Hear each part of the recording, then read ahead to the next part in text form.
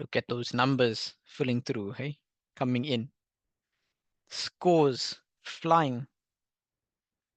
Beautiful attendees. Good morning, everybody. Nice to have you all here. There we go. Hands raised, things happening. Familiar names, unfamiliar names. It's happening, guys. We are here today. Just to let everybody know, we're waiting to reach the required attendance numbers before we start. We have currently about 100 or so candidates here. We need to have 150, but Mr. Muli will make the call on when we will officially start if the numbers do not reach the 150 mark. So we're just waiting for a few more people to join. Good morning, everybody. Welcome to the session. Nice to have you all on here. Hope you're ready for an adventure. We're about to go through the roller coaster of emotions relating to the PPE. You can, if you'd like to, get some tea or coffee in the meanwhile, because we're going to be starting not immediately. We're waiting for people to join. Pen and paper is also good, or if you're a little bit more tech savvy, you can get your tablet, iPad, whatever it is, to draw or write on. For those of you who are in Cape Town like myself, get warm. Heaters are nice. If a fire is on, please don't get burnt or let anyone else get burnt. Tend to that, because you're going to be focused on the session for the next, say, about 4 hours. You're going to have some breaks in between. We'll talk a little bit more through the program shortly, but we'll have the introductions in the next few minutes' time. Look at that, we're on 122. We're starting soon on 150. That's the aim. If you've got friends who you know supposed to be in attendance, remind them. Maybe they overslept because it's those long weekends. Maybe not. Maybe they are on the way to work. Try to get as many of your peers, colleagues on board. Sometimes things happen. Reminders are good. Mr. Muli, we had 121, but that's including us as well, who are on the panelists. So you want to maybe just wait for it to get to like 130 or so, maybe 135. Let's start. Let's not delay the other candidates who have been here on time. Okay, fantastic. Great. Okay, good morning, everybody. Hope you all are doing well on this Friday, 2nd of May, 2025. You're here for part 1 of the PPE webinar by SACAP. Welcome. It's free. So that means that all we need and all you need to pay is attention, right? Mr. Muli, would you like to go through the program for the day, or shall I? You're the program manager, go through the program. Okay, right, everyone. So we're going to be starting in the next few minutes' time officially with the content, but I'm going to be just discussing with you very quickly how this day is going to proceed. So very quickly, some housekeeping. Please, when you join, ensure that your camera is off, your mic is on mute, although we do already have systems in place. What's very disturbing is when a presenter is presenting and you come on board, and then there's a lot of noise or feedback coming from your side. So please try to limit that. How the rule sort of works for today is the session that is happening today is meant to assist candidates. SACAP has done an analysis of the results from the previous exam, seen what everyone has been struggling with, and now has asked the presenters that are here today to coordinate the session and to create something that will aid in those very difficult or those parts of the exam which candidates felt difficult.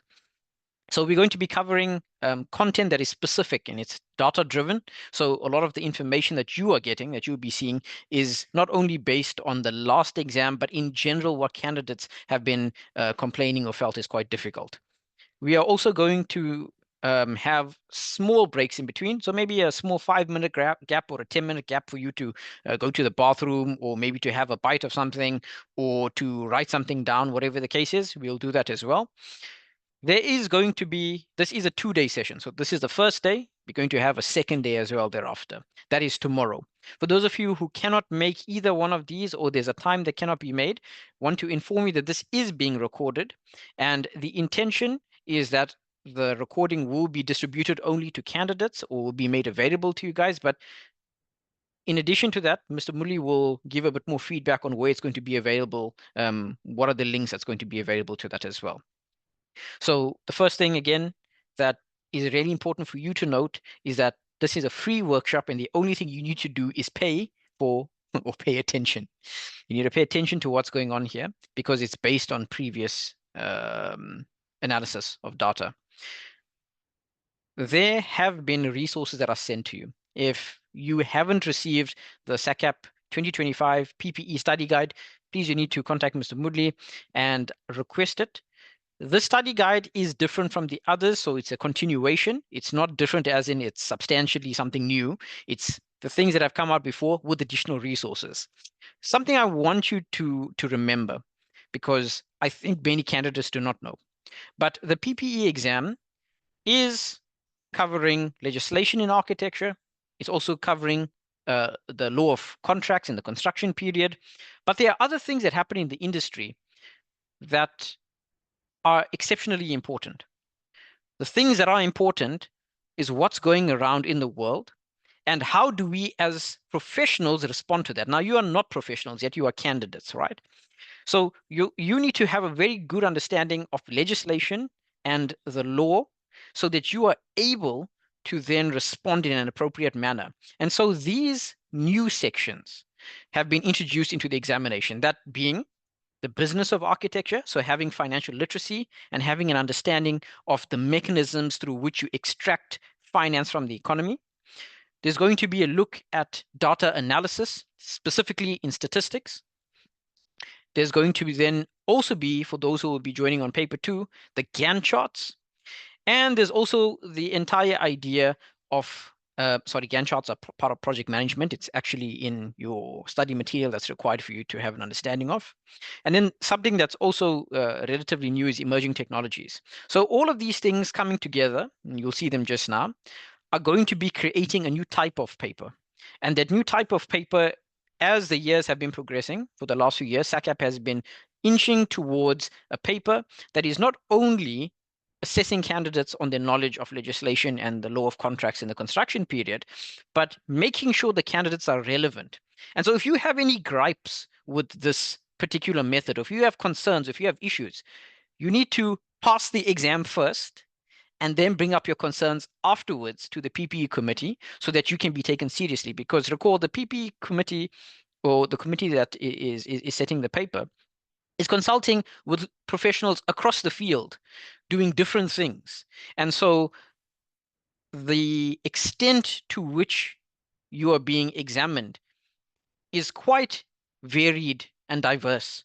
It's to try to assess, can a candidate respond to the conditions of a particular time in an appropriate manner. And so if you don't feel like that's what you think should be coming out in the exam, that's cool.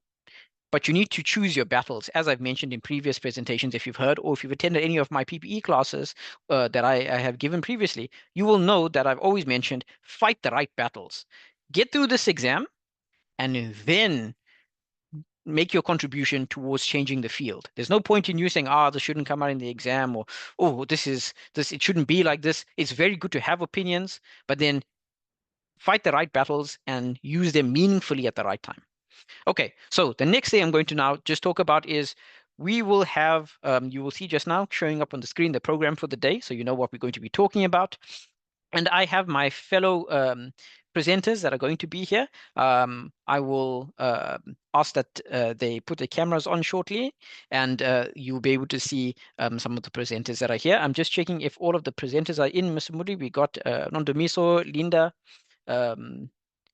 Yes, Nondomiso and Linda, they both are here, right? Just checking. Yes, I can see them.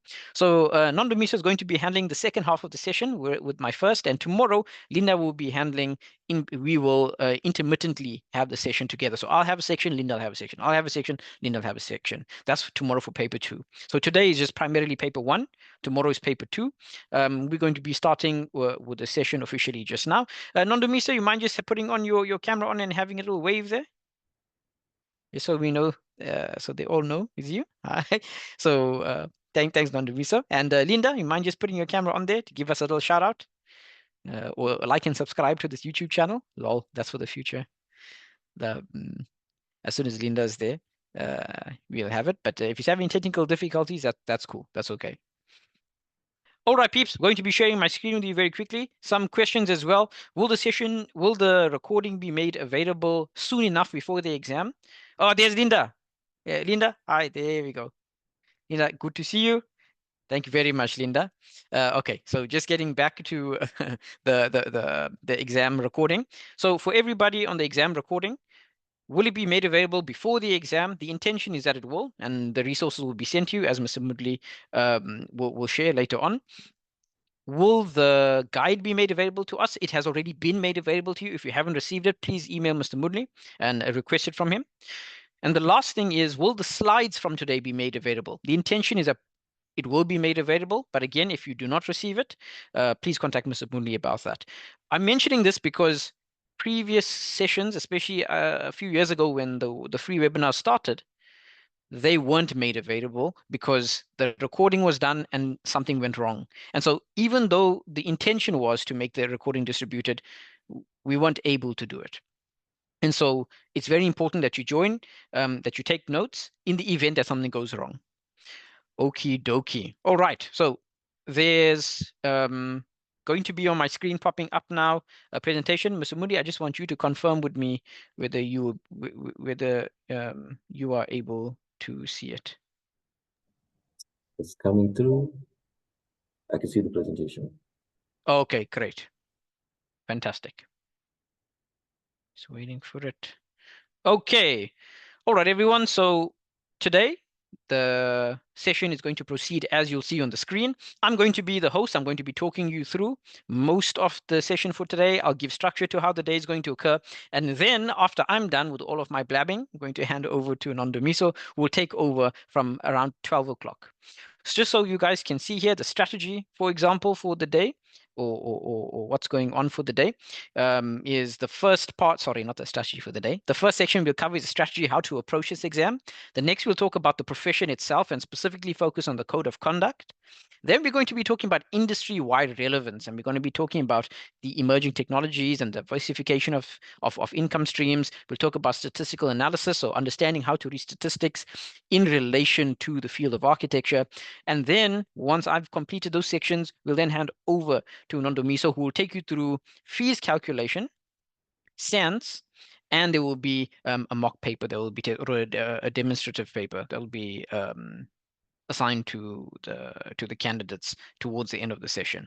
Just so you know that the things that are going to be covered here today is stuff that you might have otherwise not come across anywhere else, because this is straight from SACAP that has been setting the paper and has advised the presenters, these are the things we want you to focus on. They've given us a list of parameters in which we need to create our presentations around, and that is what we are sharing with you. Okay, so before we start officially into this section, just want to have an indication. Will you please in the chat put down if you have attended any PPE webinars, and if you have attended any PPE webinars, from which voluntary association was it? So for example, if you attended the GIFA webinar, you're going to say in your chats, GIFA webinar. If you've attended, say, the PIA one, you just say PIA webinar. If you've attended a different one, you're very welcome to state whichever that one is. We're trying to get an indication of where everyone is at, so we know how to best run the session and direct it, and where we think we might be able to help you best. So I'm going to just ask that everyone in the chats please put something through there so we can see if you've attended sessions. Mr. Mudley, I think you guys will be able to check the chats there, and I'm just seeing if everyone can send messages through, because at the moment, from what I can tell, I can't really see if anyone can send any messages through. I haven't received any message yet, but they can send through messages. Okay, cool. It says from some of the candidates, they're saying that the chat is disabled for them. So I think we're going to have to see if I we think can. you being the host, I think you'll be able to check it, but I'll check it from my side as well. Okay, cool. The only thing that's disabled on my side is the annotation, but not the chat part. I'll look into it now though.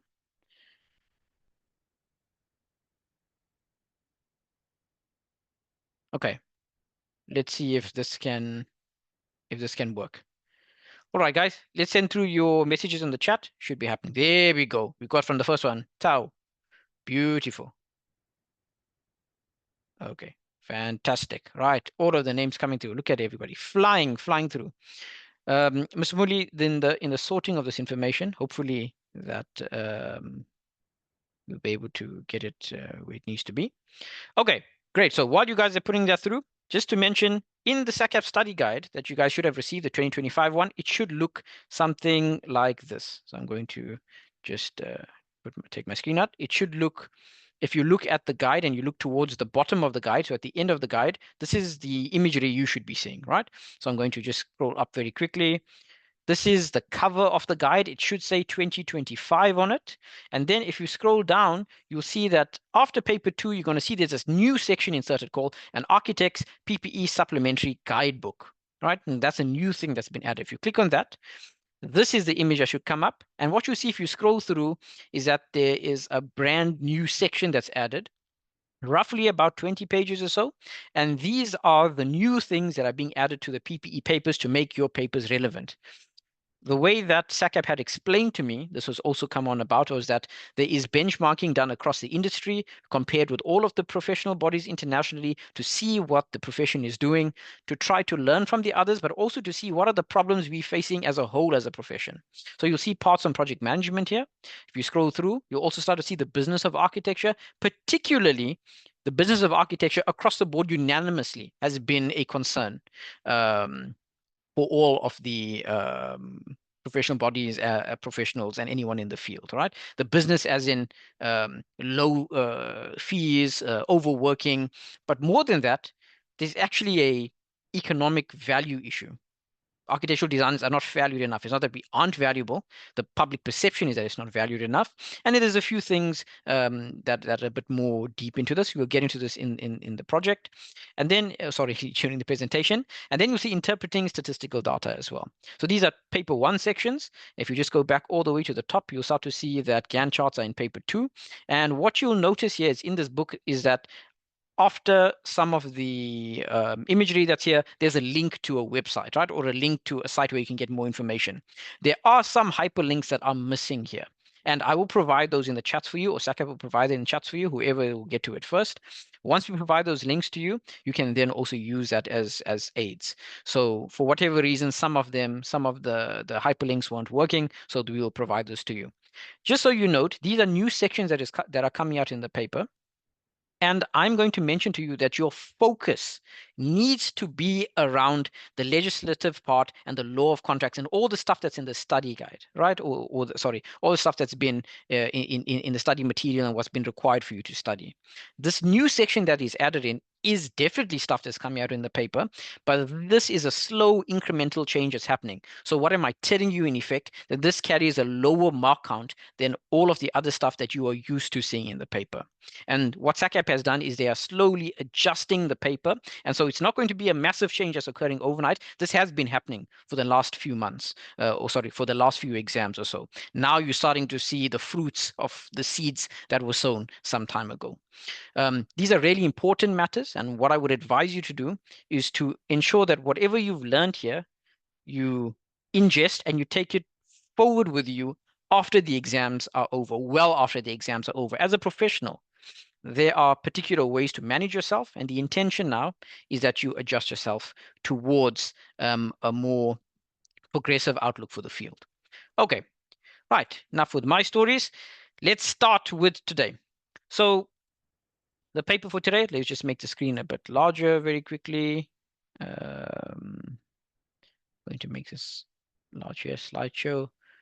Great. So our paper for today, or our presentation today, is covering all of these topics as discussed. I will finish my presentation around 12. We will have small intermittent breaks in between. When I require information, when I request information, what I'm going to ask that you do is that you either put it in the chats or I will enable you to speak to the panelists. And when we do speak to the panelists, the questions will be for a very limited time only. So I'm going to ask that when you have a question, and if you do have a question already, write it down and try to keep it succinct and brief, because we will run out of time if you have to address all of the questions from everybody. It is now 10:30, time to start. Strategy, peeps, strategy. Look at that. So a lot of you that are here have already listened to some of SACAP's previous webinars, right? You would have seen, if you go into YouTube, that there's a webinar that has been done, and this was for last year's May 2024 PPE exam. What we're doing here now is we are advancing on that. So you'll see many overlaps on topics, but that's because that's the core of the examination. You'll then see off the core of the examination, some things have been focused more greatly than others. This is to give you direction and to give you assistance. So you know, oh, okay, this is what people struggled with. I'm possibly going to struggle with it as well. So I need to pay a bit more attention. Or if I know this quite well, I need to reinforce that within myself. So here is what you should take note of, right? Here in all the presentations, what you'll see on the screen, most of the time are diagrams. If there's some text, it'll be a little text to read, but there are diagrams that are here.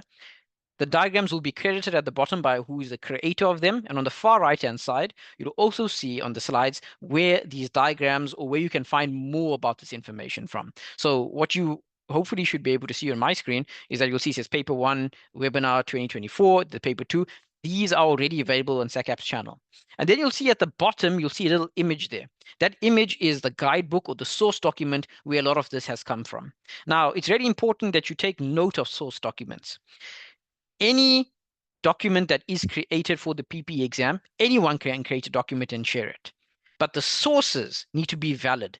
Those sources are from places like the National Government Gazettes, from SACAP themselves, from any of the voluntary associations.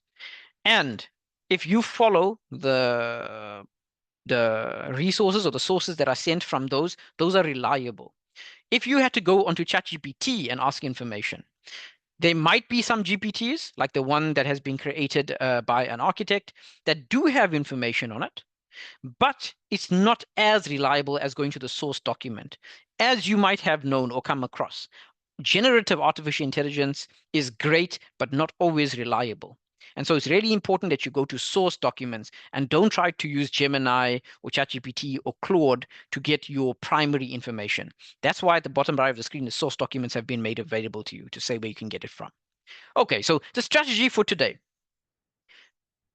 We are going to cover paper 1 and paper 2. And in general, for anyone who has never come across the PPE exam before today, or well, hasn't been preparing sufficiently before today, paper 1 and paper 2 are actually one paper that has been split for you, for the candidates to write. It's been split into these two papers, which you will write on day 1. And if you qualify to write, then you will write on day 2 as well. Paper 1 primarily discusses these steps that you see on the right-hand side. And so one of the questions is, what many people ask is, what is the paper based on? The paper is based on your entire journey towards becoming an architectural professional. That is what the paper is based on, and it is intended for you to be able to have a full knowledge from the beginning to the end of your career, or well, not the end, to the benchmark milestone that signifies that you have enough experience and enough have met all of the criteria necessary for you to be considered to be a competent professional. Not competent in design now, per se, right? That is an assumption that's given. You should already know how to design, right? Because that's what your studies were about. The exam is assisting in giving SACAP, the professional body, a benchmark to see if you are safe to practice architecture to the public. Because remember, the purpose of a professional body is to protect the public. It's not to protect the professionals. We have to ensure as a professionals that we are able to serve the public in a safe manner, in a manner that's not going to harm them. And so SACAP's job is to protect the public by regulating us as the professionals. Okay, so you'll see the steps that are here. This is the entire journey you should have. I'm going to go through it very quickly for you, but I'm not going to make a fuss about it because you can always read up more of this in yourself on the information that's provided to you. But high school is probably where you decide to study architecture. Probably about grade 8, 9, 10 or so. You made some decisions, and then you had to apply to get into the accredited learning site, the accredited architecture learning site, which is a school of architecture that has been the program has been validated with SACAP. and the site itself, the actual premises and the place itself, to have a library and the resources you need. Once you got in, you probably either did a 3-year degree or a 3-year diploma, or you went all the way till the end and you did an entire 5 years, and maybe somewhere in between you had some working experience that you had to do. Once that happens and you graduate with your master's, or you graduate with your degree, or you graduate with your diploma, or perhaps you even only did a year of a higher certificate, you then, after you graduate, need to commence your training, your professional training. It's an important distinction to make here. The university system is an excellent one, and especially if you don't know, in South Africa, we have a really, really good architectural curriculum. Because if you compare the type of knowledge and your ability to design across the world, we are on par with the entire world. And maybe you might disagree to some regard, but that's probably because there's some nuances. But SACAP holds the Canberra Accord. And of this accord, this particular agreement, you'll see that all of the nations across the world that have agreed to be part of this accord will be able to ensure that there is a benchmark that is set for the architectural industry in education. And further than that, the Canberra Accord is moved between different professional bodies, and for this period of time, SACAP is holding it. And it's very important that you note that, because it means that your education is of a good quality globally. And so once you have graduated and you commence training, it is not that you now need to start to say, oh, I learned nothing at university. I learned nothing at my school of architecture. I have to learn so much of new stuff now when I'm practicing. You have to understand there's a distinction.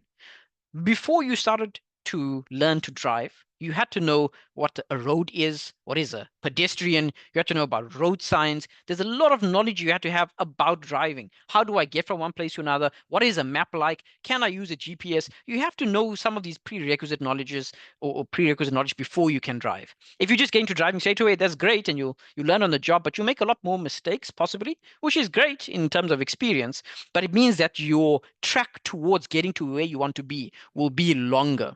And so that's the same idea here. Training is the driving part, and everything at university is like studying the K53 or like studying before. It's to give you a theoretical knowledge of how to practically act. Something I always mentioned to students, to candidates, and even to professionals. The foolish one is one who says theory is better, as well as the one that says practical is better. Both of those people have foolish ideas. You have to be both. You have to be both someone that is theoretical and practical to live in this world. You can't say, okay, I'm an excellent driver and all you've done is read the K53. Neither can you say I'm an excellent driver and you don't know how to read any of the road signs.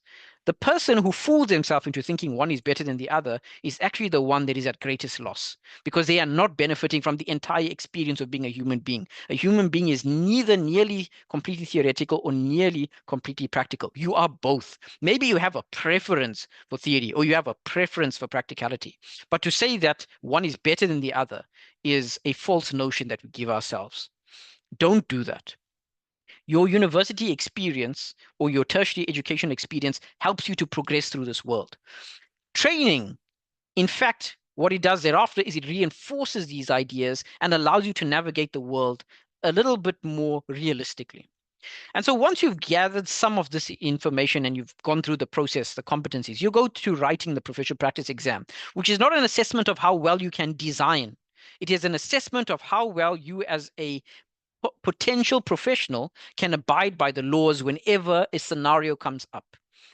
And when a scenario comes up that you might not be prepared for, that you might have otherwise not encountered, will you respond in the most appropriate way possible for the profession? That's what the exam is about. And maybe you have other views on what the exam should be. And maybe you think, well, we shouldn't be assessing this. That's great. It's fantastic to have opinions, fight the right battle, pass this exam, and then go and change the world. Don't try and do it in your exam, because now you're going to be having a fight within yourself about what the exam is about and what you think should be coming out, and you're going to mess up the opportunity to change the world. Remember, you are depriving yourself of the opportunity to make a meaningful contribution for as long as you resist the formal pathways that allow you to get to the place where you can make a meaningful change. Yo, that's a lot in a mouthful. Okay, so you write the PPE, right? And you pass it, fantastic. That's the hope after the session. You're then going to hopefully either open a practice, because that's what you can legally now do. And if you open that practice, then there's a whole lot of new laws. How do I employ people? How do I acquire work? What is tax? Am I supposed to pay that? A whole new host of questions come in because, again, these rules and regulations are there to protect the public. So you don't swindle anybody. You don't take advantage. It also protects you from yourself because there might be times where you just want to really, take that client and shake them up, but you don't because it's ethically not right, but also because we have laws in place for that. And paper one is giving the assessment of this. But it's not that paper one and two are mutually exclusive. They have to work together. So there's overlap in paper one and there's overlap in paper two. But in general, this is what it focuses on. Paper two is a new beast on its own. We're talking about constructing a building here. In paper two, we're talking about all of the law of contracts and everything in the construction period that talks about constructing a building. Why am I mentioning all this stuff to you? Because I'm trying to give you an idea, especially even if you've heard this before, that paper one's going to focus on these things. And so if I see a new section in the exam, something coming up on artificial intelligence, something coming up on acquiring new clients, something coming up on reading statistical data, something coming up on the Gantt chart, where into which paper does this fall in? Generally speaking, I should have an idea of all of it, but I know that if I'm writing paper one only, I don't necessarily have to pay as much attention to some of the construction concepts. But I do have to know that they exist because it might come out in paper one. So I'm giving you an idea of how to slot your thinking, right, and how to prepare. Constructing a building talks about the law of contracts and the construction period, and how do we try to take the construction period and make it fit into a framework in which we can measure things. We can measure time and performance, and we can measure how much of money is created from it. This is an open book paper, whereas paper one is a closed book paper. Okay, Vincent, I'm gonna ask you to remove some of the squeals there. All right, so we're now moving on to the approach. It's really important for the session, now that you've heard all the stuff I said, that you breathe a bit. We go, breathe, breathe. That breath helps. Because I tell you a lot of things here that might be overwhelming to you. The learning approach that we have here about memorization, calculation, understanding, watching, all this stuff here is a part of learning. It's not every single method that's there. You can see here that there's definitely something just memorized, like the stages, SACAP stages, the acts and the legislation, the structure, and there's other things that you'll have to memorize, right? Memorization is key. A lot of people have the perception that memorization is a problem, or they feel like they can't remember anything. And as I've said in previous sessions, that's not really true. You might feel like it's difficult, but memorization is necessarily part of life. If you do know about your own mind, you know that you have a episodic and a procedural memory. You will remember episodes of things that happen in your life, especially if they have an emotional connotation. Then you have a procedural memory, which is almost like the subconscious. It's stuff that you can repetitively do that become ingrained in your mind because you've been doing it so often. You cannot live without memorization, and it would be false for you to believe that that's a truth. But the idea of memorization for the paper is not that you are verbatim doing it for the sake of doing it. The point of memorization is confidence. Whenever I host a PPE class, whether it's at the working place I'm at, if I'm trying to assist a particular company, or if it's at a voluntary associations one, or whether it's an independent one, I always mention the point of memorization is confidence. Because if you have memorized something and it's a part of your mind, it alleviates the burden of fear and anxiety. The reason why most candidates fail a paper is not because they don't know, it's because they haven't addressed the anxiety that is causing them to fail. And memorization is a very easy way to help you overcome anxiety. The greater your resistance to it, most likely the greater your anxiety will be on the day of the exam. I'm not saying this because I'm trying to scare you. What I'm trying to tell you is there are things in your life and problems that you're experiencing. The longer you take to address them, the more anxious you will feel as you come up to the paper. On the day of the exam, weird stuff happens. Like stuff that you maybe stressed about, didn't think about for years will come up and you're like, oh my God, I have this unresolved problem. I didn't talk to Sarah. I told Sarah she looked fat in that dress. Why did I do that to her? Weird stuff on the day comes up because it's anxiety. It's trying to some degree, self-sabotage you. But if you can address these little, let's say, little voices in your mind, these things that are causing concern in you, you will have a much easier flow going. Memorization is a way to help you with that. You'll have to calculate stuff in the exam as well. So it's not only, oh, great, it's the memorizers, hey, it's the parrots that are going to succeed in this exam. It's those that can apply themselves as well. Whenever you see calculate is a way to predict, right? That is one of the fundamental parts of calculation, that you can compute information and predict based on a set of rules what will happen. So calculation comes in the form of professional fees and payment certificates. But more than that, you will also be introduced to other things, not in this paper, but in the future to come, SANS XA calculations or CPAP, or maybe it's going to come to, I need to calculate overheads and expenses. Those things will be coming in future exams, not this one yet. But the idea is that calculation can test knowledge in an applied manner. That's a fundamental idea of calculations, right? And that you will be doing. Payment certificates, paper 2, professional fees, paper 1, that is happening this year. Understanding. Calculation and application and understanding somewhat fall in the same family together. Some of you laughing there because you know about Revit families, eh? That's the families you're thinking about. But they fall in the same umbrella of terms. Understanding something, say contracts, for example, and understanding scenarios. You have to have a base level of what the contract is about, like the JBCC or the PROXA or the client architect agreement, whatever it is. And you need to have an understanding of these are the typical scenarios that go on. This means that this understanding means that you cannot predict some of those questions. So I'm going to share something that on my screen with you now very quickly that I shared with a class of mine that I was talking to not very long ago. If you were in that class, you'll probably remember this. This is a way to help you deal with unexpected questions. So you get into the exam and there's a question you don't know. Then you're like, hey, oh my gosh, and you start to panic. And then all that fears come up. You're like, oh my God, Sarah is still thinking about how you call a flatten address. Hey, all of these problems are going to come up into your mind. You need to find and create for yourself a coping mechanism around this, and you need to practice this fairly quickly. A really good way to practice this is when you're in that WhatsApp group with all of your friends doing the PPE. Someone's like, oh my God, look at this question. This question has come up. What do I do in this question? I've never seen it before. A very good way to practice in that scenario is what I'm showing you now. Practice all the time. When someone sends you a question that hasn't come out, practice when someone tells you something at work and you're like, oh my God, what if that comes out in the exam? Practice when you're doing past papers and you've never seen a question before. Practice what I'm telling you now. These are principles you need to follow. Firstly, to secure yourself, you need to know, okay, here's a question. Feel the wind. Hey, feel the anxiety coming. Breathe it out. Then you're like, cool. In the 7 steps, what I showed you just now, right? In the 7 steps of the paper, let's go here.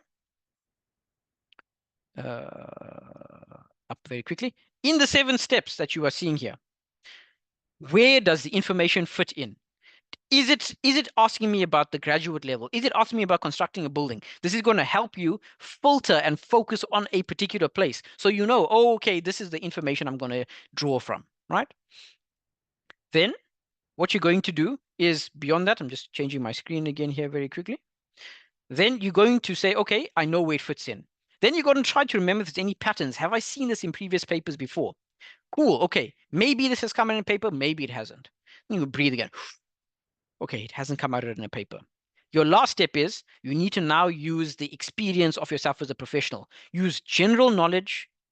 Then what you need to do is think about profession-specific things, and then you need to use a discretion and reasonability. You need to know that if there's something in the paper you have never encountered before, you cannot identify where in the 7 steps it falls towards becoming a professional. You cannot identify where is it in past papers.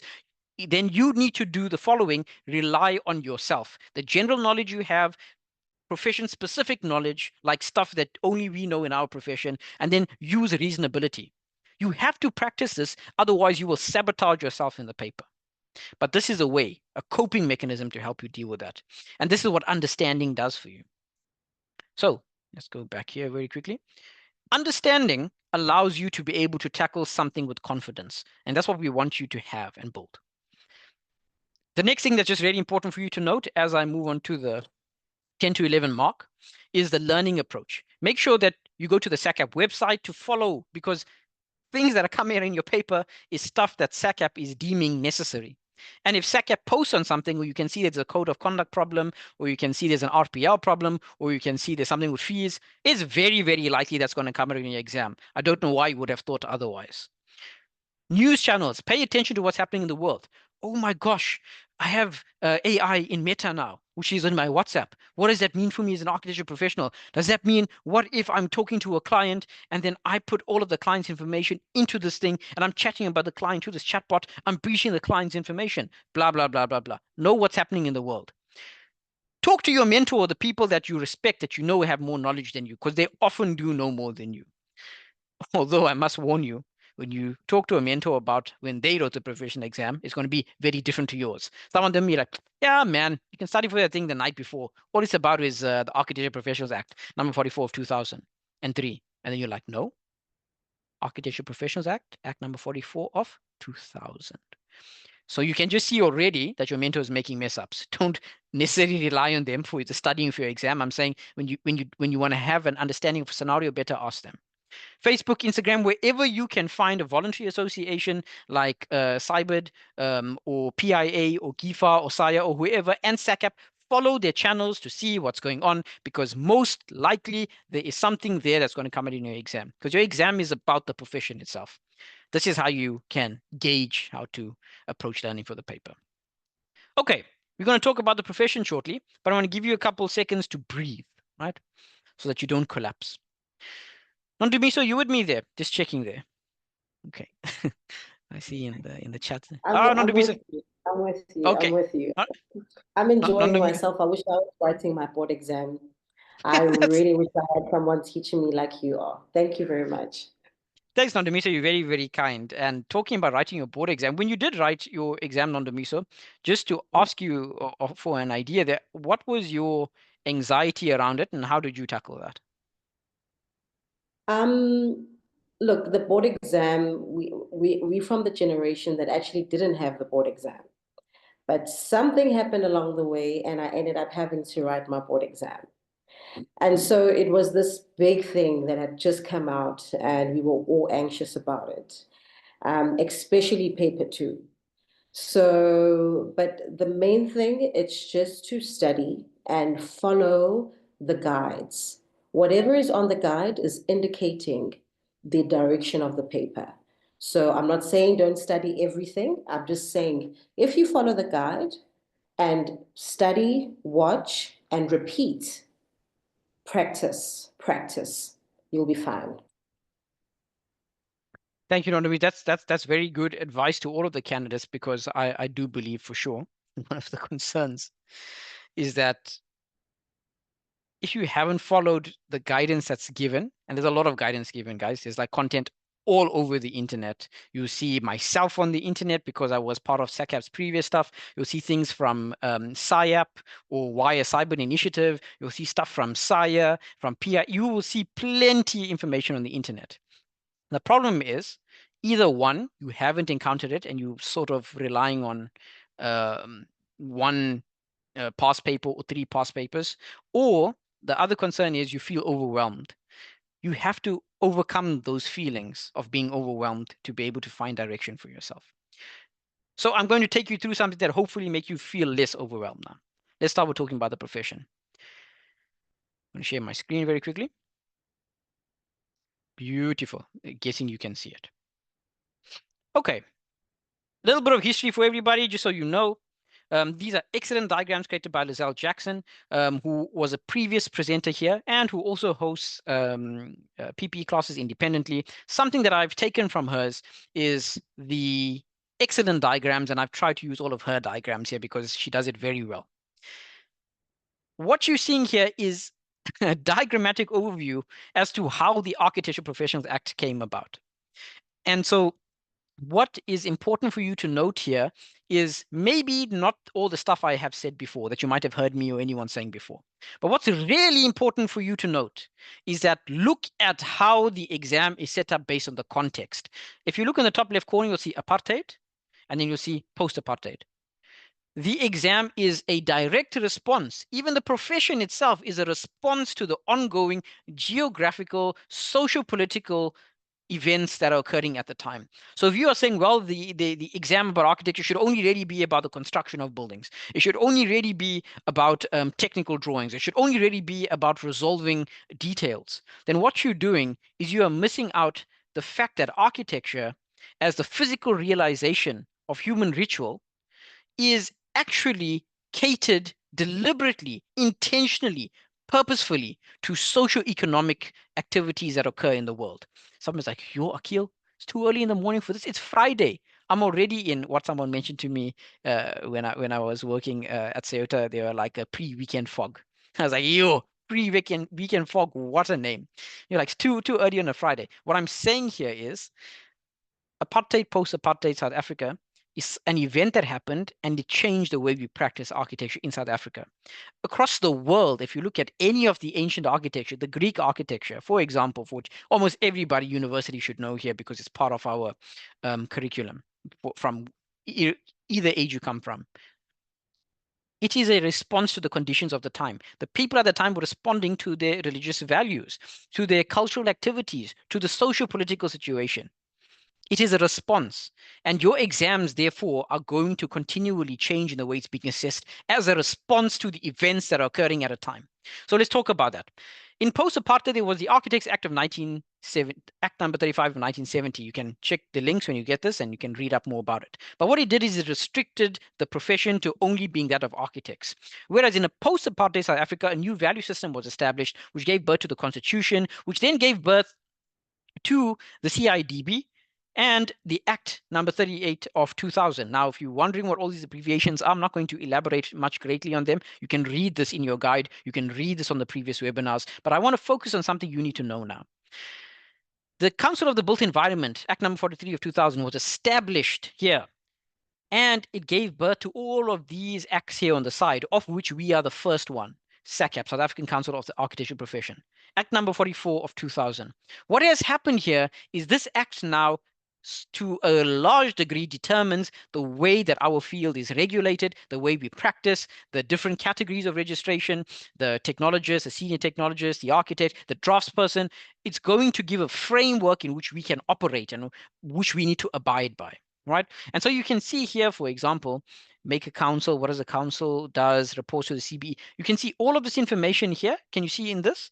This is an overarching summary of the entire Architectural Professionals Act. How beautiful is that? I must always give a shout out to Lizelle here. She's been able to take the entire act and summarize it and put it here on the right-hand side. How cool is that for you? Right? Something that's a focus for you is identification of works and the professional fees. But for this exam, more importantly, on the calculation of professional fee side. But you can see all of these topics is what the Architectural Professionals Act covers. This is a great summary for you. By the way, if you want to hear me blab about this for another 15 minutes, you can click on that and go to it. Here's just a great elaboration. This actually comes from SACAP's annual review in 2021. You'll see that there's a more logo-centric diagram here where it shows you the logo for the CBE and SACAP and all of the bodies. And the joke I always make every time about this is I have no idea why they didn't put it in order. Why is it 44, 45, 46 there, then 47 at the bottom, 40? I don't know. It should have been 44 all the way going through 44, 45, 46, 47, 48, 48. It's supposed to be that way. I don't know why they did it. I'm just giving you this, all right? Okay, cool. Now, what you see here when it comes to the profession, and you'll see this developing as I scroll through it, is the Architectural Professionals Act has now laid down something like the law, which is telling you here are the processes for you to become a professional. You can see here, let's start. I'm going to help you navigate the diagram so you don't get lost. On the far left-hand side, you'll see there's a higher certificate, moving to national diploma, Bachelor of Science in Architecture, the BTech or advanced diploma, the honors, and the MArch. What is happening here, as you can see it, is that on the National Qualifications Framework, which is the educational benchmark for the country, which allows us to understand the level of intensity of each of these qualifications, and maybe that's an oversimplification, but I'm just trying to help you get the idea here. From 5 all the way to 9, usually on the National Qualifications Framework, what happens is that as you get higher, it goes all the way to 10, which is at doctorate level. The risk for that associated with that person is very high, and coming lower to the bottom is relatively low. And so the risk for you taking on work increases as you become more qualified, more experienced, and so on and so forth. You can see here that we have higher certificate at NQF 5, and then you can see for most of the people that are here that would have graduated, you either finishing with a diploma on NQF level 6 or a Bachelor of Science in Architecture on NQF level 7. Now you might ask, but Akil, why is there a national diploma at NQF level 6 and not NQF level 7, we also study 3 years. It's not about the years of study. It's about the duration spent when you are on campus and when you are in the working environment. Most of you who've done a national diploma know that you have to do either 6 months to a year out of campus. And so that whole year, in your 3-year diploma, that year, 1 year you're gone.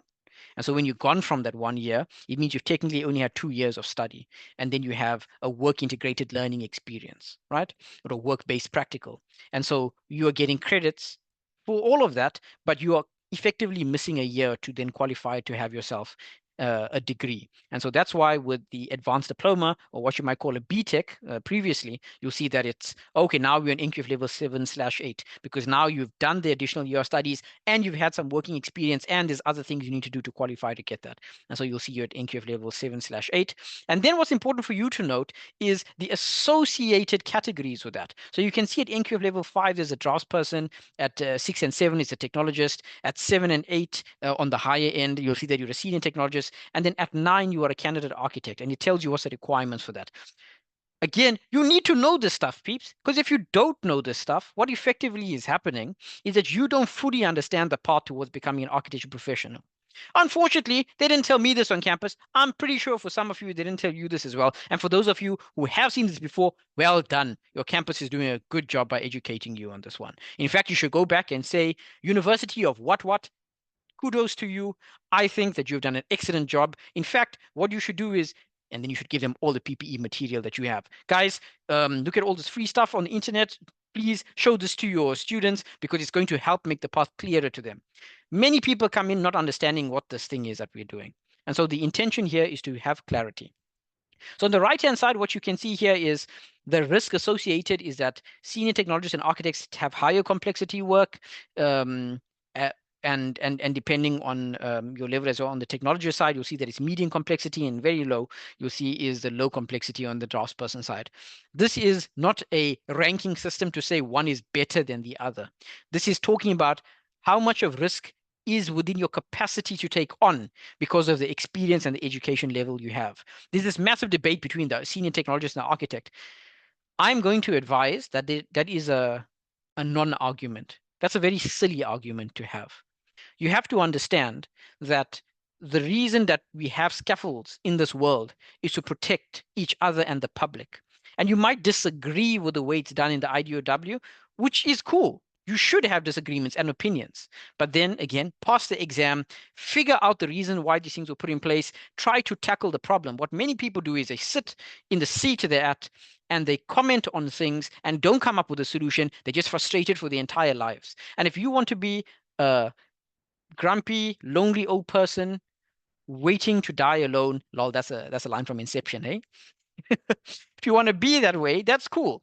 But if you actually want to have a fulfilling life where you're like, cool, I've contributed to this profession, there's issues, I want to solve it, then do that.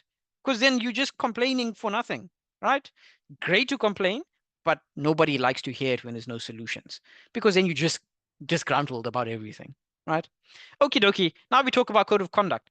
We are now at the 1104 mark. And the reason we're talking about the code of conduct here in specific is because there have been challenges. There's been a number of disciplinaries that have occurred at SACAP specifically because professionals have not followed the code of conduct. Additionally to that, you see people that are practicing calling themselves architects when they actually only when they actually have been at a category of registration lower. Remember these terms here, right, that you can see: architect, professional architect, senior technologist, blah, blah, blah. The professional and candidate, the words, the prefixes to your name, those are legal designations. You know, the term architect is like a legal term now, whether you agree with it or not. But if someone calls themselves an architect, it means that they have a certain list of responsibilities and competencies associated with it. Understand that by you using the wrong name and title, you are infringing the law. And that's a problem. Again, because it's not about you, it's about the public, because they need to be able to trust in what SACAP regulates. And if you go on to go in your own mission, what to say, go AWOL, okay, then you are not following the law. And then by default, you are breaking the law. Again, I didn't come up with the rules. I'm not telling you to follow Akil's method. I'm not telling you to follow Nando Miso's method. We're telling you this is the law that's been set up by the country, that's been discussed by many people. And it maybe is not the best solution, but it's currently the only solution we have. And if you have a better solution, join the movement afterwards. Pass the exam, become a professional, and then see what the problems are and then tackle with them. So, code of conduct. Moving on to here, you can see that SACAP had a whole host of code of conduct webinars, right? You'll see that there's a code of conduct there. You see there's like a fantastic workshop done, and there's like a playlist, like little shorts. How cute is that? We have short form content from our professional body. It's unbelievably cute. I feel like I'm a TikToker or something just by saying that, guys. It's just, okay, you have short form content about the code of conduct. It's like proper appealing to the Gen Zers, or what do we call the Gen AIs now, hey? Anyhow, the 8 rules of code of conduct, right? What you can see here on these 8 rules, from 1 to 8, are things you are supposed to do. Now, this diagram was created by Yasmin Mullah from the previous presentation, and what she's done so excellently here is that on the right-hand side, as we progress, she'll have a description of what each rule is about. It's important that you focus on the stuff for your own sake. The code of conduct is not about remembering all the rules only, which you have to do, by the way. Like if you don't know what it is, I'm going to suggest you like print that stuff up and put it in your office, and then you need to like have conversations about it with your staff or the people you would. I'm sure there's a lot of business owners here as well. I'm sure you'll appreciate the sections coming up, but let's focus on this very quickly. There's 8 rules here, memorize them. Find a way to create semantic associations, meaning if the word integrity comes to your mind, you're like, integrity reminds me of the word integer. And I can imagine an integer, a fraction in my head. So if I think about a fraction and I think about the word integrity means to have some sort of self-respect and worth for yourself. So I can think of a fraction that has like a mighty chest, and that fraction is saying, I have a lot of self-respect. Okay. So now you're like, oh, okay. Rule 1, number 1, the fraction 1 out of 8, that's integrity. So what I'm trying to advise you, which is a pretty elementary idea that, you know, something you probably learned in primary school, but theory of association by semantics, the meaning of the words, you can either construct new meanings or deconstruct by looking at the word. Try and associate us to help you remember stuff. Because if you have an image in your mind associated with a particular word, it's very, very unlikely that you'll forget it. Right? Like if I tell you the word, as I often mention in many of my sessions, tree, and you say tree, you have an image of a tree in your head, but the tree I'm thinking about is most likely different to the tree you're thinking about. And so you need to come up with associations in your mind that help you remember the stuff. I'm telling you now, this is something you got to memorize. It's coming out in the paper. As SACAP has discussed with us, it has to be memorized, these rules. Learn them, right? You need to know what the rules are. Here we are.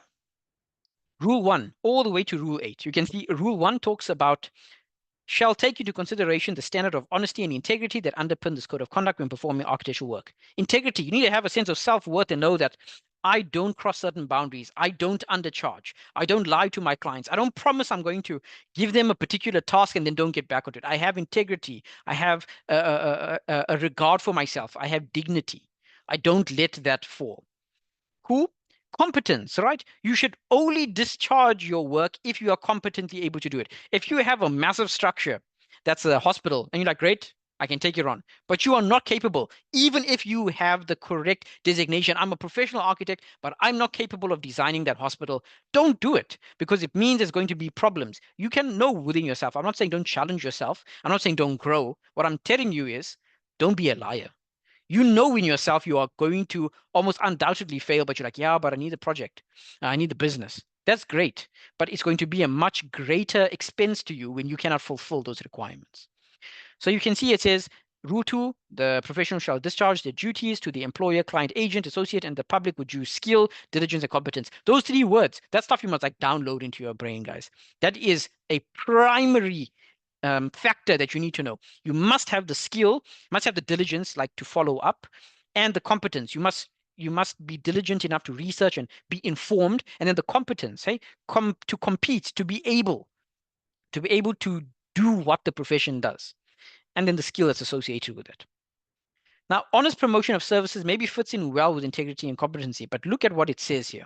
Rule 3 is you may only communicate and promote yourself and the professional services with honesty, describing both in a manner that's related to the professional categories and the representation. So what it's talking about here is in the IDOW, it says, here is your title. This is what you can do within the scope, and you need to be honest in your communication about your services. Now, I know for a lot of you, there's anxiety happening already. You're like, I'm not doing that. Or some of you are like, yeah, whatever, they say that, but how am I going to live? I got you. I get where you're coming from. I know the problems that you're experiencing. However, collectively, we are trying to improve the profession. All of us, SACAP, professionals, students, everybody. We're trying to work on this thing together. As long as we don't respect the rules that are put in place, it's very, very likely we will remain an underpaid profession. We will remain an unvalued profession, and there's going to be no value to us in society for as long as we do not follow these rules to the best of our ability. When you disregard your integrity and you become dishonest, it's not only a personal thing for yourself, but society also starts to not benefit. And if you have ever been a victim of a very low salary or a client that is like, but you only do drawings, what am I paying you so much for? That's because there have been people in the system that have abused this prestigious title that we have. It's really important for you to take note of that. That yes, you might be doing yourself a disservice and maybe you don't care enough about yourself. But I'm pretty sure if you have a family, you care about them, and you might be able to be a better provider if you were paid better. And that comes down to honesty of the profession and valuing your services. Now, from that somber note, we move to administrative functions, right? You shall not change the terms of appointment, including the scope of work, without the written instruction or approval of the client. Administrative stuff.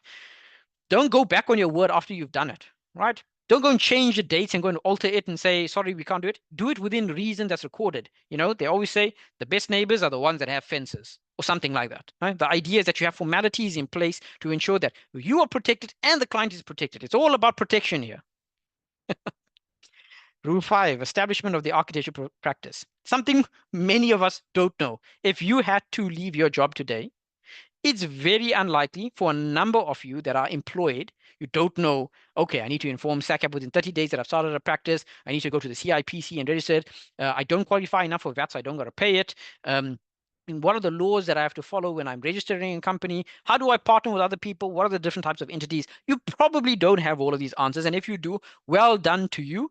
I hope that it fares you well in practicing officially and correctly, and I wish you all the best. So here we are, establishment of an architecture practice. You need to know about the correct way to do this so that there are formalities.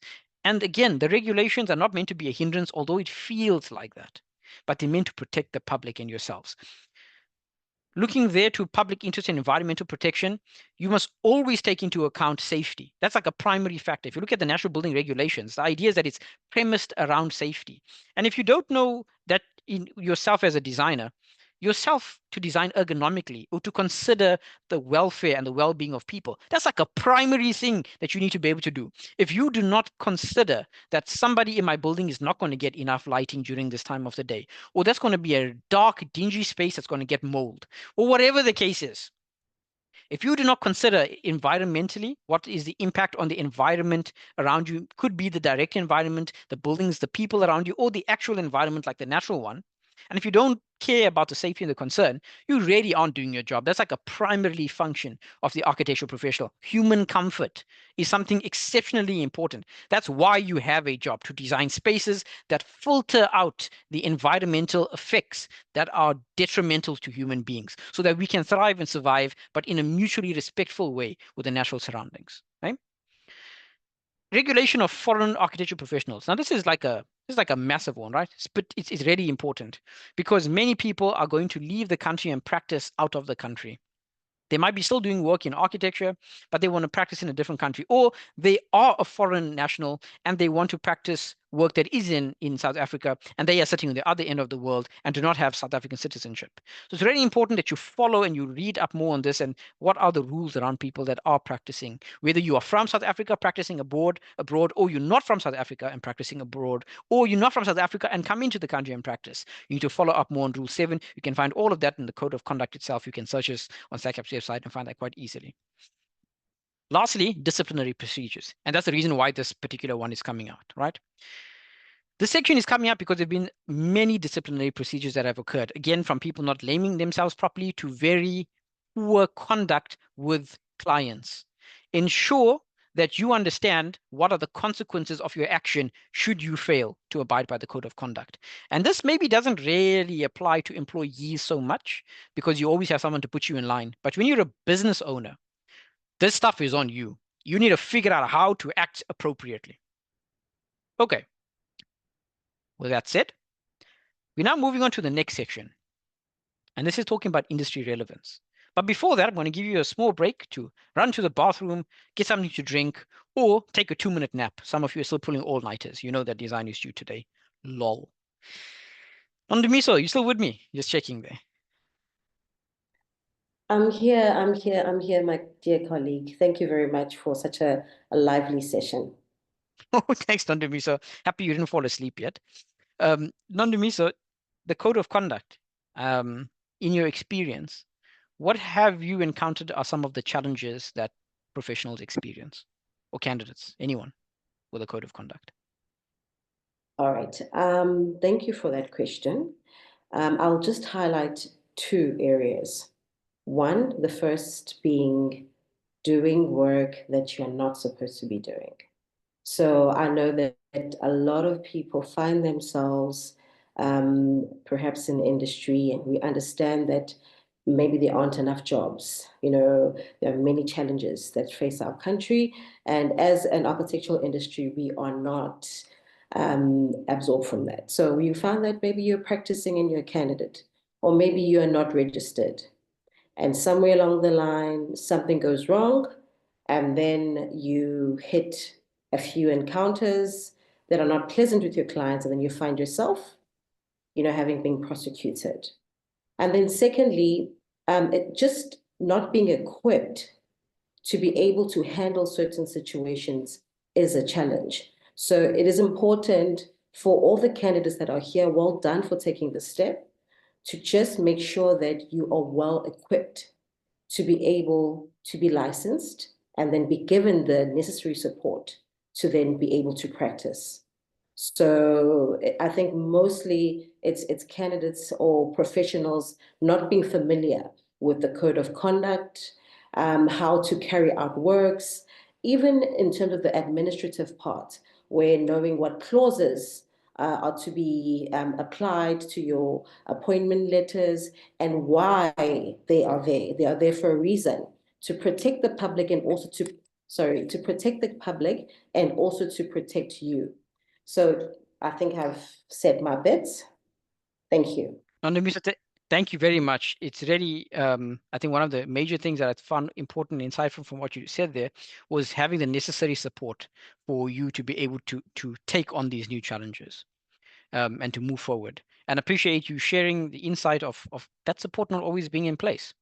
Talking about support, that's actually what our next part is going to be about.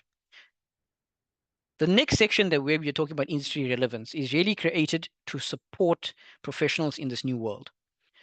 Something something the Gen Z have come on about and discussed with very strong fervor is that they haven't received enough support in this world, and they can go on to TikTok and Instagram and complain about it and say, yeah, the big corporations are not doing anything. Let's take action tomorrow. And then we organize a strike, right? Via social media. And then we all decide not to do a particular thing. And we try to get attention, and hopefully the adults then do something about it. But the problem is, Gen Z, you are now the adult too. And the concern for you is that you might be making a noise, but you're not seeing enough change. You need the support to enable you to be able to do that. Now, I'm not a Gen Zer. I'm a millennial one of the, what do you say, middle millennials. I'm not on the exceptionally early side or the exceptionally late. I'm somewhere in the middle. And something that I have encountered is the agency that you have as a person individually. The following sections are going to be talking about industry relevance and talking about how do we ensure that you do have a job tomorrow, that if you are retrenched or something goes wrong in your life, that you can support yourself. But also, how can you ensure that your skills are ever developing? Some people have the perception that continuous professional development is something you only do at a webinar. And some people have the perception that continuous professional development is a waste of time.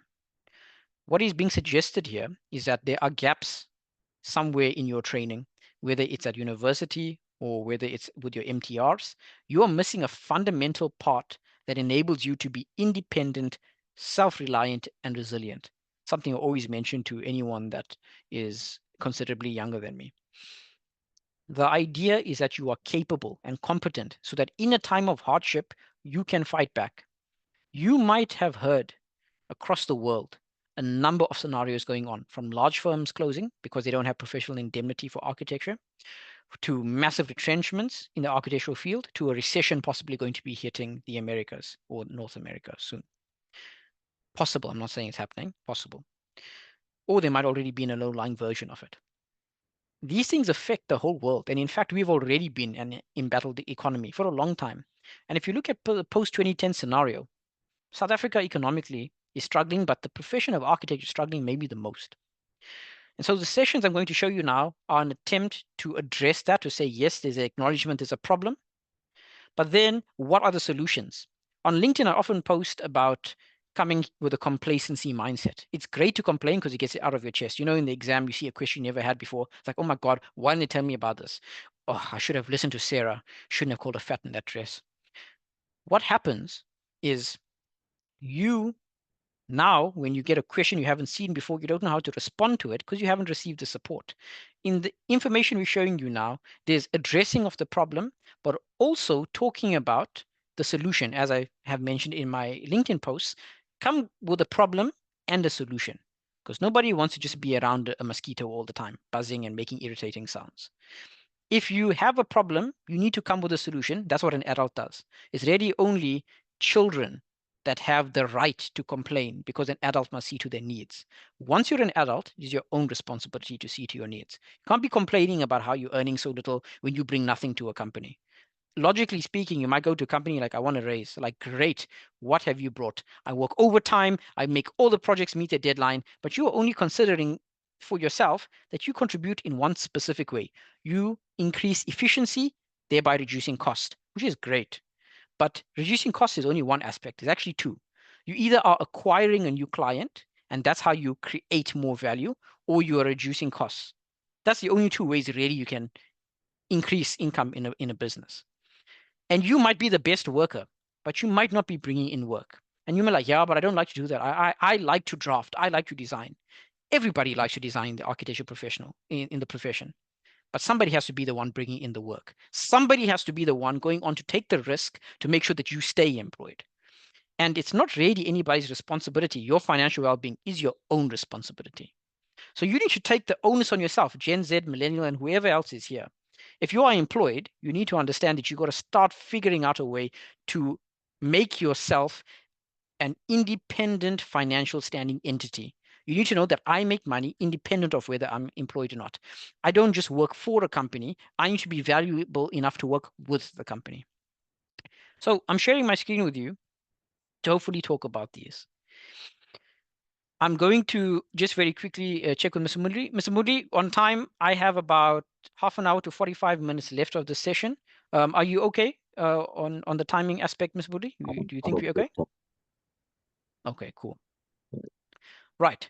I'm going to ask everybody to take about a minute very quickly and to please paste in the chat what are the problems you have encountered in the industry when it comes to technological development, compensation, or whatever the case is. I need to get an understanding of where everybody's mind's at so I can see how to respond. So what I'm asking is, what do you have a problem with in the industry? Let's paste it in the chat there. I'll give you about a minute to do that. And I'll be silent for that, less than a minute. Let's put it here, seeing anything coming through. I think the typing is happening, or I'm hoping the typing is happening, unless some guys have fallen asleep. Okay, so we got from Robin Hendrickse, technological development. That's anything from Revit to using Caddy. Guys, nothing wrong with Caddy, but please, if you're using Caddy, you must know that there are better ways, right? Like to model something. Nothing against it, but there are better ways to do that stuff. Maybe Caddy's free. Okay, we got client changes, having access the software. Guys, Revit, that stuff is expensive, peeps. That thing is like over 40K a year. or like 7K a month. What is that? Ridiculous. We've got stuff coming, overheads coming through are quite high. Revit is, yeah. Risk work, yeah. Problems, peeps, problems. What else do you guys think is a problem? You guys cool with the overnighters and the long hours? Some of us are cool with it because like, I chose this. And some of us are like, no, architecture chose me. I don't know. Is he overworked, right? Clients always wanting a reduction of, yo, that's a heavy one, eh? Competing with people, your compensation. Yo, bros, now we're lighting up in the chat section, eh? It's, is the phrase, it's lit. I don't know. But anyway, companies are knowing how to run a practice. Yo, lol, that's a heavy one, hey? Thanks, Nikita. Zamanguni, the industry does not cater to all capabilities. We do not get paid to render, for example, as a separate service. Ah, okay. So it's like the commoditization. Being mobile, excessive discount. Yo, fees coming up many times, eh? Clients are willing to pay. Undercutting of firms. Yo, look at that. Savage, eh? Undercutting each other. Okay, while we're on that note, waiting for a few things. Connecting AI to Revit. How's that, Masarat? Ooh, man. Good ideas here. We're going to talk about it now shortly. Let's have a look at any others. Great. So we're almost at that minute mark. Okay. Now I'm going to tell you for the next, say, 5 seconds, I want you to close your eyes and to think to yourself, what would be the solution to that problem? And you just keep it to yourself. I'm even going to put myself off the screen here, right? And you can just see my name dangling about in the air. 5 seconds. Think about it. I'll shut up for 5 seconds.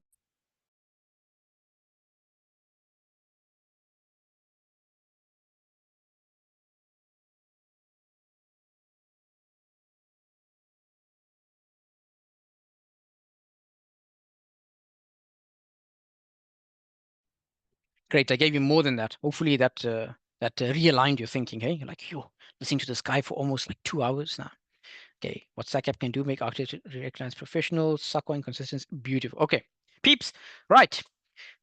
You had your time to gripe. Now we're going to listen to, can we translate the energy of that upsetness into something useful? This is sections coming out in papers, or these are sections that are coming out in your papers, at least from as far as been discussed with me. I don't know to what extent all of it will come out or how exactly it's going to come out, but there are parts here that are specifically catered to the questions in the paper. This is not going to be an extensive, for example, it's not going to be 50% of your paper, it might be about 10% or so, but it's going to be in your paper assisting you. It might be the difference between you passing and failing the paper, because any amount, even any amount of marks, even one counts. Right, let's get into this thing. And my side is reading 11:30, but I actually think it's 11:28. Let's fly. Beautiful. Screen is coming, screen is coming. Beautiful. Okay, I'm going to share with you a very quick story. You can see I have a cup here. It says, keep calm. There you go. Keep calm and call Batman. Now, I was given this particular cup by my mentor not too long ago. His name was Rafik Hansa. The water is good from this cup. And what he mentioned to me while we were working was the discussion of the analogy of Batman. Now, you know, comic books are a little bit on the geek side, which I admit, and I understand. But what was shared was the idea that comic books are an analogy for events. So like, okay, cool. So Raf and I have hours of conversations, right? And we talk about how the symbolism actually is what you should take away from comic books. In fact, whether you like Fast and Furious franchise or the Marvel franchise, or I don't know, the Barbie franchise, or Mean Girls, or whatever it is, what you need to take away from these stories are the analogies. And the one analogy that was particularly useful in the context that I saw was Batman. And that's what I'd been discussing with Raf. And in fact, the reason why I'd gotten this cup now was because of that particular discussion. Raf was an epic mentor, just by the way, right? Yo, Raf was heavy. He had a heavy hand in terms of like ruling, but he was exceptionally caring and kind. I was very fortunate to have such a mentor. And so one day I just came to the office like this cup and I saw it there. What's happened in the story of Batman, if you didn't know? And if you, this Gen Z's love Robert Pattinson's one. Man, I hate that one because he just stole Christopher Nolan's and improved on it. Anyway, long story short, the idea of Batman is that he took his fear, the thing that made him afraid, and he then used it as a symbol of power to say, if I am that afraid of it, I want the people that are doing wrong in this world, when they see the bat, they must be afraid of that particular scenario.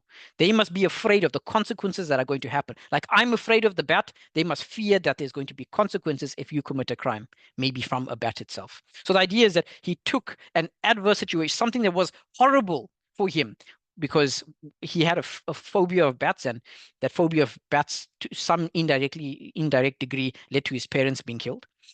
And so he's had massive childhood issues, which a lot of us have. And so he's taken something that was his weakness and turned it into a power. And that is what I'm fundamentally trying to suggest here. There is opportunity in adversity. If you follow any of the philosophical thinkers like Marcus Aurelius, or if you look at Seneca, or you look at anyone that has done something with their life, they have often taken the miserability in which they were in and turned it into something useful and powerful. That has often been the case, that if you can see that adversity is only an opportunity that is disguised in a very ugly manner, then you are able to capitalize on crises. If you look at many, if you just look at To the Genius podcast by, what is his name now? Bruce Whitaker, you'll see that he spoke to local South African brands, and you'll see Nando's, Toyota, Discovery, and a number of them to say, what did you do to make you successful? And you know what the common thread was all the time?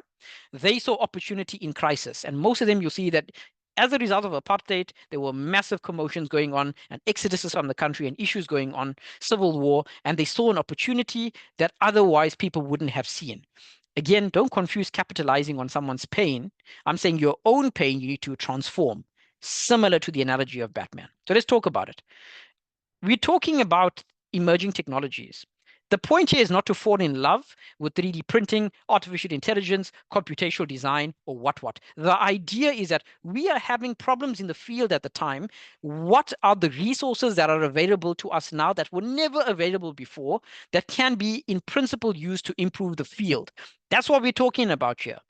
Nobody said you need to love programming, but you need to find the utility in it. Nobody said you need to love 3D printing buildings or making models. You need to see what is the usefulness of it. You need to look at things on a first principles level, fundamentally understand what is it that's happening and extract from that so that you can use it to improve the field. That is the way we are framing this, right? So what impacts the field? Emerging technologies. It impacts the field, but also it's an opportunity for you to reinvent what you think you are and the value you add. So the first one, and I've discussed this in the previous webinar as well, but I'm going to give greater elaboration here, is artificial intelligence. All I'm trying to give here as an idea is that you adjust your thinking for it. There is a lecturer, or was a colleague rather of mine, and I'll mention her name here. Her name's Mesquite, or Mesquite. When I used to work with her and these diffusion models came out, what she had mentioned when I showed her the first time, myself and my other colleague at the time was like, oh, man, we really need to up our game. Like, we got afraid. And the response was, no, man, this is cool. You can definitely see students using this to communicate their ideas better. And I was like, that's the right attitude to have, because instead of it being an impending threat, what you start to notice is that it is a useful way to find utility in our field, to find something that helps us to improve our profession. So I would say for yourself, the aversion to these technologies is maybe a little bit unfounded, but it's understandable. You'll see on my screen that there's 3 different models in artificial intelligence. One of them is a large language model, the other is a diffusion model, and the other one is a large world model. The stuff that I'm sharing to you here comes from insight on these. I have been researching these for some time. It was actually my officially designated role at Toyota not very long ago. It was also information that you can find yourself on the internet, but the insights that you have on it are fairly inaccurate, because many people are going on opinion. They've tested the models for a short amount of time, and then they read a whole bunch of social media posts that are not particularly accurate. So what I'm sharing here with you is some analogies to help you understand this a bit better. Artificial intelligence as a chatbot, as an image generator, as a form of spatial intelligence has the capacity to aid us in particular ways. Here's what I would tell you are very shallow, unsophisticated ways of looking at it. Artificial intelligence is a tool, which I massively don't find helpful. Every technology is a tool, whether it's a knife, whether it's a computer, or whatever it is. That's not helpful or insightful. That's like saying architecture is the art and science of designing buildings. Okay, cool. What do I do with that? So with a large language model, it being a so-called chatbot, I would rather say that it's more like a collaborator with you. It's more like an assistant. It's something you can converse with. The idea is not that you make it do work for you. The idea is that you allow it to expand your thinking. Now, it can do tasks. It can maybe generate a report for you. It can do stuff, but the usefulness and the value point is that you extend beyond it just being, okay, it's this thing that I'm using and I'm in full control of, which it isn't. It is an aid to helping you provide insights. You can have a conversation with it and say, I'm having a tough time today with this client. They've mentioned all these problems. This is how I responded. Do you think this is the best way to respond? Is this the way, according to the SACAP guide, or according to the SACAP professional code of conduct, is this how I would respond? And then it gives you an answer. You're like, oh, okay. Well, I thought of that. Do you have a more creative way of helping me to address this problem? Because this is what I foresee. You have a conversation to expand your worldview. You don't have a conversation where there's the answer. It is you tapping into the internet, understand, or the database on the internet to give you information. Again, large language model as a so-called chatbot as an assistant. And I would rather say that the better, say, description for artificial intelligence in AI is assisted interaction with technology. It's allowing you to access the power of the computer in a way that was unprecedented. It's more a revolution in human-computer interaction more than it is in intelligence, because these are predictive probabilistic models.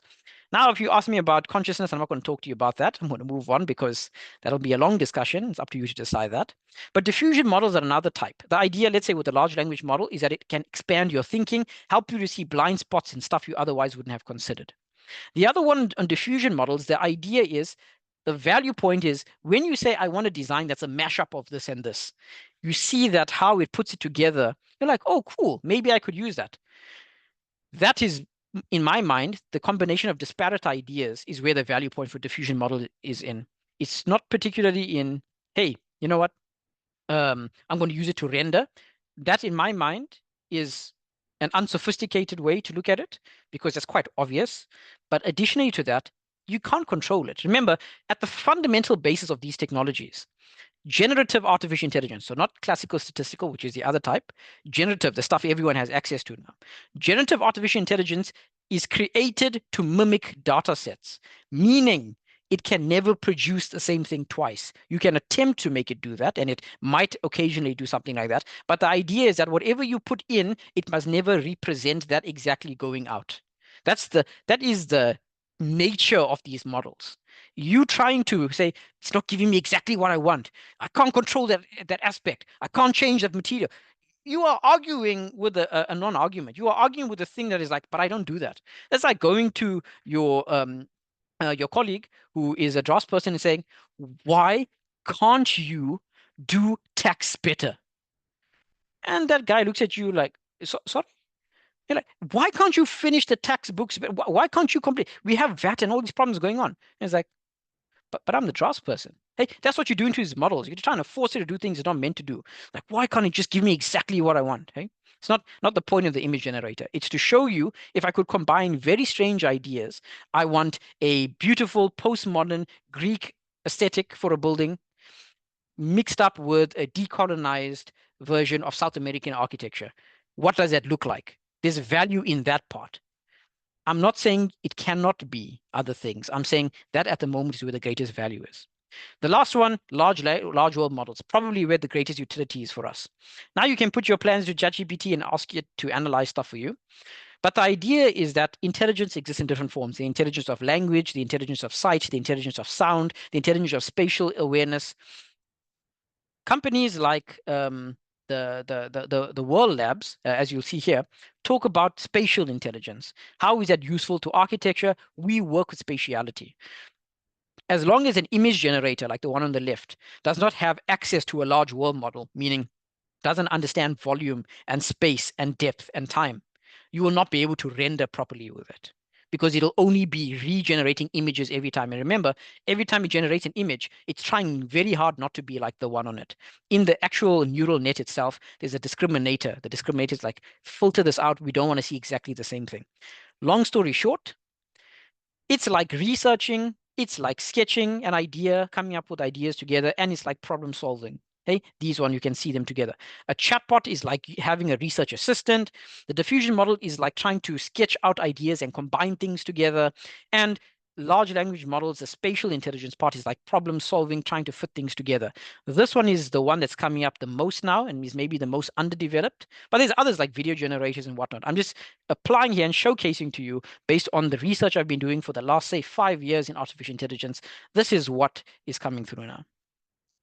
What you'll see here as examples, which are like researching, I mentioned to you earlier in the scenario, the PPE GPT, right? You can go and ask the PPE GPT for assistance with your stuff. You can see the part that's like sketching. I can put together a post-bond building somewhere in South Africa, and it gives me an idea of what that needs to look like. And I can then, like in problem solving using the spatial intelligence and awareness, I can create plans using generative design, which is like a lower form of artificial intelligence, but it is nonetheless putting together different combinations of buildings, factoring in, this is where the best lighting would be. It's giving me all the iterations coming through. So why are we mentioning this to you? Because you're looking for the utility of it in architecture. The utility of this in architecture directly now will impact the business in architecture. I would advise you, at least in my professional opinion, and based on the research I've done, that the point is not for the AI to do the tasks for you, but rather it's for you to sit down with it, look at your own business processes, look at your own values and your own problems, and see, what can I do to improve it? It'll then give you direction and a strategy and layout, which you then can follow. This could have maybe taken you years. You might have had to sit with a business analyst, or you had to call in independent consultants to help you look at your business or your processes. Now you can do this stuff with a large language model that can give you and strategize with you what's the way to go. Don't ask it then now, okay, cool, can you build the software for me? It can do that, but it's not where it's going to succeed. It's going to succeed in augmenting your thinking. Okay, or what you might say, increasing your imaginative capacity and your computational band. Okay, now why I mentioned that is because now, if you are able to do that, you directly increase value. Value is a business concept. In fact, the idea of being paid for something is based around value. What do people value? And it's why business in architecture kind of currently sucks, right? Breathe out. Some of you saw this, on TikTok. You know this thing. This lady who is life reset with Bonnie, you know this thing is a problem. You know that from this one here, she spoke and she said, architecture, the salaries in architecture are a crime scene. And I'm sure you saw this and you're like, yo, this lady is right. I think she was looking through a pay slip. And then she said that, and you'll see here, master's degree in architecture, but they want to only pay 6 to 8K. Guys, you know this is ridiculous, right? And this video went viral. You can see there's 9,000 comments on that particular video. This stuff is crazy, guys, crazy. This is what our landscape is looking like. The cost of living, as you'll see in the diagrams, far exceeds the salary that is being paid to architectural professionals. What I would like you to take note of on this is that the information that I'm sharing with you, I have extracted these sources from various professional voluntary associations, and this is actually from the Money Matters team that is run by Wire Cyber initiative. And something that they did in the Money Matters team is they gathered data and they tried to analyze, is it true that architecture is a poorly paid profession? And is it true that we cannot make money in architecture? So with that being said, let's keep going through this and moving through this particular screen. I see our time is quarter to 12. One of the things we need to discuss in the landscape for ourselves is diversification of our practice. So we need to figure out what is our value in society and what are people willing to pay for, as opposed to, I studied architecture, I need to get paid for architecture. The role of the architect, and in any profession, this is not just us. If you look at some of the comments that people make, I'm overworked, underpaid, I'm invested to this thing that I'm creating. Those same things you'll hear a teacher saying. Those things you'll hear people everywhere saying, and everybody will complain about it. But ourselves as professionals, as creatives, It's our responsibility to create a new profession for ourselves then.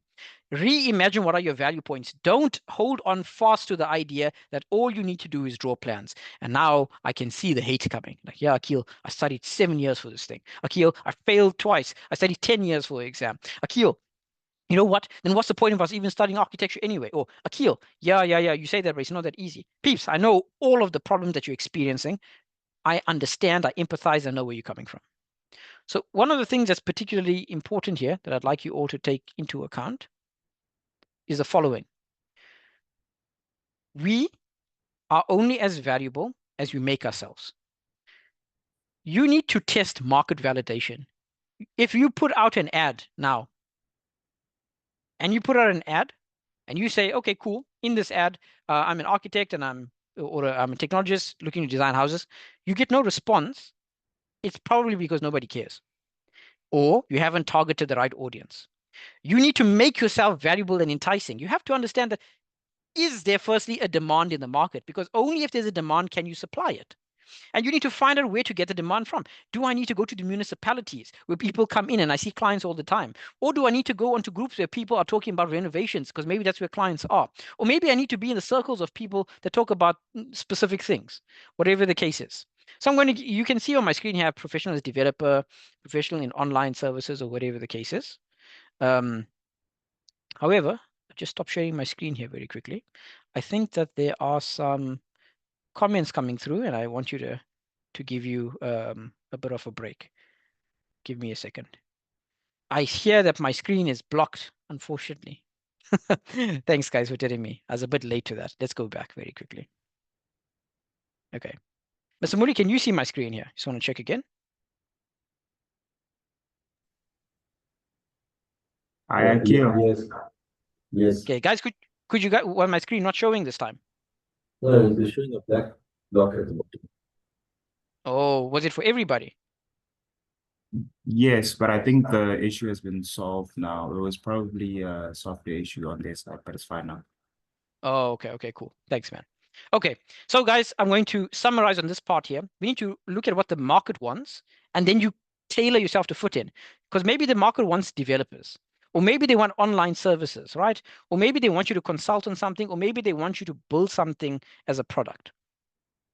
What I want you to think about here is if you send out an email, a mass email, and people respond to it, right? That's how you have an indication that there's something interesting.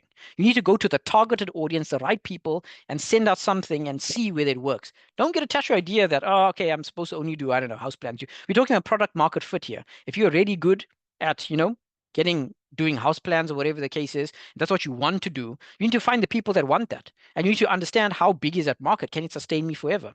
So you could be, here's just some examples. I've mentioned it before, I'll mention it again. Professional as a developer. This is easier said than done, right? But here's a way to approach it. If you work with a developer and you say, in exchange for this risk work I'm doing, can I own a flat in the buildings we're designing? Now you have rental income. Hey, you can do it for free because it could have been done for free and then you don't get anything, but you can do it and you can have an asset. As businesses, we need to figure out, especially if you're a business owner, how do we get assets that are going to generate an income for us? The next one is here, professional in online services. You could do virtual tours. Again, I'm not saying that this is the answer. I'm saying you've got to think about it. I'm also actually saying all these ideas, if you had to go all the way back to my presentation and go and talk about it, large language models, go and chat about it, it can help you expand your thinking. Maybe only 10% of that conversation is useful, but if it gives you the confidence to go out, then that is worth it. If it gives you the confidence to test a new idea, it's worth it. Okay. As talking here, you could have video session walkthroughs. In fact, the idea with the online services is that you don't only have to have projects in the region you're based. You can do projects in Gauteng. You can do project if you're in Cape Town, or you can do it in the USA. You can do it wherever. Partner with someone who is on that site to be like, hey, got this project in the US. I'm getting paid this much. Let's do a 90-10 split. I'll give you 10% because you're just going to see what's happening on site. I'll manage everything else. Think about it. That's a very useful business model, right? Don't try to be limited to what you think architecture is. Remember at the beginning I spoke about, we are in a new time. We have adversity, low fees, underpaid, blah, blah, blah. Find the technologies available at the time to help you solve those problems. That's what we're doing. And maybe one person does it and we all copy the business model. Or maybe nobody does it because nobody takes a risk. Then we all are at the risk of losing. Okay, so here's a third profession as consultant. Did you know that, and this is actually from a discussion I had with my friend Pranjal in India. He was with me on the Future of Architecture podcast we were doing. And we were discussing, he was saying, we are considering the idea that people don't just pay us to draw plans, but like how when you're sick, you call a doctor. Maybe when a building is sick, it needs maintenance, you call an architect instead of just a contractor, because the architect will then, for a small fee, maybe $200, $300, 500, $1,000, they will give you a plan on how to solve your issue. And then that person can go to a contractor and ask the contractor, oh, cool. This is what my architect said, and I think this is what should be done. The contractor is like, oh, well, I didn't think of that. Yes, I guess you can do it. And then you go to many contractors, but you go there with knowing what to do. You don't get fooled, right? Another one is CPD education. Do you know that the information you have is valuable? The content in that you know is valuable. And maybe if you're a business owner, you're like, hey, maybe my firm can train CPD because we're really good at designing schools. Maybe we can help others who are intending to design schools. Or maybe we can educate quantity surveyors via CPD points on how to apply for tenders and what we need. There's lots of things that you can do through educational offerings. And the same with maintenance plans or consulting. So something I just want you to take into account here on the professional and additive manufacturing side, really important for you to take note of here, is manufacturing always does make money. Exactly how much of money, I can't tell you, but when there's volume, then you're able to make significant amounts of money. So the reason I'm moving through this with you and giving you I'm trying to give you an overview here, is that rethinking our worth and redesigning our practices is something you can do. And you can do this without having a business consultant, without having a mentor that's 100 years old. You can do this with the use of artificial intelligence to help you figure out, how do I add value in my business? I would suggest, and this is my personal opinion, that if you are a creative, you are able to make that which is inaccessible accessible. You're able to take ideas that are very difficult and make it into something tangible. Designing a business is not very different from designing the buildings that you do or the structures that you do. It's also my personal opinion that if you are a creative, you by default, a graphic designer, or say you are a sculptor or you're an artist, you start to fall into the syndrome of starving artist. And you think, my work contributes to society, so in exchange for my societal contribution, I will take lower fees. I will be poor, for lack of a better word. That's not a very good way to think about it, because as long as you are unable to financially rely on yourself, you become dependent on others. And additionally, what you do is you bring the entire field down, because all of us want to just be artists. Art always has needed a patron. You need to figure out, if my passion is design and creativity, every creative course should have an entrepreneurial component to it, saying that I need to learn how to fund my passion. You should learn how to fund your passion first so that you can survive as a human being in this world before you get enmeshed, before you get lost, before you become overwhelmed and consumed by your love for creativity. There's nothing wrong with creativity, absolutely nothing at all. There's nothing wrong with pursuing your passion, but there's something definitely wrong in pursuing your passion at the expense of yourself and the expense of people that rely on you. An entire profession is in this bandwagon now because nobody has decided to take a strong enough, bold enough move to ensure that we are financially stable. If you can have financial stability, you can resolve many other problems. And this is one of the reasons we are an underpaid profession, because nobody has attempted to do it. Perhaps because and again, that's not anybody's fault, but it is our responsibility to fix.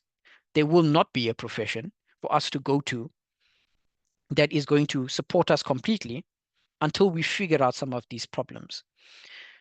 Again, it's not a doomsday narrative. I'm sort of suggesting that it's our responsibility, and that is an opportunity. And that's what I started with the Batman vibes, right? It's like, there's an opportunity that never existed before to reinvent the field. You should take it now. Okay, I have the last few minutes left of my presentation, and we're going to talk about statistical analysis and how can this assist you in having a better architectural design business. Allow you to breathe, right? Just breathing. Breathe. So we talk, I can see in the chat section, someone's talking about exam. Great, thank you very much. Why spending so much time on it? Thanks, Talisha. Thanks, Talise. Thanks for all of the responses there. Very good questions you've asked. Also, the underlying idea for these webinars is to help candidates with the problems they are experiencing. Part of the problems that have been experienced is we haven't really been advocated. We haven't been able to transform our businesses. We've had low salaries. It's very difficult to start a business. So this is really against the data-driven session. It's based on what the problems are in the field.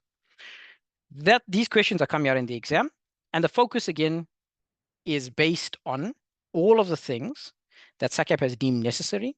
And additionally to that, it's also focused on what candidates have said they need help with. That is coming out in the paper, of course. Great. So last bit that we're going through now is data-driven decisions, statistics, right? So looking at this particular one, we're talking about statistics because it's just, the statistics is what many decisions at governmental and business level are made on. The cost of living in South Africa, as you can see by this graph, you can see where there's an increase, where there's petrol price increase, where there's inflation, where there's electricity tariffs. These kind of graphs that you are seeing is part of daily practice when you are acquiring work. Something that's come about in the issues that you might see on the ground, and what you see that SACAP also discusses when it comes to the fee scales and what the benchmarks are. And you would have seen there was a whole fees webinar which talks about how professional fees are set in value in the workplace. You'll see, oh, sorry, just by the way, I forgot to tell you in the bottom right corner, all the information that I'm discussing here is part of the supplementary guidebook by SACAP, right? It's giving you guidance and an understanding on how the paper is going. So when we're looking at some of these slides that I'm discussing with you now, like cost of living in South Africa, the idea is that salary and costing of fees, it's like a question in the exam, right? How much should you charge a client to ensure that if your overheads are this much, how much should I charge to ensure our building remains, our business is sustainable and continuous? So one of the ideas that is mentioned here, and which you would possibly see in the exam, is our firm is running into problems. And you'll see this inside the guide as well. The problems we run into is that we have a project that's just been canceled. It was a large project, and we don't necessarily know what else we can do to keep us running. Can we find alternative ways, or they come to the candidates, can we find alternative ways to support the practice? Now, that's cool, but that's a little bit short-sighted because you saw it too late. However, if you started to look at the graphs and if you look at the national statistics that are going out across the country, you would have predicted in the next couple of months' time, we're going to have a slump. And that's why this was introduced into the examination. Because as much as you might be able to be like, oh, you know what, I think I got stuff going on, I think I know what's happening. If you can see where the national benchmark or the national state of the field is, you have a good idea of where the market is going. So let's look at some questions together, or looking at statistics. This is a question that will be coming out in your exam, mistake and why it's risky. You'll see here that not reading units or dates, all of this on the left-hand side are mistakes people make when they're reading statistics. On the right-hand side, you can see why it's risky. You can see that on the top, if you don't read the units and dates of graphs, you begin to confuse the trend, direction, or scale. If you're confusing the volume and value, you will misinterpret the strategy that's going on. So you can read all of this stuff yourself when you get access to the presentation. But what I'm sort of just sharing with you here is that ignoring local context, when you look at a graph and you don't take into account that it's specific and geographically based or based on a specific region, you might think the entire country or not is undergoing a particular dry spell when it comes to work. It's important that you interpret these graphs correctly because it's going to lead to an accurate decision-making tool for yourself. If you look at the session, the name of the session is called Data-Driven Decisions. We're using statistics to help us to make better informed decisions as businesses. All right, so the cost of living in South Africa, for example, if you were presented with a question like this, for example, here's the cost of living in South Africa and the wages in the architecture industry are below that. What are ways we can use to combat this? Now, this fits in when it comes to the legislation of architecture, because remember, one of the things you need to do under the code of conduct is ensure that you are sensitive to the environment as well as people around you. You have a responsibility to your firm as well. In fact, by you being able to ensure that your business is sustainable and continued, you are now catering to one of the codes of conduct. And it's quite important that you notice this. You might have a look at some of these sections that are new or some of the older sections, and you might be thinking, well, how does this all fit into each other? Your entire paper is a response to our current standing that is going on in society right now.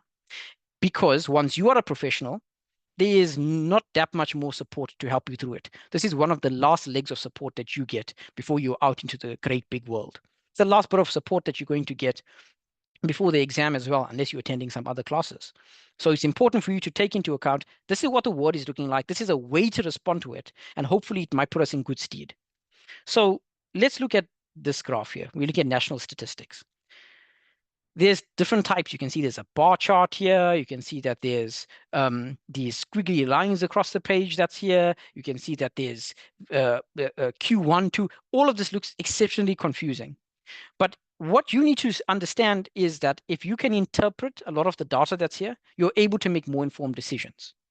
And so the idea of the national statistics is not only that you learn to read data better, because if you can read a plan, guys, you can read statistics. If you can read working conventional, you can definitely read this stuff here. The idea is that you start to look at what national infrastructural documents are around to help you figure out where the gaps in the industry are and where the country needs help. Because where the country needs help is most of the time where you can find a value niche for yourself, thereby potentially making you more valuable in the eyes of society, but also to run more thriving businesses which can pay people fair fees. All right. So here's different types of graphs. Either any of these could come out in the exam. A bar chart, a line graph, pie charts, tables, indices, all of these could potentially come out in the exam. It's not particularly difficult because we do have visual understandings amongst ourselves. But here's an example of a question that could potentially come out in the paper. A type of graph, giving you an idea of the level of understanding you need to read into. Let's look at this together. When we're looking at statistics, you can see here that you'll see there's these different lines in this line graph, right? And they all have different colors. What you'll notice here is that there is also a little squiggle in the center for those who are colorblind. So you'll see that there's a little shape here. So you'll see one has a star, one line has a square, one has I think it's a pentagon, and the other one has a triangle. These lines have those little representational factors on it so that you can figure out in case you can't see the colors. You can see the idea here that in the green, which is the construction SIC5, that from all the way from 2001 all the way to 2023, there's an upward trend. But you'll see that in some portions, there's a dip. So if you have a look here, for example, in the 2010 period, building up is increasing, and then there's a dip. You see from all the way from 2010 all the way to 2014 that there's a very slow increase, and then suddenly there's a rapid rise again. So you see from 2013 onwards, all the way to 2014, 15, there's a rise. You need to interpret this data and start to say, okay, cool. There are events that are happening in the world which are leading to the increase. What happened in 2010 that we all know about? Why was there a build up to 2010? Because of the World Cup. If you're moving all the way, if you look at the 2008 period, you start to see, oh, okay, 2008 was a recession for the rest of the world, but our construction industry was booming because of the World Cup. You start to interpret this data, you're like, oh, okay, this is how these things affect us in the industry. And you keep moving through and you have a look at it. If you look between 2017 to 2021, you see, okay, it's relatively the same, somewhere in the middle. But then suddenly from all the way in 2022 going up, hey, cool, we're having an increase in work. What you notice is in the 2020 period, the slump was, of course, as you all might know, because of COVID, because of the pandemic. And so a lot of work had dropped. So in interpreting this data and reading to yourself, you get a good view of the landscape. But that's just you looking at it. Let's look at a question together to help get a better idea. So looking at the same graph, what we're talking about now is looking at the construction industry. That's the green line, or the one that you can see there that has the pentagon on it. There appears to be an upward trend. How could this inform your outlook on the architectural industry? Because remember, we're talking about the industry. Everything is related to us, right? Upward trends in the construction industry generally are legacy projects. This means that plans were submitted for these structures in years preceding its construction. However, increase in turnover for the construction industry suggests that architectural professionals should be acquiring new work despite the positive outlook. So let's go back again. We're having a look at this trend and its upward trend. We're saying construction and architecture are kind of different. Generally, when there's an increase in the construction industry, we have already predated that. So if you had to look at a parallel graph to this, you'll just see an architectural graph starting a little bit sooner. So the idea here is not that, okay, there's now going to be a great amount of construction work.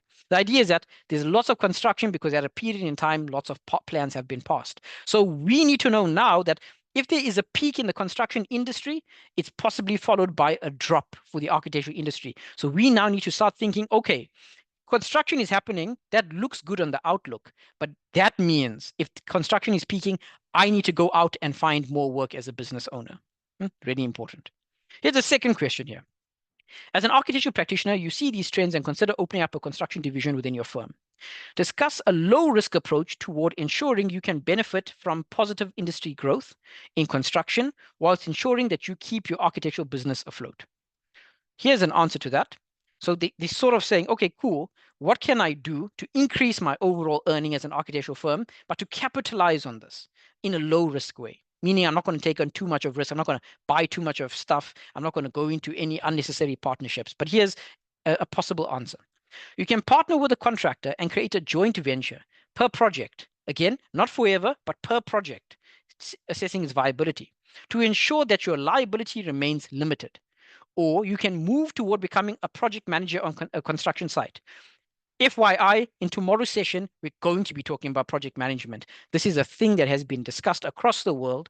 It's a thing that is in other papers like the REBA papers and the AIA papers, and it's something that's going to be in our papers as well. It's a new section, so it's not going to count significant amount of marks enough that, you know, you're going to fail the paper. But remember, any mark you get, even if you just remember this from the webinar and from your studies, and you're like, oh, cool, that 1 mark could make you pass in the exam. It is going to grow, by the way, over time, as was indicated to me. These sections will take up larger portions of the paper. Finally, take on the role of the building inspection officer. That's something you could do. And as you know, if you had to look at SACAP's new categories of registration, you'll see that there's the apprenticeship category and the building inspection officer. Can you see, at least I would hope, that everything that has been put into the paper integrates well? The code of conduct is supposed to help you figure out how to respond to large-scale events. It's not supposed to be just a thing you memorize. It's supposed to be a thing you put into action. If you can understand the path towards becoming an architectural professional, then you understand that there's new categories of registration opening up, like the apprenticeship and the building inspection officer, which is something that is an answer here. And if you understand what the world is going through and the problems that they're having, you can understand why in South Africa we need to read the national statistics to see how can we secure work in the architecture industry. It's an applied understanding of your paper, as opposed to verbatim memorization. It's a different way to look at the paper when it comes to the professional practice exam. Now, I'm going to end on this one because I think I've spoken long enough. 12:07, something that I think will hopefully be helpful to everyone that's here in this part of the session. I've spoken on this session for about half an hour. This half an hour session covered 3 topics that are potentially coming out in your paper. Those might range somewhere between 10 to 15 marks in your exam. 10 to 15 marks if you paid attention to whatever was discussed. And if you have been keeping aware on the news and general knowledge and whatever, you can gain 10 to 15 marks, which can help you push you over the line in the event that you might fail. Or if you are going for those A category, those A listed, you won 100% for that paper. This is the difference between your A and your B, or your 100% and your 90%. Okay, so hopefully whatever has been discussed today was going to give you a fair indication of what will happen in the paper, at least for my topics. The next topics that's going to be discussed, coming from Non-Domiso, is going to be discussing fee calculations, what's in the exam for fee calculations, and moving further to that, how are the SANS questions going to be approached in the paper coming up? Again, for anyone that's attending and wondering, okay, how long more should I have to sit here? We have until 2 o'clock that we'll be continuing the session, whereas after that, from 2 to 2:30, we're going to be discussing the question and answer sections of the paper, be discussing your question and answers. For everyone that's here, I hope nobody's fallen asleep yet. And for anyone who's had any questions, I hope you put them in the chat. We'll see how we will address them before the next session starts. So the next session, to my understanding, if I look at the program, should be starting in the next 5 minutes or so. Mr. Moody, just want to check with you on time. Are you okay? Yes, I'm okay. We can pass on to Non-Domiso, and then obviously we would then address all the queries and the demo exams at the end of the session. Okay, cool. So I think, Ms. Moody, we give them a bit of a break until like 1:15 to start with Non-Domiso, and then we can continue. We can I maybe just think put, I'll also put the recording on. just to Course. highlight on what Talis was highlighting, just make them Talisha. aware that this majority of the concerns during the paper is psychological. So that needs to be addressed, as well as the aspect that needs to be addressed with the layer of the paper, as you pointed out. So it's critical for candidates to pay attention to what we're discussing and the manner in which we are discussing it. Yeah, that's thanks for smoothly for addressing that one. I'm just looking through the queries here. I see my screen was blocked for a time. Thanks. I got question here about a salary benchmark. Cool, important. The undercutting of fees has been mentioned. Qualifications and skill. There's people that are practicing without educational background. And there's a question that talks about if you are posting yourself as an architecture professional, but you aren't, is that considered to be fraud? As what you might have seen on SACAP's pages, SACAP has identified a lot of these professionals and publicly posts that these professionals have been in breach of the code of conduct. And I think the correct term is they have been blacklisted, and they will have to undergo the investigation committee's disciplinary procedures. Cool. There's some questions also coming up through here. Yakubas Kutsa, are we allowed to have a pen and paper? Guys, you can go and eat and stuff if you need to. We're starting the next at 12:15. Are we allowed to have a pen and paper in our exam so we can do calculations? Mr. Budi, I'll give that one over to you.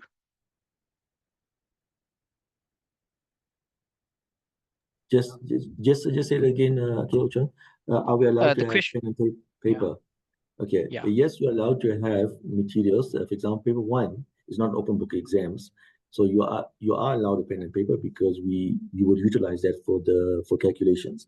But with that being said, when we do start the exams, we will highlight to the candidates how to declare items that they might have within their position. For example, a calculator or pen or page. We would advise the candidates prior to us starting the exams how to declare such items.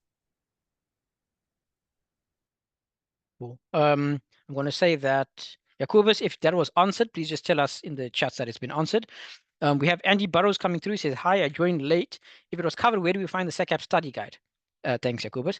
Andy, the SACAP study guide has been sent by Mr. Mudley, and he will, if you don't have it, you can just contact him. It should have come through on the email that spoke about today's session. Okay, Nikita comes through. She says, where can we access the latest past papers? They are not on the SACAP website. Mr. Mudley, you want to take that? The current papers or previous papers, last year's papers to be ideal, is not available on the SACAP website due to a number of reasons. But candidates that wish to have access to that can discuss that with me, right? But the previous one for 2021 and 22 are there, and 23, I'm not mistaken, is on the SACAP website, except for last year's, and that's not there. Cool. Thanks, Mr. Mudley. Nikita, I hope that answers your questions. Any more questions coming through from anyone else? You're very welcome to mention so.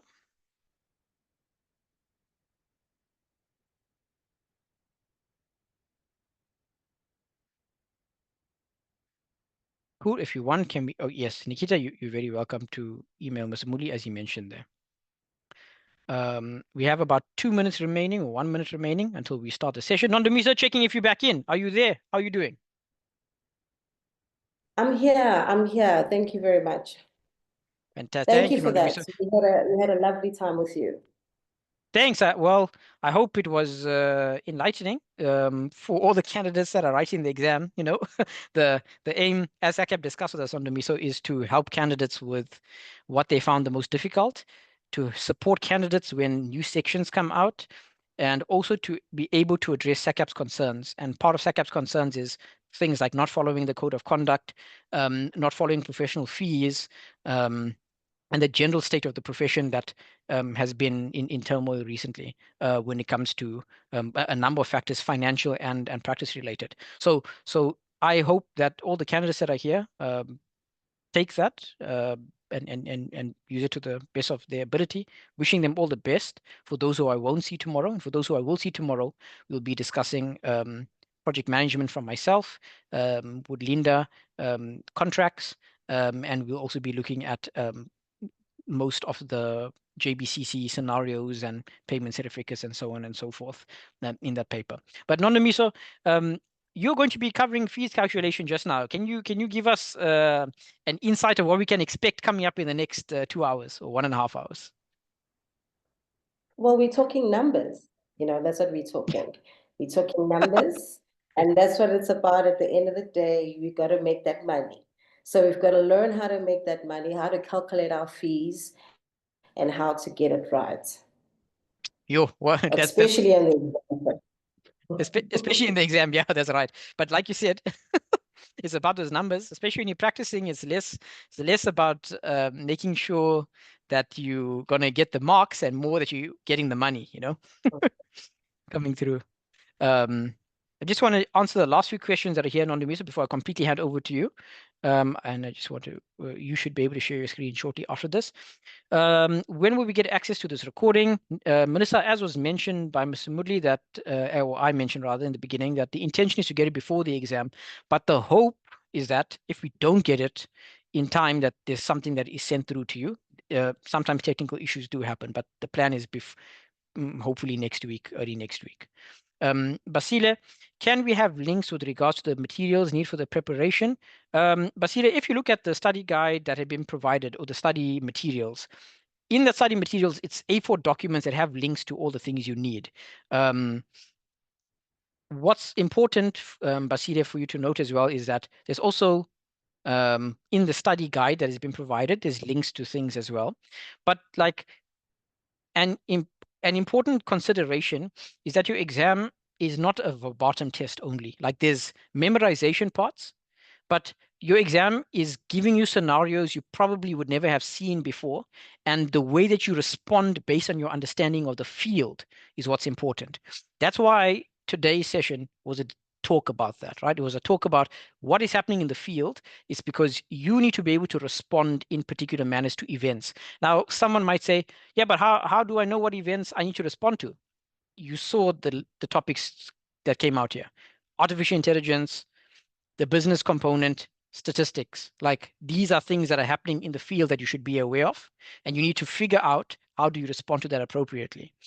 Questions in the exam are going to sound like scary to you, but if you can think about them in terms of the materials that are given to you that you are aware of, that should have been sent to you and that you should have received when you signed up for the exam, if you can do all of that, you should hopefully be quite successful in the exam. That's the idea, from my understanding, right? And from what Sakep has shared with me. Okay, are we able to have access to the 2023 and 24? Michaela, Mr. Moody did address that with Nikita. You can email him directly and ask him about that. Could you please just answer the question regarding the pen and paper? Unfortunately, you missed it. I think Mr. Moody will do that again later on. If you write from home using 2 laptops, can you please clarify why the built-in camera of your laptop cannot be used? Mr. Moody will address that one soon, guys. Ahmed Majid, sorry, you missed part of the study guide. How can you get hold of it? Contact Mr. Moodley. What materials are we allowed to use for paper 2? Again, that will be addressed by Mr. Moodley a bit later or tomorrow. Guys, I'm going to hand over to you. Nondamiso, thank you very much. Over to you. Just want to check if your screen is working before we continue. Mr. Moodley, also we need some of your assistance there on checking if the screen is working. Nondamiso, back to you. Thanks, everybody.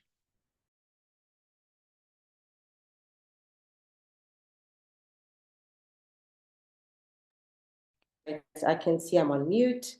Thank you very much, Akil. Thank you. I just want to make sure, Mr. Moodley, are you flighting the presentation on your side?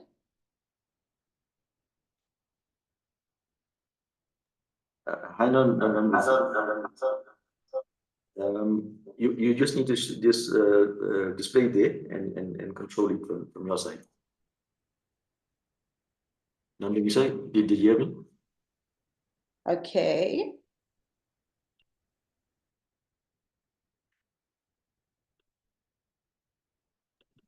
Display and control it. There. Are you Are you able to?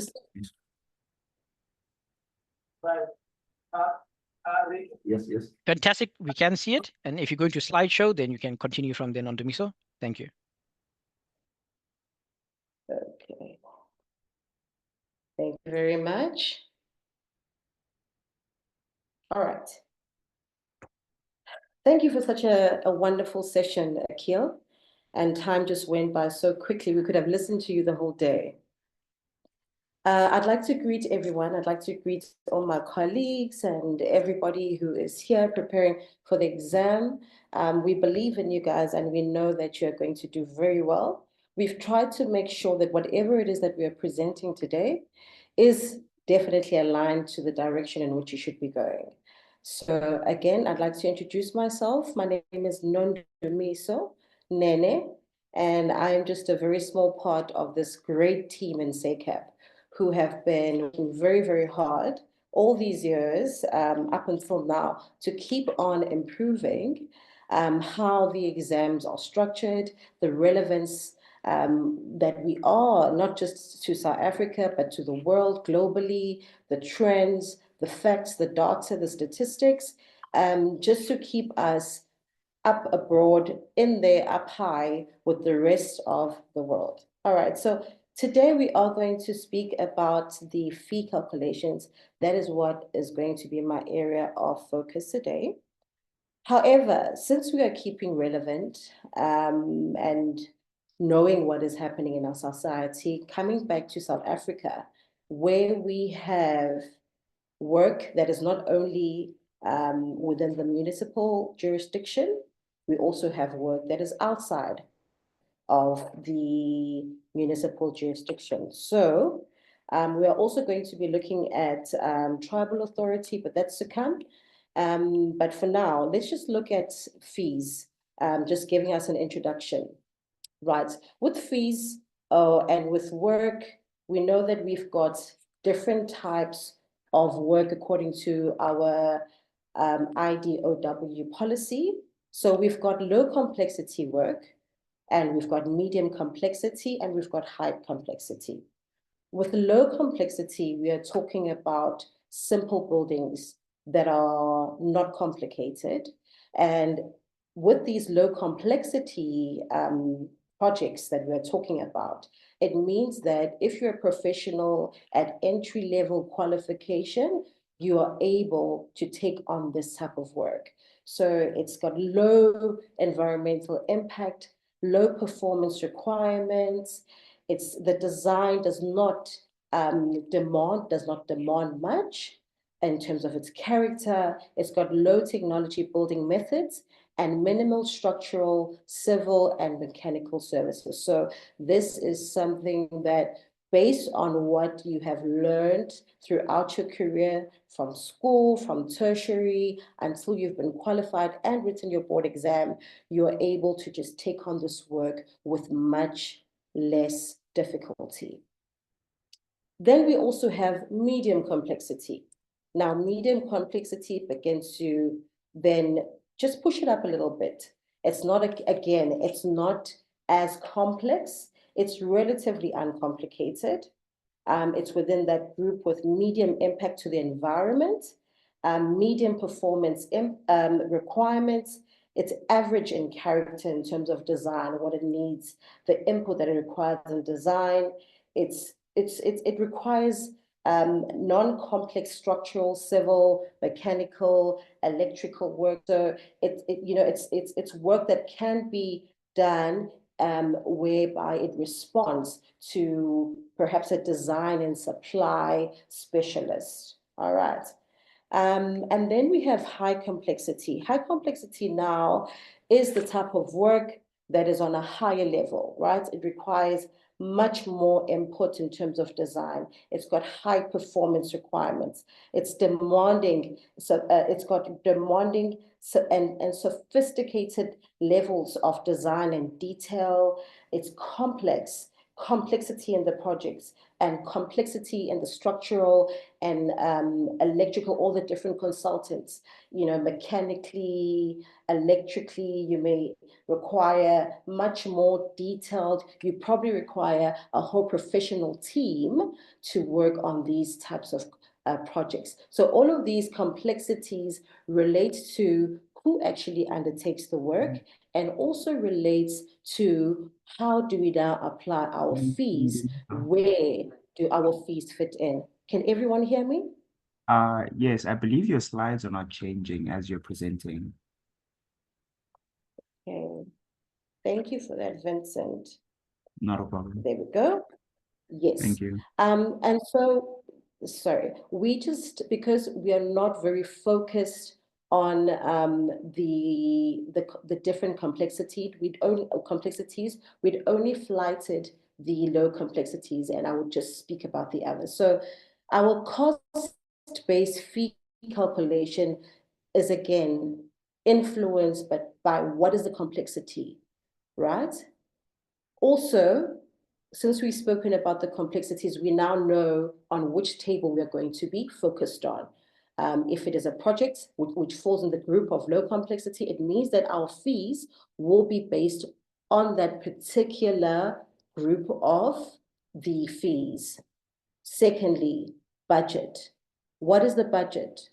First question that we always need to ask the client, do you have a budget?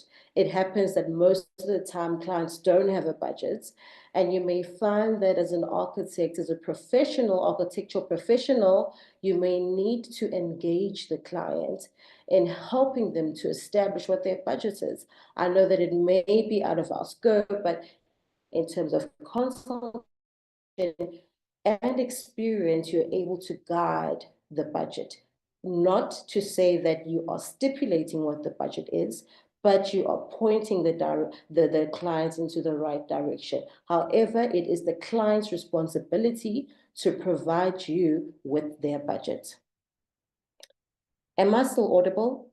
Please give me a shout. If you're having any problems, please can you just share on the chat and let me know. All right. Ooh, what have I done? Okay. I think we are moving far ahead. I've pressed. Okay.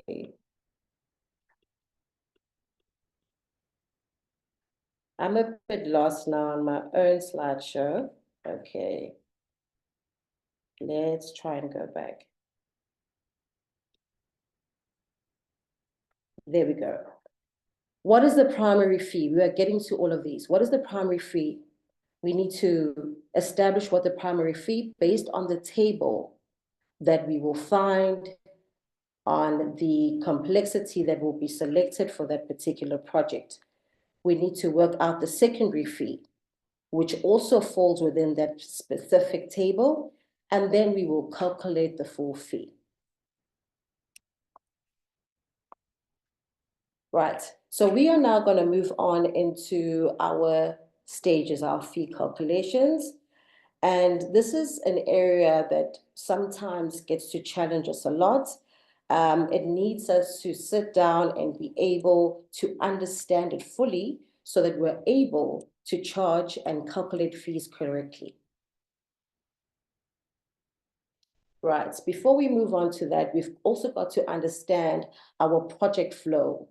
Now, we know that for our services, architectural services, we have stages ranging from stage 1 to stage 6, and that is how our full scope of works is defined. So our first stage, as we all know, is inception, where 2% of the fees are applicable. Our second stage is concept and viability, where 15% of the fees are applicable. The third, design documentation, 20%, documentation, 10%, procurement, 20%, that is our stage 4, split into 2, construction, 30%, and closeout, which is 3%. So we are going to be basing our fee calculations as we go on the board notice of 2023. All right. So I did give us a hint.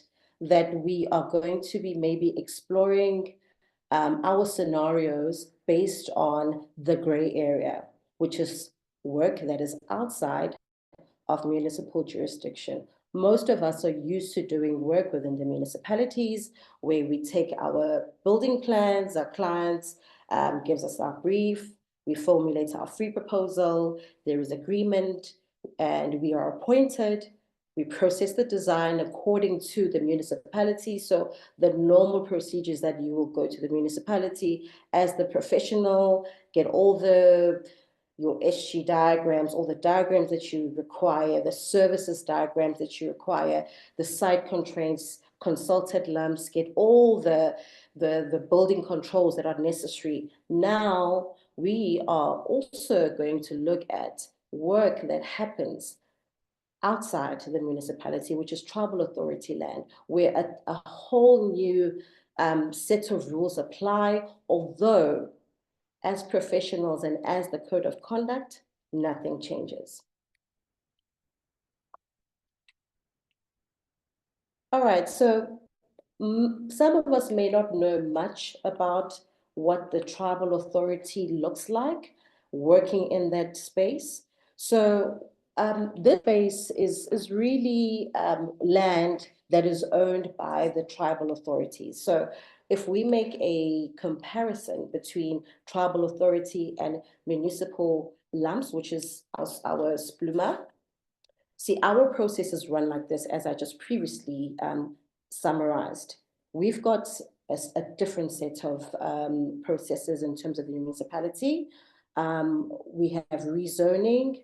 Before you are able to proceed with the project, you need to make sure that it is zoned for that particular usage. So we've got rezoning, and if it's not, it's something that needs to be rezoned, you will rezone it or get special consent use, but you need to get formal approval from SPLUMA and go through all the relevant procedures versus the tribunal processes, which are exceptionally different.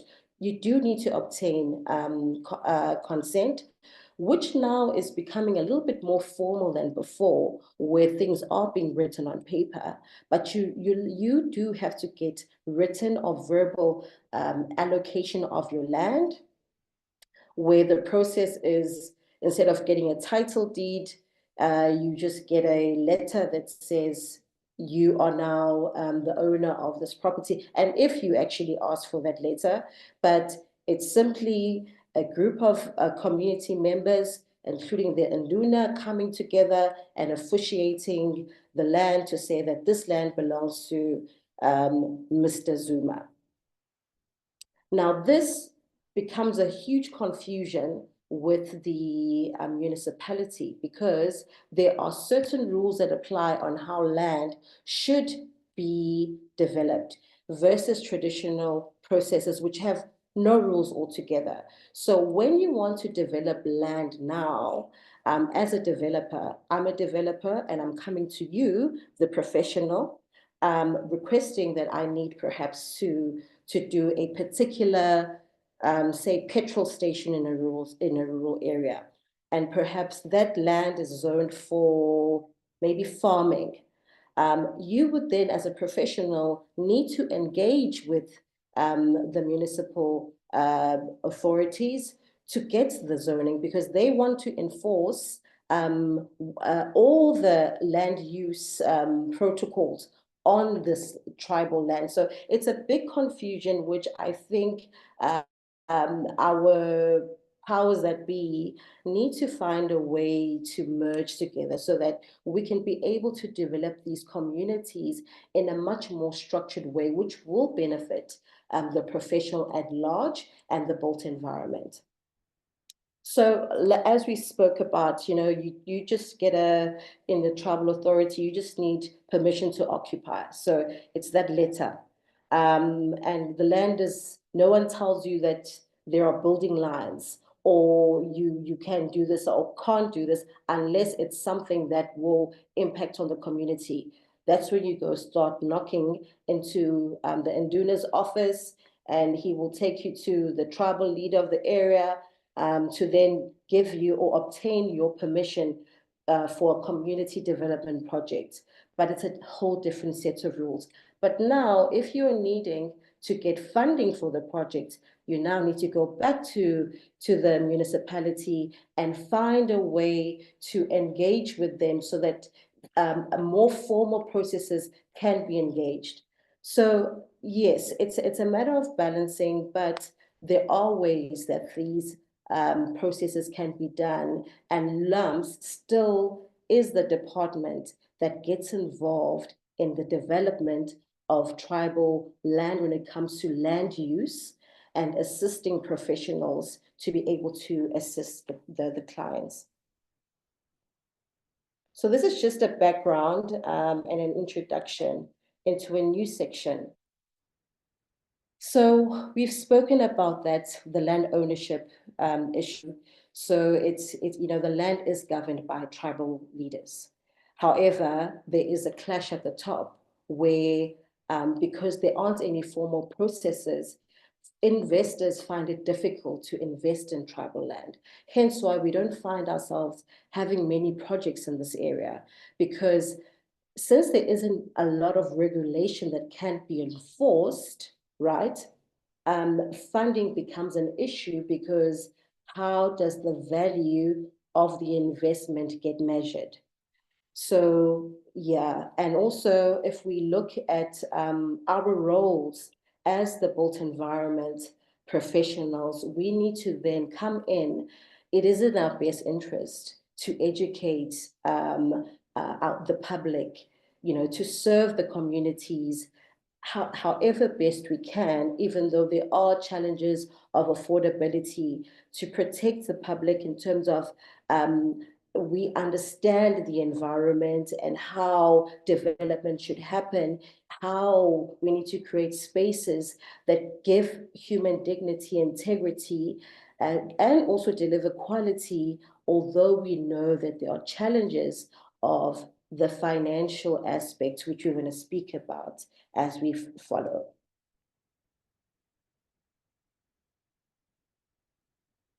All right, so there is a specific perception that the public has of professionals.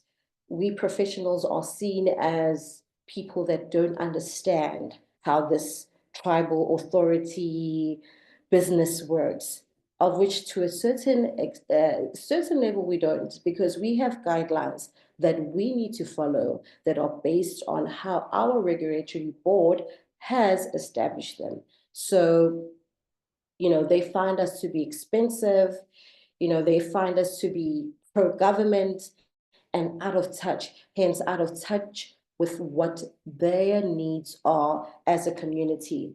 And therefore, the tribal community, tribal land community looks at their tribal leaders for guidance, which is why it's important for us as an industry to try and bridge this trust gap, where we are working together with tribal leaders to try and shape the architectural industry and the built environment industry in our communities.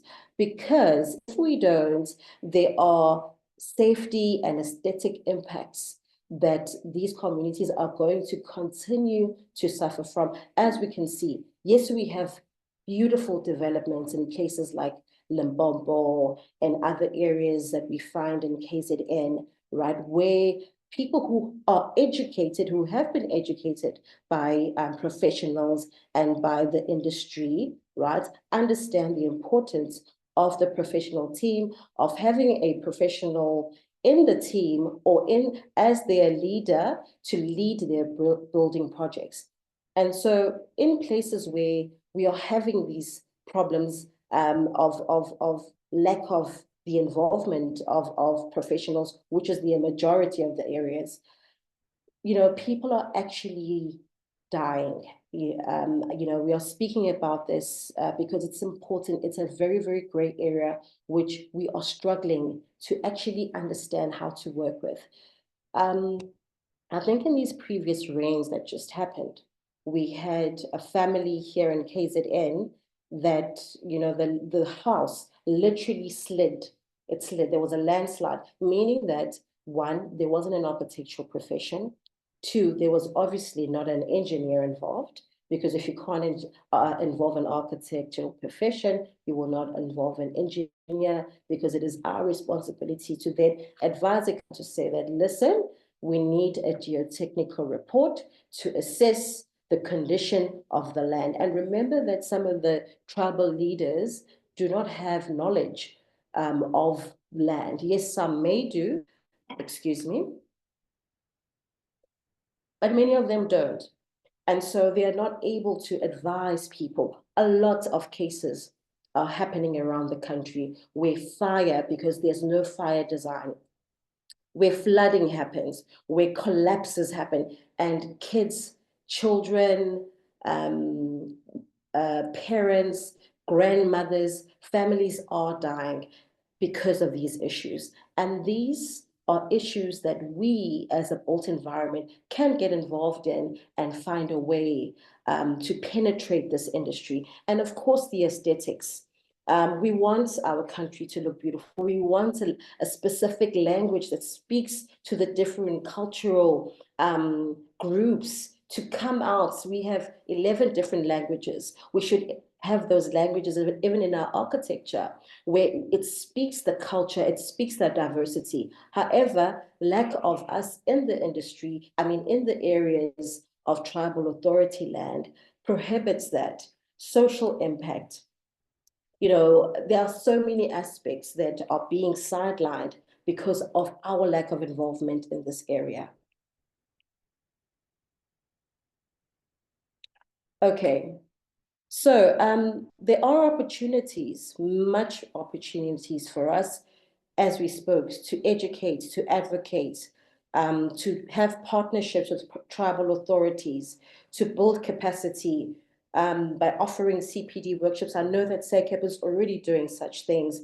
And even us, as you become professionals, look into these areas. Who can you mentor that comes from these areas? Bring up professionals, and so that we can do away with the culture of those people that are building and also providing architectural services unlicensed without being equipped to provide proper services, taking the industry and also devaluing our industry. And also there's opportunities for sustainable rural development, having niches. I'll say that, this is an opportunity for green building design to find expression in cost-effective ways, right? The conclusion is to have an integrated approach with municipality, planning tribunals, and monitoring and evaluation of this. It's the municipality, it's the tribal leaders and the professionals coming together to find ways to make this area, and I'd say it's a whole industry, much more controllable and therefore benefiting the communities and the profession. All right, and then there's the issue of fees, which we're now about to get to. So this slide is connecting us to where we are going, right? Because there isn't regulation and there is the perception that we are expensive as professionals, we are undervalued. I'm pretty sure that some may have been exposed to this, but it is also a fact that these communities cannot afford SACEP recommended fee guidelines. It's a fact. Although there is a trend now that has now taken shape where people are going back to where they have come from their old lands, from their ancestors, and saying, okay, this is our family heritage. How do we develop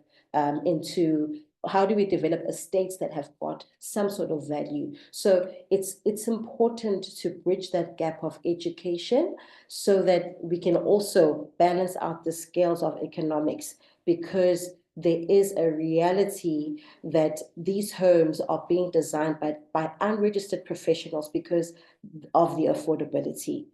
And so, which means that when professionals get involved, it's usually maybe works that are being done by the Department of Education, Public Works, which is resulting for the majority of the community, resulting in the communities having poor design quality and lack of compliance in the buildings and limited safety and aesthetic considerations, building very, very poor communities. All right, so as we move on to time-based fees, I trust that we are all still okay. As we move on to time-based fees, we are going to start with a scenario. Okay, we will look at a scenario that is based on tribal authority land. Okay, we will start with time-based fees. We are doing this exercise because we do understand that we have a lot of our professionals and sometimes non-professionals in this area, and we aren't able to really understand how to work with people and the community. So your client, Mr. Msomi, right, who has been your previous client, you've retained your client because you've done excellent work for them before. You've developed a business for them, a beautiful home for them, and they've seen how you deliver and they are happy with you. And so they've come back and asked you to design a farm business and a holiday home from land that they've inherited, right, from their parents. And because they see how the world is moving and how, we're going back to green design, we're going back to sustainable living, and they want to have something that's going to be sustainable for them. So him and his wife have adhered to all the traditional processes of land ownership, but they think that it's wise to obtain more substantial land ownership proof, right? And its subsequent documentation and require guidance with that. So that's you again. If this is your first project, you've never had this project, you are now going to say, all right, where do I go now? You go to your local municipality. There you will see the zoning, and you will discuss with the authorities there on how to approach the project. Hence, you'll be able to guide your clients. So they've requested you to provide them a time-based fee based on stages 1 to 4 with this following brief. All right. So they would like you, will the time-based fees be given in an exam or must we memorize it? I'm just checking the chat. Zama, it will be provided. Okay, do not worry about that. Thank you for your question.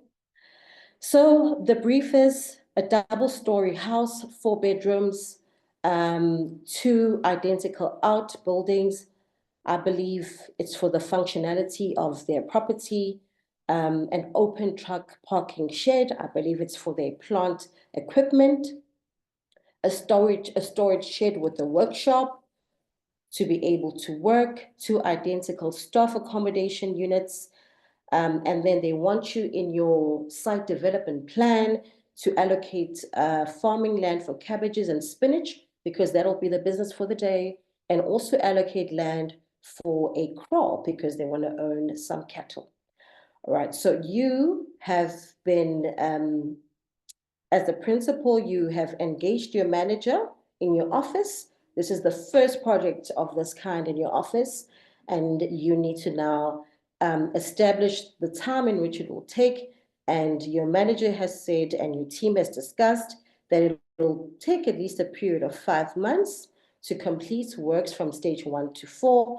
And you have provided a team complement of 6 people, right? It is you want to be involved in this project. It's your first project, and these clients are close to your heart because these were one of your first clients which you have retained since you've been practicing. You have your senior technologist, who is your manager. You've got a professional architect. You've also got a professional architectural technologist, a draftsperson, and you've also got your admin support. So this is your team, all right? According to our steps that we need to develop, according to our fee guideline, we are shown and guided on how do we actually calculate our time-based fees. So the first step is the annual cost of employment divided by 100. So how do we even get our annual cost of employment? That's pretty easy. We will take, for example, if this particular, we'll take Mrs. Zondi, for example. Mrs. Zondi's annual cost of employment is 1.2 million, meaning that if that is annual, if we divide it by 12, it means that it is actually 120,000 Rand a month, okay? Unless there are certain benefits and it's worked out in a particular type of way. And so the first step is to divide, we are now calculating our time-based fees, is to divide, and this is the first step, is to divide our annual cost of employment by 100. So for the principal, it's 12,000, and we have done this for each and every employee of the or team member of the office, and we've got all the different figures. So Team Apumulo, it's 6.5. The next is 4.8. Mbambo, Ronald is 3,000. Ngema is 2.2, and Zagaza is 2.1. Our second step. So now we need to determine the applicable percentage of the cost per 100 as indicated in the SACCP level of employment. We're just following the steps that are in our fee guidelines. There's nothing new that we need to do. This is the second step, right? So we have gone to our, right? We have gone to our table. Okay, sorry, lost a bit. Okay, let's go back.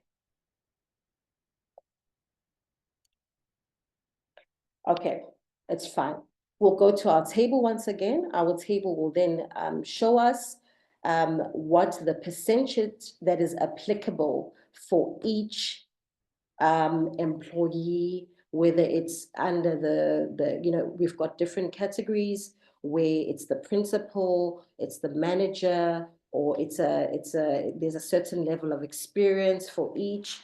And so we will then be able to determine the percentage that is required. I was just checking the box, the chat box, if there's anyone who needs anything from us. Okay, so we've got the percentage, and then step 3 is to now get the annual cost, which means that we take step 1 and we multiply the percentage to get the rate. So now we are going to, for example, we're saying for 12,000, we are taking 20% of that according to the bracket or according to the row in which that particular employee sits in the table for the time-based fees as provided by our guideline. So for the principal, it will be 20%. For our manager, it will be 17.5%.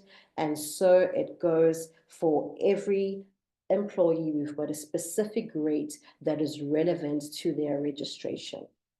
I hope that we are all still together. Okay, so step 4. So as we spoke previously, right? Every single rate relates to the description that is given to each member of the office. And that description is found in our time fee table, which will be given to us, right?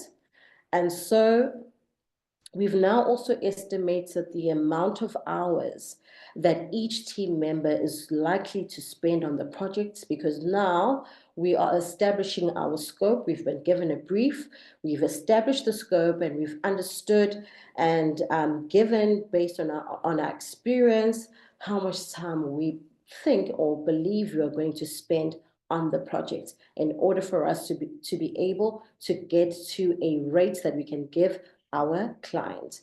And so the accumulation of every team member we will determines the total fee. And so with the 40 hours of our principal at the rate of 2.4, it means that excluding that on the project, their worth will be 96,000. And so with the rest, the manager, 100 hours, 113,000.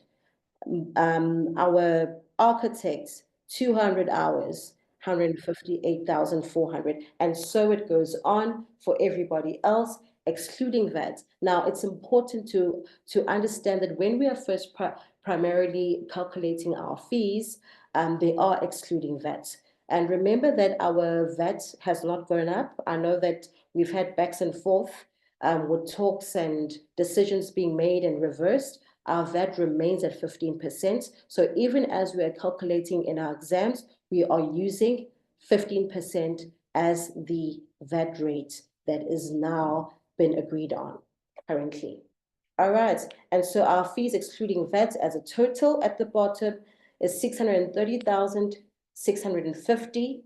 Add VAT, which is 94,597.50, and then total including VAT 725,247.50. Can I check the chat if there's anything that is all right? I think what we could do with questions, we can have questions at the end if that's okay with everyone. Just keep on writing them, and if anyone wants to answer, please continue as it were. Thank you so much. Okay, so yes, we've calculated our fees. Remember that as long as we are using our table, right? The table that is given to us, our fees should be accurate. We just look at our table, right? And then our table, I'm just switching my screen here. I'm wanting to just find the table quickly, okay, so that we can be able to perhaps have a better understanding. Please tell me, as I'm sharing my screen, please let me know if you're able to see the screen that shows the table. No, we can't, ma'am. You can.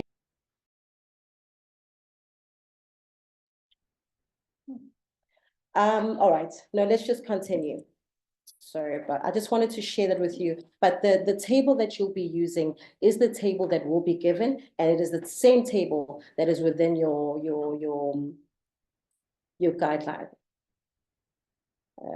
All right, so that is a time-based fee. Okay, with time-based fees, sometimes it is a bit tricky. What I find useful, I know that we're writing the board exam, but we are talking relevance today, right? Just to be relevant, I always find it useful to test whether your fees have been done correctly or whether your estimation has been, more or less in the same direction as it should be. You haven't underestimated, you haven't overestimated. So sometimes it's always good to perhaps estimate a project value. This is always based on your own experience. This is not something that you're presenting to your clients, but sort of estimate a project value and then also calculate your fees based on a cost-based method, and then kind of evaluate whether you're in the right path or not. But we're about to do that. We're about to now do the cost-based fee of this so that we can determine whether we are in the right path or not. Okay, so now we move on to the cost-based fees.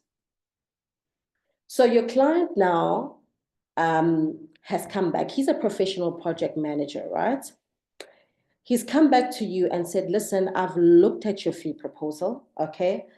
And I think, I think this is doable. It's quite doable. So what I did is I went back to my friend Peter, because he's a contractor, and I said, Peter, let's get a project value for this thing. I want to see, if I actually, if I want to get some bank finance, or some support from an institution that can finance especially the business aspect of this, because I know that this will impact the community. If I do this business, I'm definitely going to be creating employment.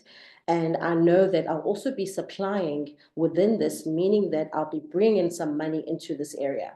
I've also got an opportunity to also tap into tourism, because if I've got a farm and I've got a shed, maybe I may decide I've got so much of land.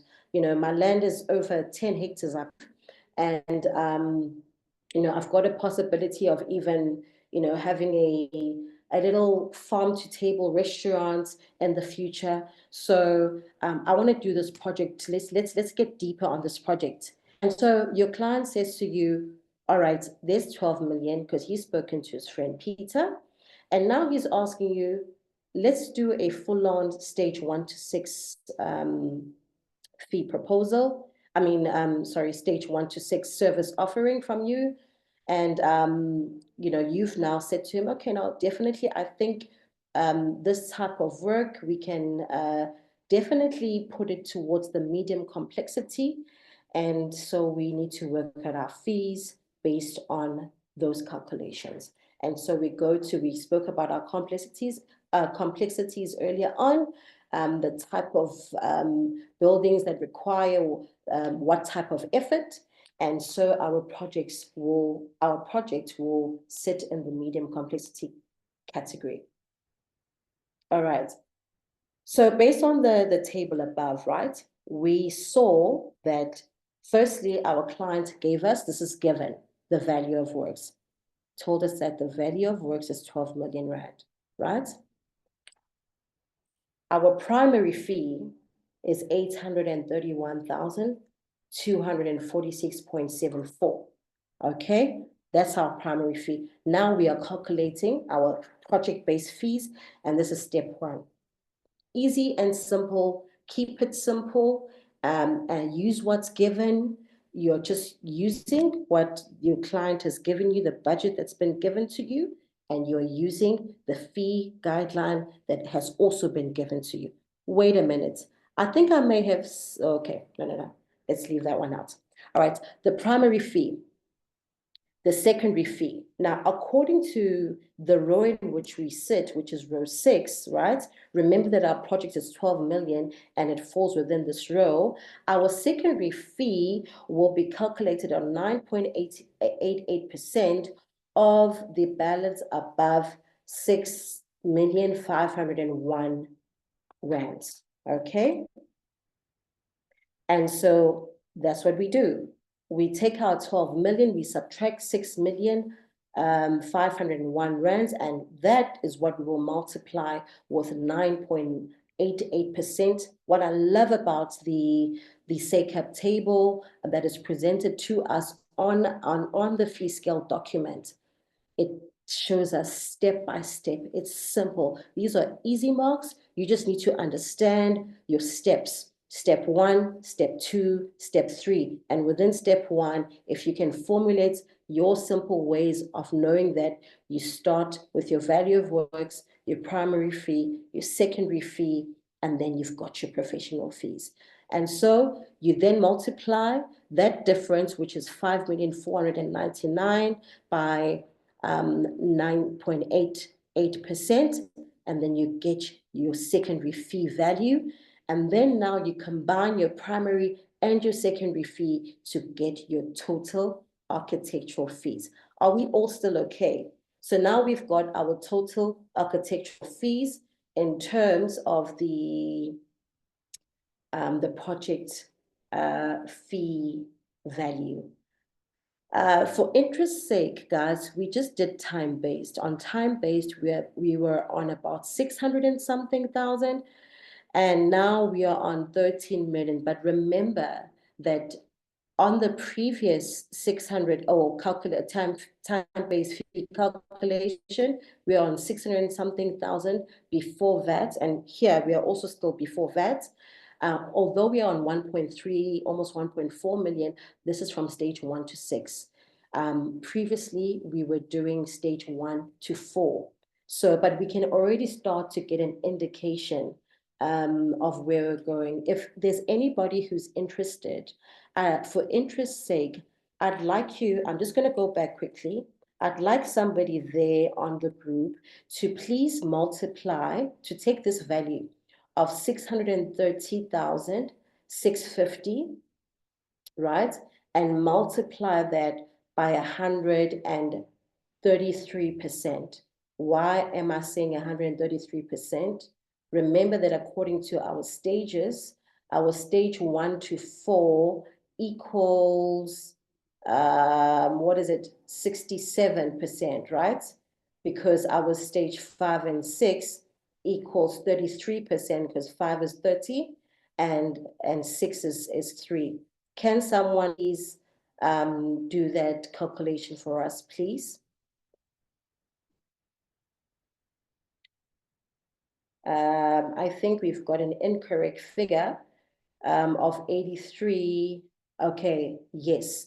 All right. So we've got 800. Thank you, Nicola. And thank you also, Richard. I just think maybe, yeah, yes, XVAX. That's perfect because we can do the comparison much better, comparing apples with apples because we are still XVAT at the moment. Okay, thank you so much for that, guys.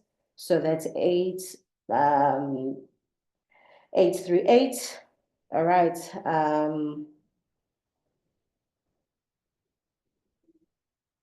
764. Okay, so comparing that with the 630. So can you see that we are already, I know that this may be for future use, but we are, we are building future leaders. You guys are already leaders, actually. So we are just making it official now. So we are already kind of 200 off, okay, from what the fee guideline would give us. So, which is why I was saying it's always good to always check whether your fees have been done correctly.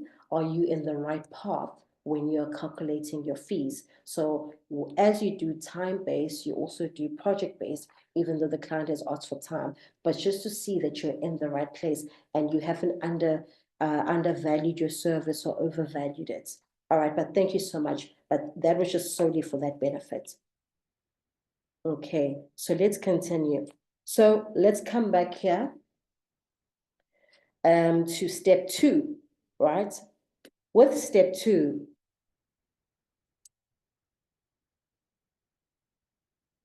right?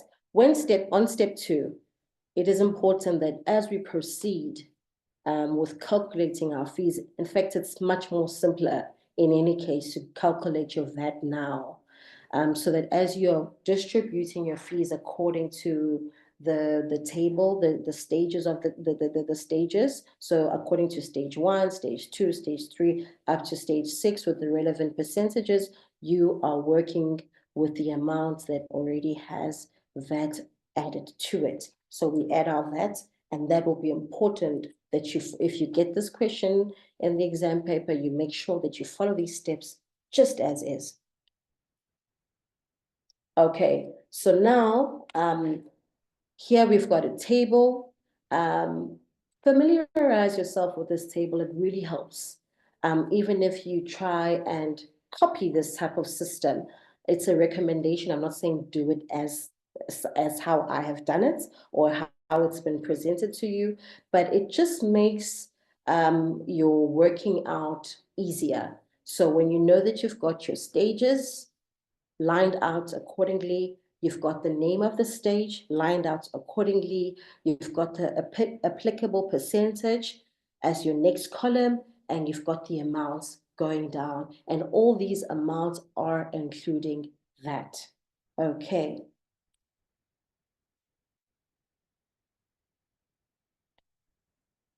Okay, oh, right, let's go back. So, oh, Right, so we are basically done with the fees. So those were the fees. Whatever questions or maybe clarities that you may want to have, we can address all of those perhaps at the end. And I think we've got our colleagues in the group as well who are responding to questions that we may have. I need to be very, very cognizant of time as well, so that we have that gap to be able to do all the things that we need to do. But this is our work in stages. You can, as you are studying, you can cross-check yourself if you are doing your fees accordingly, and if they are making sense. You are able to just follow the guide, and it's pretty simple. I promise you, this section, you can score your marks by just understanding your steps. It's much easier than maths core. All right, now we have VAT. All right, we're going to speak a bit about VAT. We're not going to go very, very deep about that, but it's important because we want to stay relevant, and we are making sure that all the content that you are getting, it's not just about calculating fees, but it's about understanding why you're even paying VAT, right? So just a general overview, right, about VAT. So you've decided to start a business and you want to incorporate a company. So there are some essential elements that you need to know before you start a company in South Africa, right? So there are different types of companies, okay? And there are acts that govern the company. There's a Companies Act of 71 of 2008. So you need to know, the type of different entities that are, that are presented, and know the different advantages and disadvantages of them. I don't want to really go into a lot of detail on this, because I think that this is more textbook. It's just something that, it's here as in the workshop, meaning that it's important for you to know. All right, so it's important for you to understand the different types of companies, that you've got limited companies, private companies. What is the difference between a private and a public company? What is personal liability companies? What are state-owned companies? What are NPCs? Previously we used to have CCs as well, but those are not available anymore unless you buy one off the shelf. All right, so this is just the Companies Act at a glance. Okay, so two types of companies may be incorporated under the Act, namely non-profit and profit companies. So when we are in the business of architecture, we're in the business of making money. And as much as you may want to do work in communities, maybe you want to do pro bono work, maybe you want to, help out organizations that may need your services and make a difference in your community, but you are in the business, to not just social entrepreneurship, but you are an entrepreneur that wants to make money and have a sustainable income, right?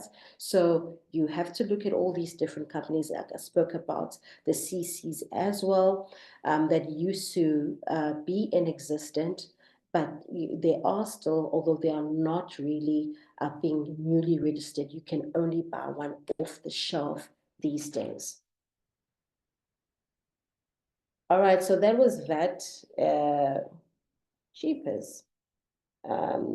Yes, so that was VAT and the Companies Act. Not much on that, so that we can then be able to move on to our SANS document. All right. So we are, I think with the study material that you guys have received, you've seen how the questions are being asked in terms of SANS 10400, all right? So what the approach that we are also taking this time is understanding the importance of our compliance as professionals to the SANS 10400, how it not only impacts the performance of the buildings that we are designing, but it also, it also impacts the municipal submissions. So we are finding that other problematic areas, excuse me, can I just have a glass of water? Sorry, a drink. What we are finding, the problematic areas that are prevalent are the submissions, right?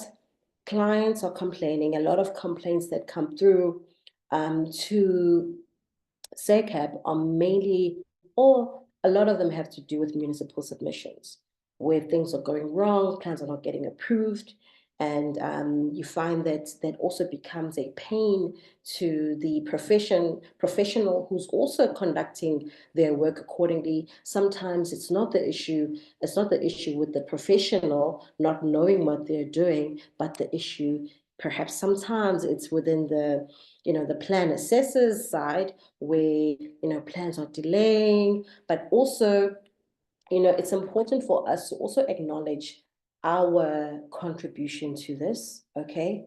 We need to make sure that as professionals, we are complying. We are conducting our work to the highest level of professionalism, and we are understanding what is required for us to process plans at the municipality. That does not mean that you will not have perhaps a referral or two, but, excuse me, let your referrals be also based on your understanding of what you are doing. You as a professional need to avoid unnecessary referrals, which lead to client dissatisfaction. Okay, so the typical submission, we're going to speak a bit about submissions. So the typical submission of a checklist, right? It's not limited to this, but you will find a general checklist that will apply to municipalities. Sorry, I just put a question from Lizelle's iPhone. Okay. Oh, she was responding. Is there a difference in calculating costs in tribal authority versus municipality? According to SECAP, no. But according to what the industry offers us, we get a lot of challenges there. So this is a whole discussion that we will need to have on a different day. But we'll get to more questions and answers later, and we can discuss this in detail. All right. But how we calculate the fees, no. The fees are calculated the very same. And then the typical submission checklist. So, this is just typical, right? This is from one of the municipalities, but you find that they're more or less the same. Some municipalities will require more, but this is pretty standard to most of them. When you submit your plan, you know that it goes to land use management first.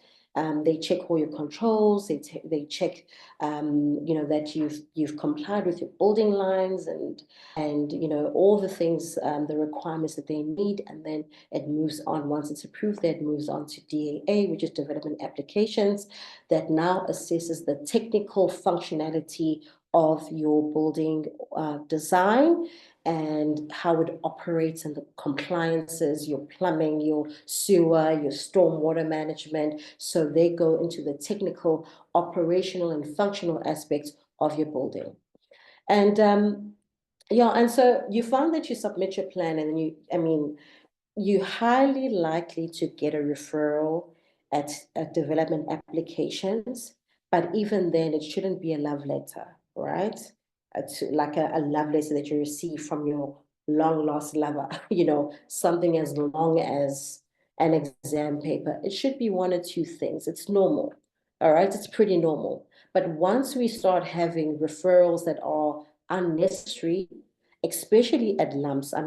Lumps department is pretty straightforward. You build within the building line, you check that you've got your servitudes, you check your title deed, you correlate all your information and make sure that whatever's on paper in terms of the title deed, the SU diagram is on your drawing. It's pretty simple. And you make sure that your building it adheres to the controls that are given to you. All right, so these referrals or errors or non-compliances, which are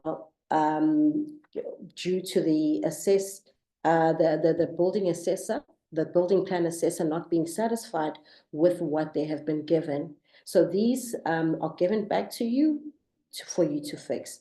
If they're unnecessary, it just becomes a nightmare, not only for you, but only for the client. So, and then it impacts on how the project develops. It disrupts, it disrupts the construction pipeline. Maybe in the beginning, as you've explained to your client in your different stages, you've done the design, you guys have got a project plan, it's delaying the time that you can hit the ground in construction because your plan is stuck in the municipality with unnecessary referrals. SECAP has been doing an excellent job in liaising with the municipalities on how to expedite and process plans, and reiterating the importance of efficiency and how lack of efficiency in any critical stage of the project affects the critical path of the project. So for built environment professionals, there are impacts such as resource inefficiency, because you'll have additional costs. The time you're running back and forth the municipality, you fix this referral, but you haven't, fixed the other one properly. It becomes another referral. There's a waiting period that you need to adhere to. The client needs to be aware of all of this. So all these back and forths also affect you as a professional. It affects your cash flow, if a project stays longer than it should in your office, it becomes a liability. So a project needs to adhere to its timeline, if not less. Okay, it can also damage your reputation. Being blamed unfairly for systematic delays, which we just spoke about, can also be a big problem. All right, but you want to make sure that when investigations, even as you're explaining to your client, if you make sure that you have your work to the T, you should be able to deflect some of that tarnishing. And there's also a scope creep, because you find yourself doing work that you are not compensated for due to the back and forth. All right, and also just the compliance perhaps that may have been happening on your side. So there's also financial costs to the clients, frustrations, and broken of trust, because why? The professional team is letting them down. They've trusted you. All right, so now we are going to just briefly look at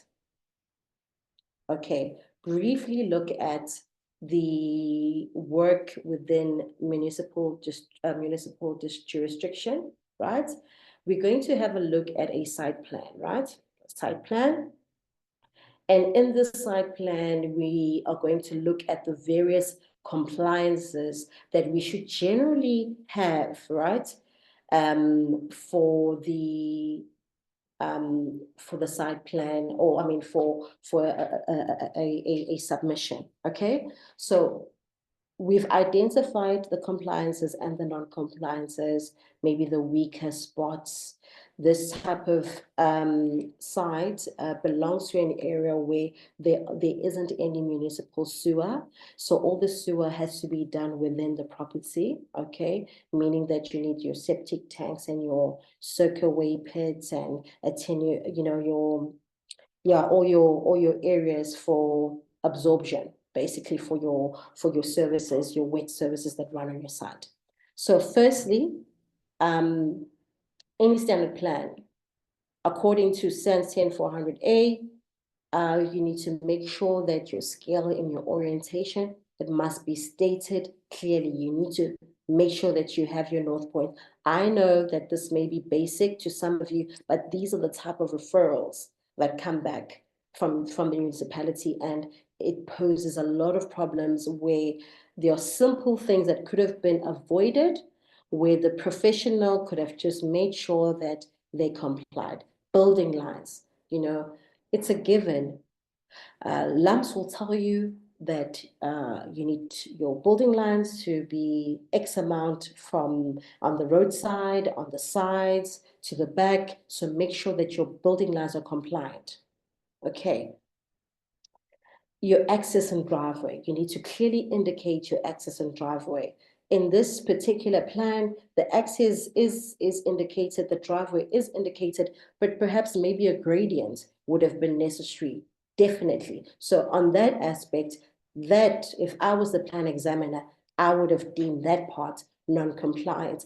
I need to know what the gradient is of the driveway. Okay. And then we need wastewater disposal. Okay. Do we, does our plan show our wastewater disposal, even if it may not indicate, or the colors may not show very clearly, but as assessed, the plan does show that it is compliant with SANS Part T. Okay, it looks compliant, all right, and wastewater disposal. Yes, we need to also make sure that we are compliant with SANS 10400 parts P. So we are just relating a simple side plan on how it relates to the SANS document, right? The swimming pool and fence needs to be compliant according to SANS 10400D for safety, all right? And the wastewater into the municipal sewer manhole needs to be also compliant with SANS 10400P. All right, so all of these need to be adhered to. The stormwater management, the same, needs to be compliant. Do we have the soakaways? Yes, we do. Okay.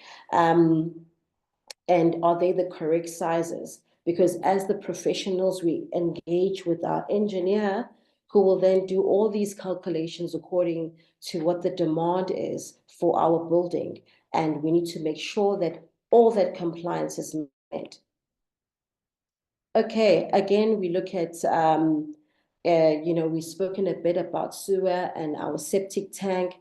There's a compliance that the rotting eye must be 1.5 meters. We need to have a rotting eye 1.5 meters away from the septic tank, and that's that rotting eye. That's a compliance, again, for SANS 10400. We've got another compliance for contour levels. Our contour levels need to show with levels, but you can see that we're not exactly compliant, although we have side pegs, which not all of these pegs are showing on this plan. So there are pegs mixing for corner beacon E, F, D, and C.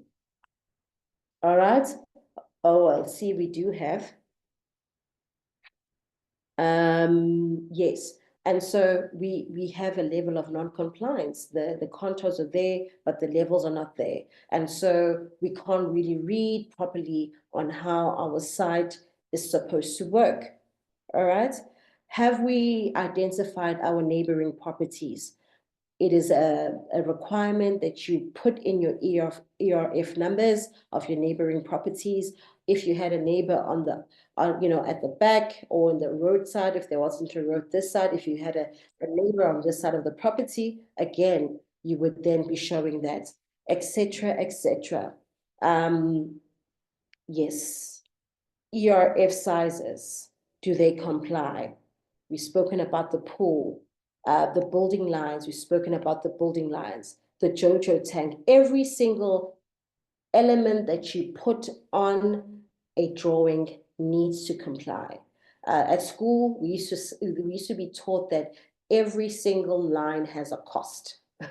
And so it is the same. The cost of our building plans at municipality is firstly compliance. All right, I think that is the last of our slide on the SANS. If we could just go through all of this, I'm sure that the information that the SACAP team is going to provide to you will assist.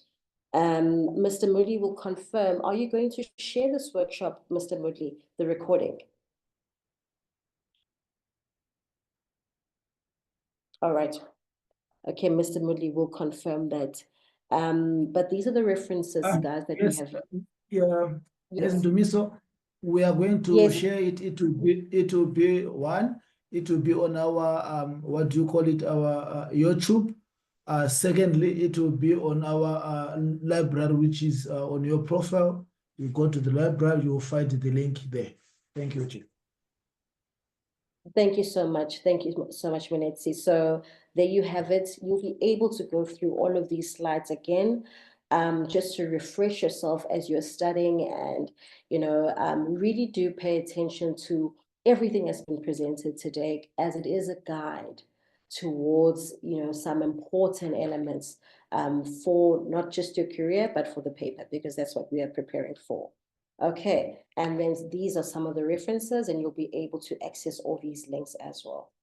Okay, I would like to thank you. I am done with my session, and I'd like to hand over Mr. Moodley. I know that we are going to move on as per our program. Can you please help us out on what do we do now? Thank you. And guys, whilst my colleague comes in, I just want to wish you the very best on your exam, and please just make use of of SECAP and all the resources that have been provided to you. It is enough to equip you for the paper. I think your focus right now, even the questions that you ask, please, let's try and focus on trying to understand on what we need to do for the paper. All right, I wish you all the best, and I thank you for your time. No, Demisa, I think before you go off, there's quite a lot of questions on. We're going to open up question and answers now. There's quite a lot of questions on the chat, I think, which needs your expertise and your attention to. I think if you can just go through the chat and see which one is relevant and see how best to answer the rest pertaining to the PPE and the other stuff that I see there on the chat. I will tackle that, and then I'll go through the demo with them and go through the PPE exams, because I see there's quite a number of questions that's on the chat. The manner in which the questions are phrased is concerning me, because it means the fundamental process of applying for the PPE and the information that was supposed to be reviewed before applying for the PPE was not done.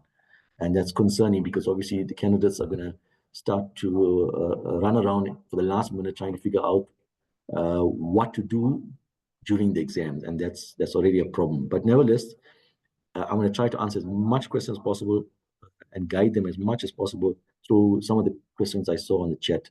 But if you can start with yours, and then I will do mine thereafter. Okay, so I'm going to try and go through all of these. I'm just trying to see. I wish there was a way of pinning them. All right, I'm going to just go back, guys, and then see how far back I can go. Okay. Are we able to have access?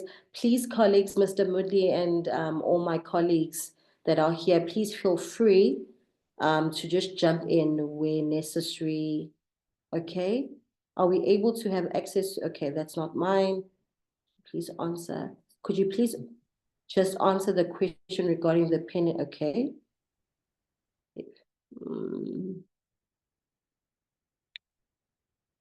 Okay. Okay, guys, I'm just trying to go back. Well, I'm coming down now. Will the table for time-based fees be given in the exam, or must you memorize it? The table will be given. I missed this answer. Where will we be able? Okay, will we be able to find this PowerPoint after the webinar? I think that's been answered. I think that has been answered on how it will be shared. Okay, it'll be uploaded, just to give clarity, it'll be uploaded onto the SECAP YouTube channel. The link will then be given to everybody. They can access the PowerPoint presentation as well as this recording as well. so that if they miss something, they go back and review it. All right. Okay. All right. Please explain the percentage multiplied again. All right.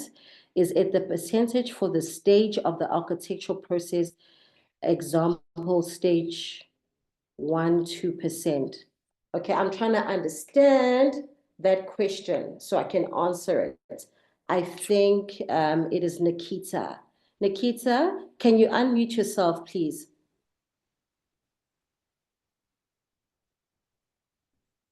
If you are still there, all right.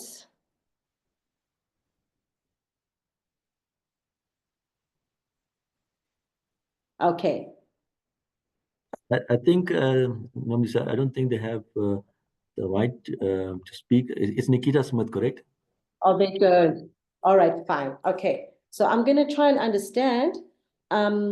Okay, I see someone responded, this is a time-based fee. Is it the percentage of the stage of the architectural process? I'm really not understanding the question. I wish I could understand it a bit better. Can you hear me? Yes, I can. Wonderful. Okay, thank you. So we did the time-based fee. The calculation you gave was the amount that they earn, the annual cost divided by 100 times the relevant percentage. I just wanted to know what relevant percentage was. So the relevant percentage will be based on the table. All right. So I'm going to see if I can, gosh, I've got multiple screens here. I tried to actually share the screen. Let me see if it works. Okay. Because the Please tables tell me I've if you- gotten have said person in company, it gives their specialty or their role, and then estimated hours, but it doesn't give anything about a percentage. That's why I was asking. There is a percentage. So are you able to see this table? No, I don't see any table. Oh, there, now I do. You do. Okay. So if we go to, so we are all in one page here, right? So okay, so if we go to principles, right? Can you see that? Number one. I think just make it a bit bigger. Sorry, Namisa, it's a bit Bigger. difficult to read. Okay. Slightly bigger. All right, let's try. Is it okay? Much better, much better. Okay, wonderful. Thank you so much. Okay, so for example, let's just look at the first block or the second. Let's just look at the first block for principles. All right, we've got a specialist. We've got someone who's got 10 years experience. We've got another one who's got 10 years experience. Okay. So less than 10 years experience. So more than 10 years, less than 10 years. If you're a principal of the company and you are a specialist, so the percentage that gets multiplied per 100 is 22.5%. Do you understand?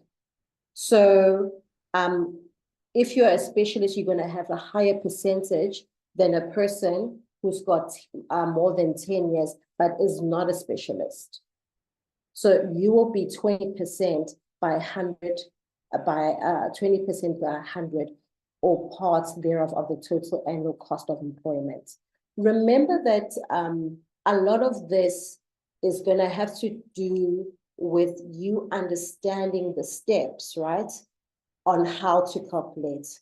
So once you have been able to understand the steps on how to calculate and you've practiced, you'll be able to have more ease with how time-based fees work. Just follow the steps. Would you be able to try that, Nikita? Just follow the steps. You'll get the presentation and just follow the steps. Even with this fee guideline, it shows us the steps. If you just follow the steps step by step, you'll be able to understand how fees are calculated on the time-based per category for each person. That's perfect. Thank you so much. I just didn't see this table. That helps a lot. Thank you. Okay, awesome. So this table, you guys should have seen it because it is in your study material, please make sure that you familiarize yourself and you practice this. All right. These are easy marks that you can get. You just need to sit down and practice it.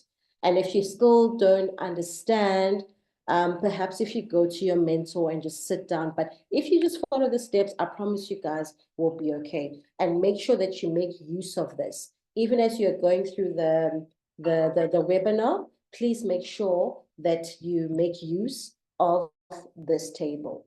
All right. Thanks, Nikita. Thank you so much. Okay. I'm going to go back to the chat and see if there's anything else. Okay.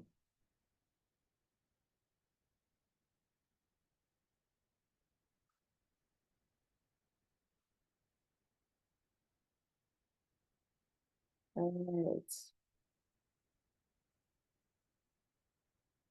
right.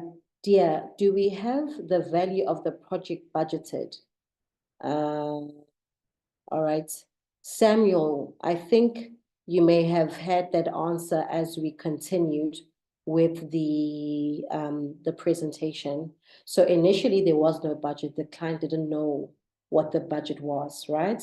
So then the client went and found out the budget and then presented that budget. Okay. Can you explain why you divided the annual fee with 11? Again, guys, this goes back to the table that we just went to, right? The steps, if you guys have studied, right, properly, you will see that what we presented was the actual annual income per individual. But how we get to the annual income of the individuals, okay, is through their monthly salary. So how SECAP has broken it down in the fee guideline is that they take the step before that, which is giving us the example of maybe saying Nicola earns 120,000 Rand a month, and therefore her annual income would be, how much would that be? If that's 120, it will be what, 1,440,000, I think. Okay, which is then the amount that we would use to do the rest of the calculations. Okay, divide by 100, etc., etc. Yeah, as we would have it. So that question relates to the fee guideline, which is something that you need to familiarize yourself with, guys. Don't make me nervous. Please go and familiarize yourself with that. Yes. Was the And you- percentage? Yes. I think while we're still on the fee guideline, there is something I think we probably do need to clarify. There was a question in the chat regarding the more recent board notice 672 regarding to the fee guideline. I think we ended up discussing that probably it's the most recent one, but it's not what the paper is going to be based on, I believe. So I think Ricky can come in more on that because I think we probably, because though I think the one you even have open right now is probably 471 of 2023. That's the board notice that's here, and that's what these people are going to be tested on. So I think there was a bit of confusion because a lot of them were assuming because there's a more recent one, that's what they're going to be examined on. So I think that will sort of help a lot of people. But Ricky is just going to come in through and just give I more. think just to advise the candidates, they are to review the syllabus guideline and the study material guideline that was published by SECAP on the SECAP website. And when I looked at the question and then I looked at the guideline that was published, right, the guidelines refers to 471 of 2023, even though I see that there is a 672 of 2024. The fact that on the syllabus guideline, sorry, on the study material guideline, we make reference to the Act 471 of 2023, we are to utilize that, please, because that's what was published. Okay. Thank you so much, Vincent and Mudley, for that. I think also what we also need to just understand Just to add to that, that the principles on how to calculate fees, I'm just speaking on the fees aspect, is the same. It's just that there's been revisions of certain aspect. So I think even as we're doing our past papers, we're looking at past papers from 2021, whatever the case may. Well, you know, I'm not sure how far you're going back as per your choice, but the same principles apply. Okay, so And it's also, important. as they go through the, sorry, no, this. I think as candidates go No through the problem. past papers and they review the past papers, the most common errors that we find within the PPE is the VAT. People go through 2012, 2013 papers where VAT was 14% and forget about the fact that current VAT is 15%. And during the calculations, when they do the calculation, they apply 40%, 40%, and we obviously, that's 40% is wrong. And when we start to interrogate the candidates, why did you use 14%? It quickly eliminates that they reviewed the past paper, which shows 14% in the past papers, and that's what they didn't account for the new VAT percentage. So I just wanted to highlight to the candidates that they need to be wary of the fact if you're going to past papers 2012, 2013, 2014, whatever the case, be wary of the VAT percentage. And as Non-Minister said, VAT is 15%. Okay, sorry about that. Yes, yes. No, it is well. So yes, guys, VAT is 15%. Just make sure that's the part you need to memorize, that VAT is 15%. But in terms of the principles on how fees are calculated, whether you use this year's table, last year's table, fee guideline, the previous year, it is the same. All right. So I just want us to not, you know, have anxiety about those types of things, because I know that whichever table to calculate fees that you'll be using, it will be provided to you. All right. Okay. So now I've lost some of some of my comments.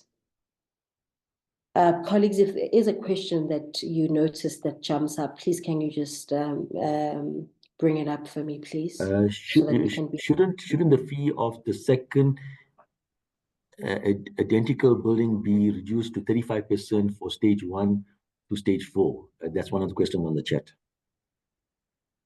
Yes, that can also be done. So what we were doing in this aspect, we were just firstly establishing a project value, or working with the project value and providing those. So, but that's the next step, yes, that can be taken, especially for those repeat buildings. Yes, we can take the step. I was keeping content relevant. I won't say much. Why am I saying that? But I was just trying to guide you and according to the direction that we should go as we were studying for the exam. All right. So I was focusing on the most important things. Okay. But yes. The next question is do we not have to factor in the factor that 2 times of the buildings are identical in the fee calculations in time-based fees? Yes, with the time-based fees, remember that also you have the control there. See, now you can even start seeing where your gaps are. You have the control there. You have prescribed the time that it's going to take. You know, so those are all the things that when you are working out time, you'll then, you know, factor that in and put that relevant allocation that you're going to give for that repeat building. Yes. Okay, the next question is, when working on project cost-based fees, what happens when the final project cost pushes the project from one fee scale bracket to the next? Is the secondary fee percentage,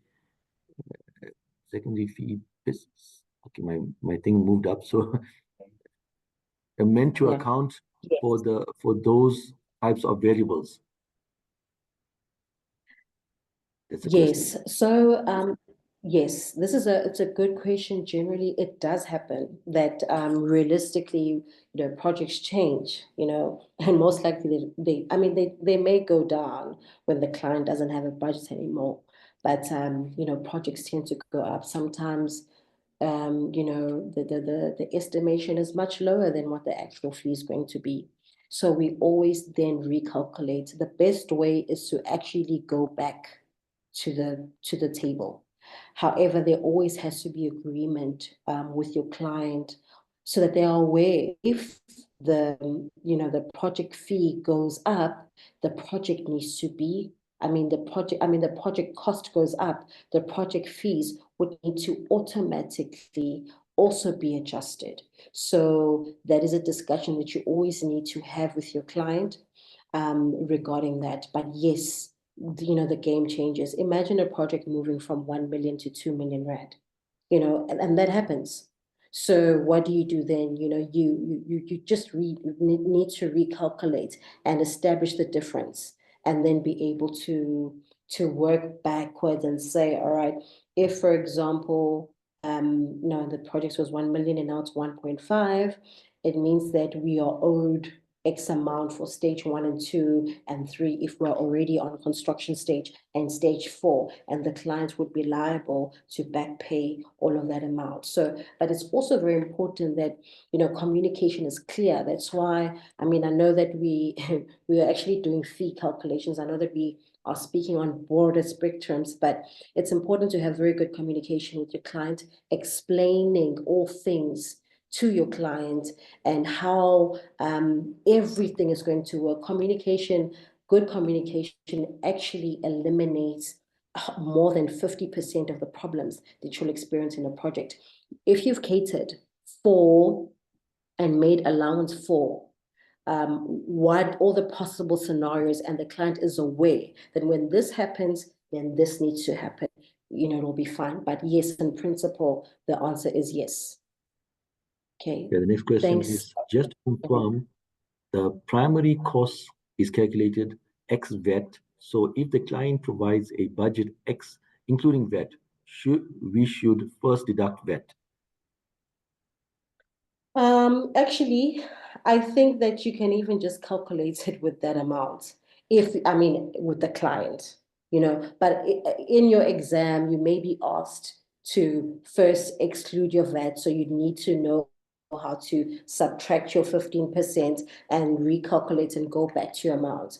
But in real life, I don't see how it makes any difference. But I think that, yeah, I don't see how it makes any difference. Reason being, when we are doing our stages, in any case, we are doing our stages where VAT is already included. Okay, so I think you just make your client comfortable if we are talking about a client, but if we are talking about an exam, whatever is required of you will be stipulated to you. The next question is there a difference in calculating cost in tribal authority versus municipality? Municipal. There's no difference. The calculation is the same. It's the same, but the offering may be different, but in terms of your question, the calculation is the same. Okay, the next question, I think this is for me. It says stands 10,400 in paper 1, closed book. Paper 1 is strictly closed book. Paper 2 is an open book exams. So anything to do in paper 1 is strictly closed book, and paper 2 is open book exams. Then say, will we be examined extensively on any part of SANS 10,400? Guys, I think it's clear that as per the guidelines, study materials, the guidelines, the syllabus guideline, the SANS 10,400 is being tested on. We cannot stipulate on what aspect, and I'm hoping that you guys paid attention to what Dumisa was going through, and we're doing this workshop not to steer you left, to steer you into the exams. Unfortunately, you need to pay attention and apply what is being taught. Again, we can, if there's 10 examples within the SANS document, I'm using example, we cannot give you the entire 10 within this workshop. We'll give you a portion of it and an understanding of the remaining. I'm hoping that you have applied your mind and listened to what you had to say. Okay. Next one is, will we be given the complexity of the project, or do we have to decide this ourselves? I can't answer that question because that you will have to find in the exam. All right. So, but I think in terms of understanding the different complexities as they have been presented here, it is important to know them. Is there enough time to talk about fee reduction and adjustment calculation? I think the question should be is that within the something that will be tested? Fee reduction and adjustment calculation. No, there isn't. I don't have an allowance for that because I would like to steer you in the right direction. So whatever we've prepared, we're not saying this is what you need to know, but I won't be able to make an allowance for that. If you can just be guided, in certain directions, and make sure that you understand all things that you need to understand, and learn about. But I'd like you to just maybe speak to your mentor about this one for your information. Is that okay, Mr. Budley, if I answer that one like that?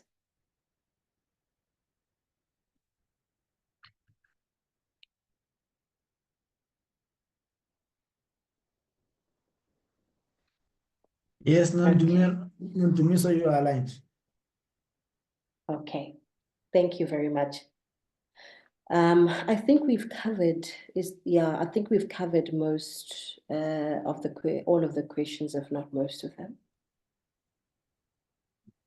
A lot of the questions I believe were answered, but I think for a lot of them, a lot of people, I think we should make reference to the guidelines, which can be found on our website, because a lot of these questions end up being redundant because you end up answering the same things. That I believe if we're gonna get into a webinar like this, we should come with some level of knowledge. You should have already read the guidelines, but I think they're very beneficial, and they're there to like, I think Ricky and you have said yourself, and we keep reiterating that they're there for each and every person's benefit.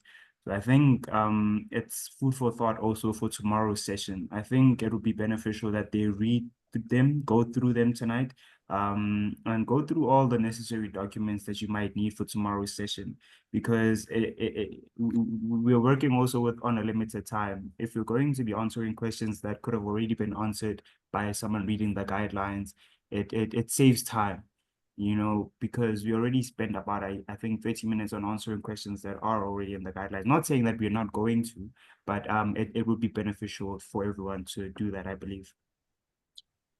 Okay, I think you can stop sharing, and I'm going to start to go through some of the other aspects, the demo exams, and then guide the candidates on where to find some of these documents. I get the feeling that some of them are not aware of where to find these documents. So I'm going to quickly guide them where to find it, and hopefully that will answer some of the pertinent questions that I find on the chat. All right. Okay.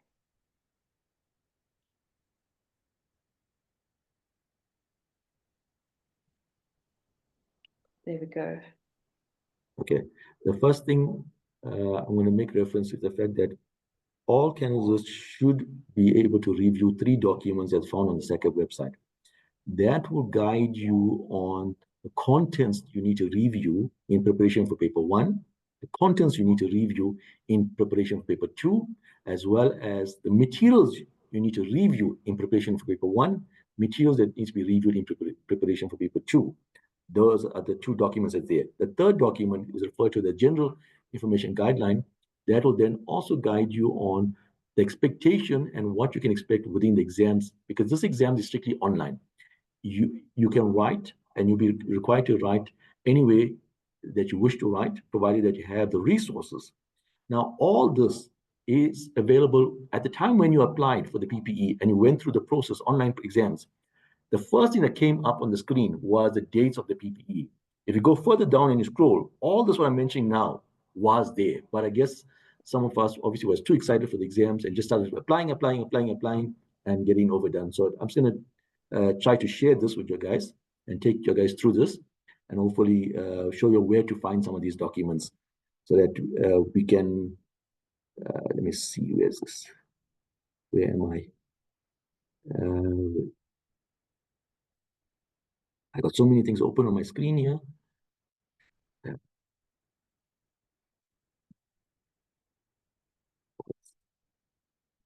So it's like just this going, so this going on.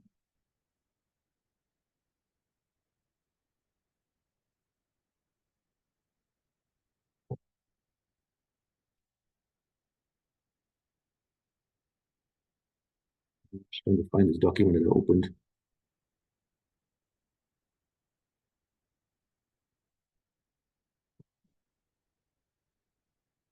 I need to go to the website to show them exactly. This is a sort of, okay. Are you sharing? Just go into the second website. You can go into the second website.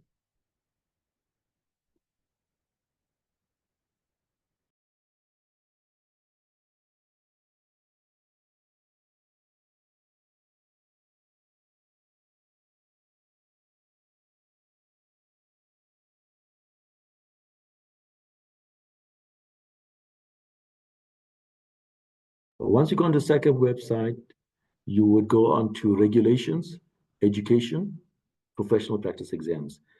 It'll get you to this screen here that you're seeing on the computer now, right?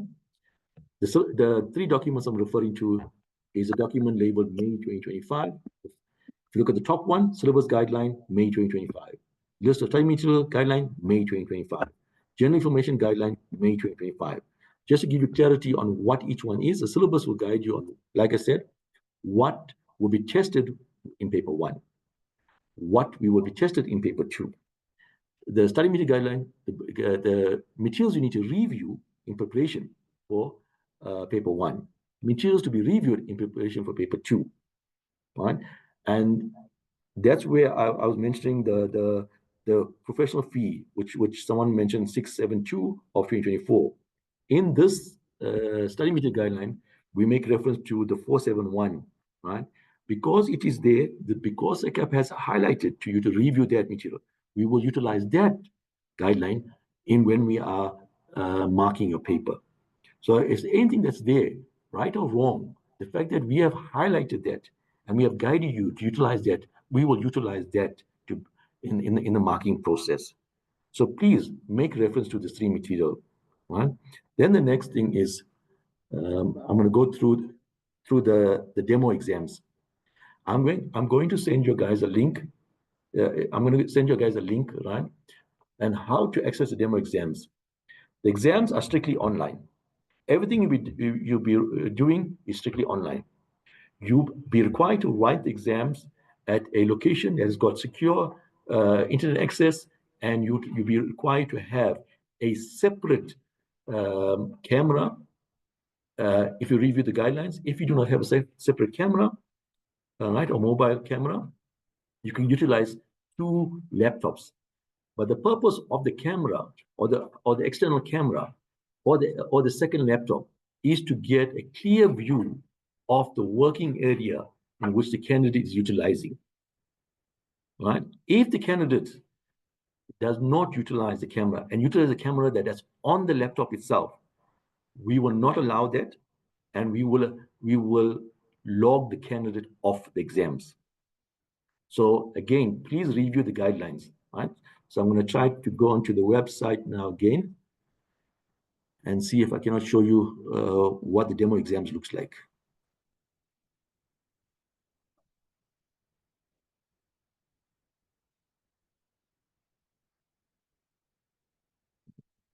Can you see my screen? Okay.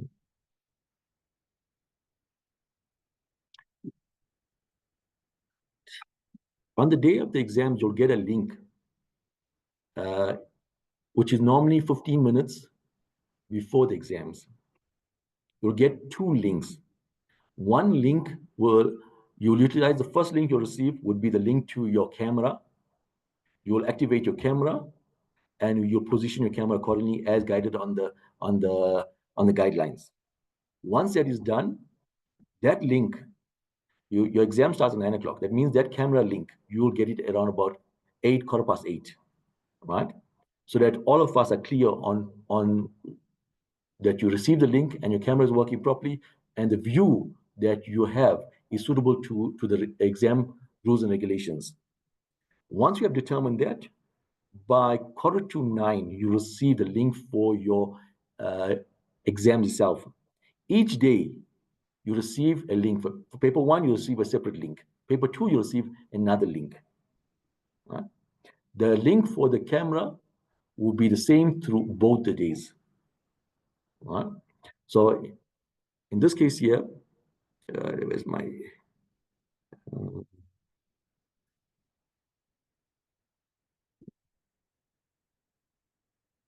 yes.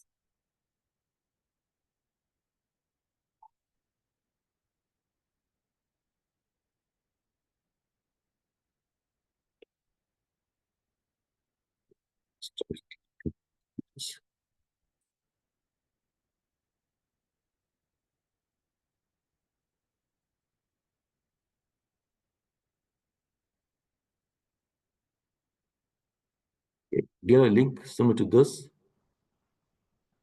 Here's another one.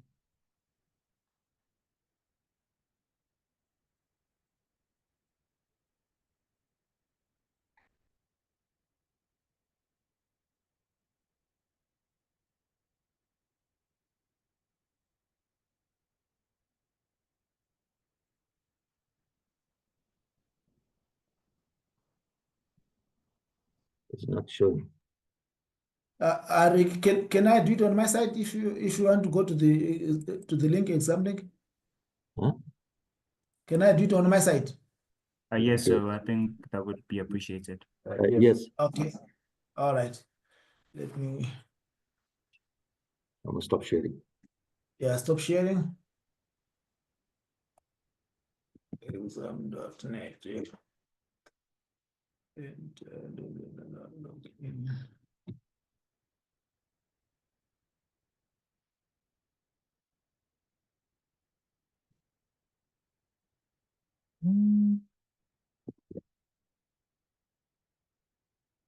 Okay. Let me call you back later. Sure.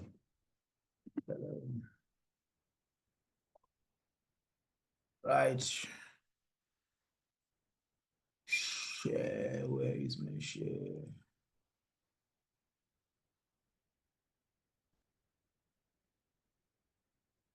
Screen 1.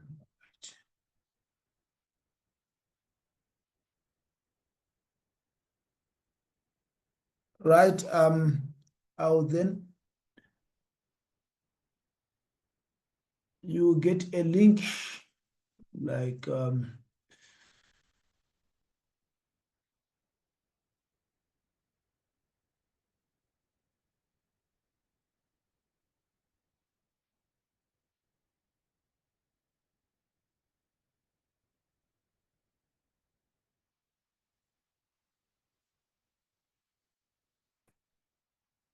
just open the link. Sorry, a bit. Send Ricky. Right. Colleagues, you can confirm if you are seeing my screen. We are seeing your screen. Right. They will get a link like this one. You enter. So once you receive this, where it says a student, on the name of the student, then Ricky will send you an exam code. So exam code is quite weird. You just code the one that you put here where it says exam. Please don't write your email where it says exam. Don't write your email. You only put your exam code. Let me take my exam code for this demo. Okay, copy. So this is the exam code. You can actually see the exam code here that I have highlighted, and you enter. So once you enter, there are three anti-cheating that are there. So you can either install the first one, or you can either go to the last one if you did not install anything. So all of us, you can just click continue with the website or on the website. So here now, you then populate your name. I'm just putting my own name here. Put my name, I put my phone number, I put my what is it, my SACAP registration. Okay. Then you click fetch exam. All right. Okay. Sorry, I forgot to put my email address. I put my email address. Okay.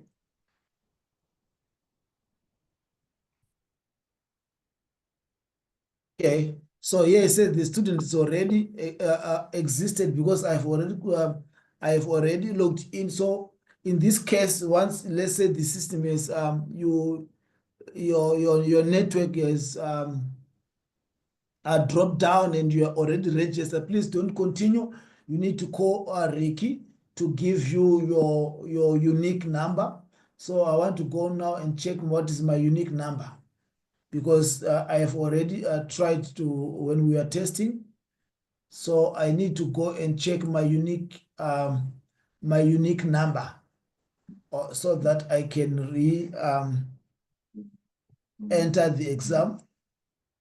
So I think this also number, just to add there, and when I say and to make the candidates aware that these unique numbers that he's referring to, for example, if you have started with question 1, 2, 3, 4, 5, at number 5, yes, question 5, you have then lost connection, lost the exams. As soon as we give you the unique number, you will start from wherever you stopped. But if you try to log in by yourself, you'll be required to start from scratch, yes. from question 1 again, and you lose time. Sorry about that, Messi. Okay, no, it's fine. Thank you very much for amplifying that. So you see, my first number here, the unique number is this one. That is unique to everyone. However, because I was in the exam already sometime and something happened, now this is the unique number that Ricky has given me now. You see, there's a hash and a number that comes in there. So I will then continue. So once I continue where I left, so if you check here, when I left there, I'd already used like 16 seconds previously. So my time here, there's my time, and you then continue on that. Now you click in start. So this is your exam. You can log in, and this is your work area that you can work on, and on your right, underneath there is a time check there. What is the time there? If you check, there is some materials that you can use. Here there is a calculator. We normally give communicate with the students. You see, I moved my mouse outside the exam. It's then logged me out almost immediately because I want to send something there. I want to send hello. Okay. I don't know whether you saw it now. I need to explain what's happened. Power failure. That is the reason why I was locked out. I click unlock. I will then have to wait 30 seconds until the system allows me to open. So it does this. It's an anti-cheating until. So please, you need to make sure that there is no other programs running on your computer, like other website open on your computer. The moment you hover your mouse outside that, it will lock you. So you see now after 30 seconds, it's out. And here is a message from the invigilator. It says, hi, probably is want to advise you something. You can actually reply to the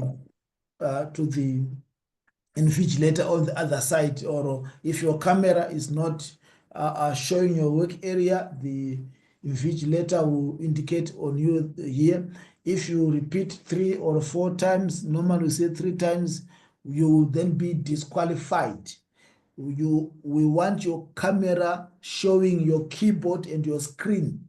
So you must use 2 computers or another camera that is not the one for the laptop, if you're using a laptop that you are using, because we need to check and to see that you will be it is recorded, and auditors will then come and audit. And sometimes we had some challenges of people working outside the their camera is not working, and we say that unfortunately you are being disqualified. And also to emphasize, in your room that you'll be working, it will be only you, unless otherwise there is a special arrangement for people with other disabilities, yes. But if there's no communication area, it will be the only you in that room. Only you. Sometimes people, they have a challenge with laptop setting up. We can allow people before we start the exam to be assisted.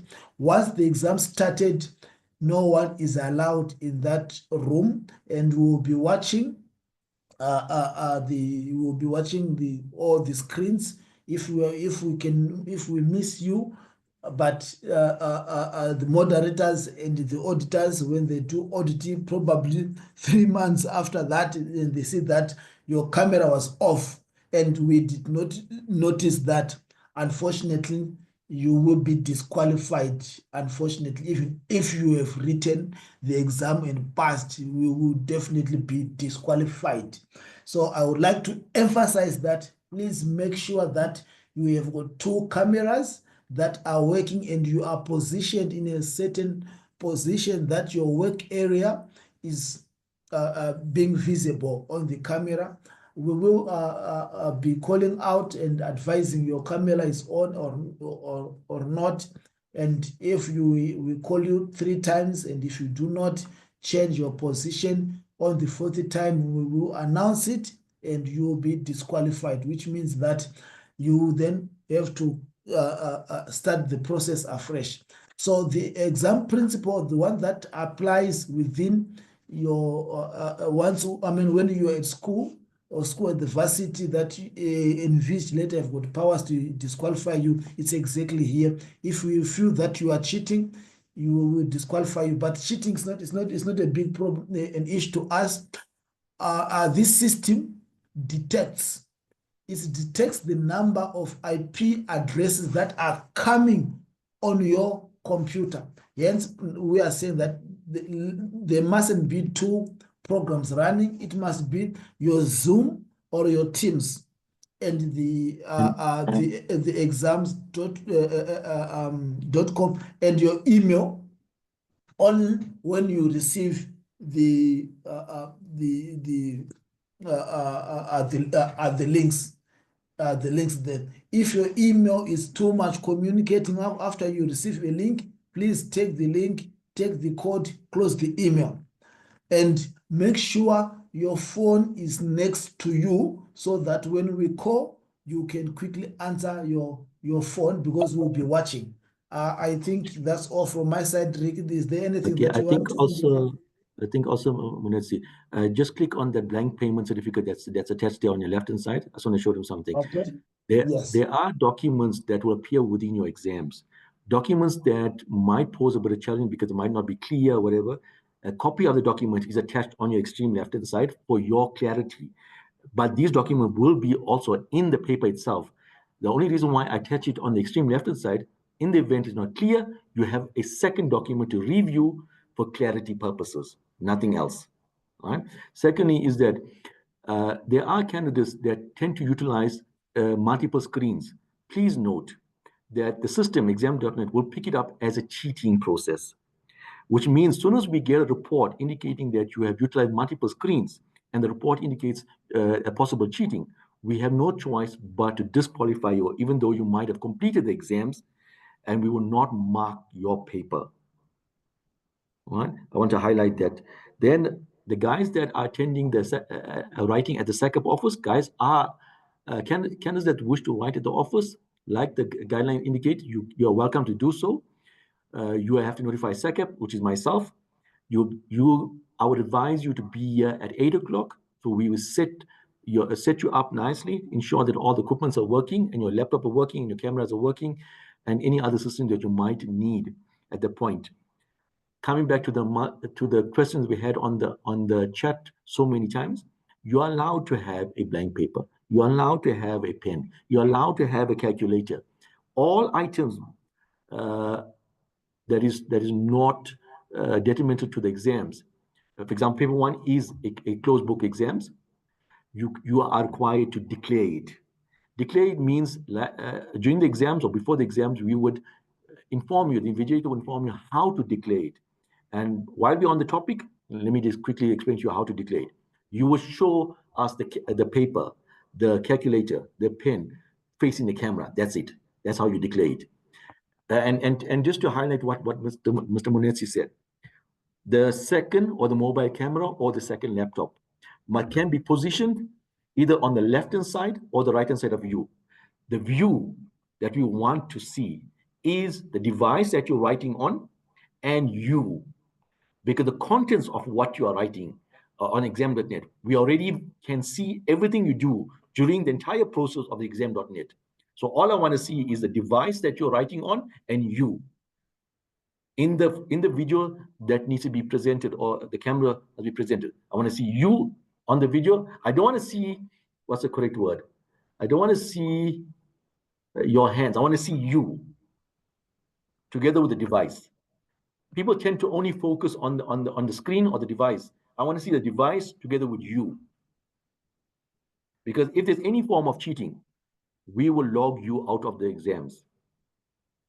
And you will get 0 for that exams. And candidates have tried to do strange things, and we would not want that to happen to you.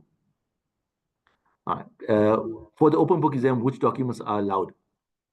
All documents that are stipulated on the syllabus guideline and study material guideline can be brought into the exams because it's documents that we requested for you to review.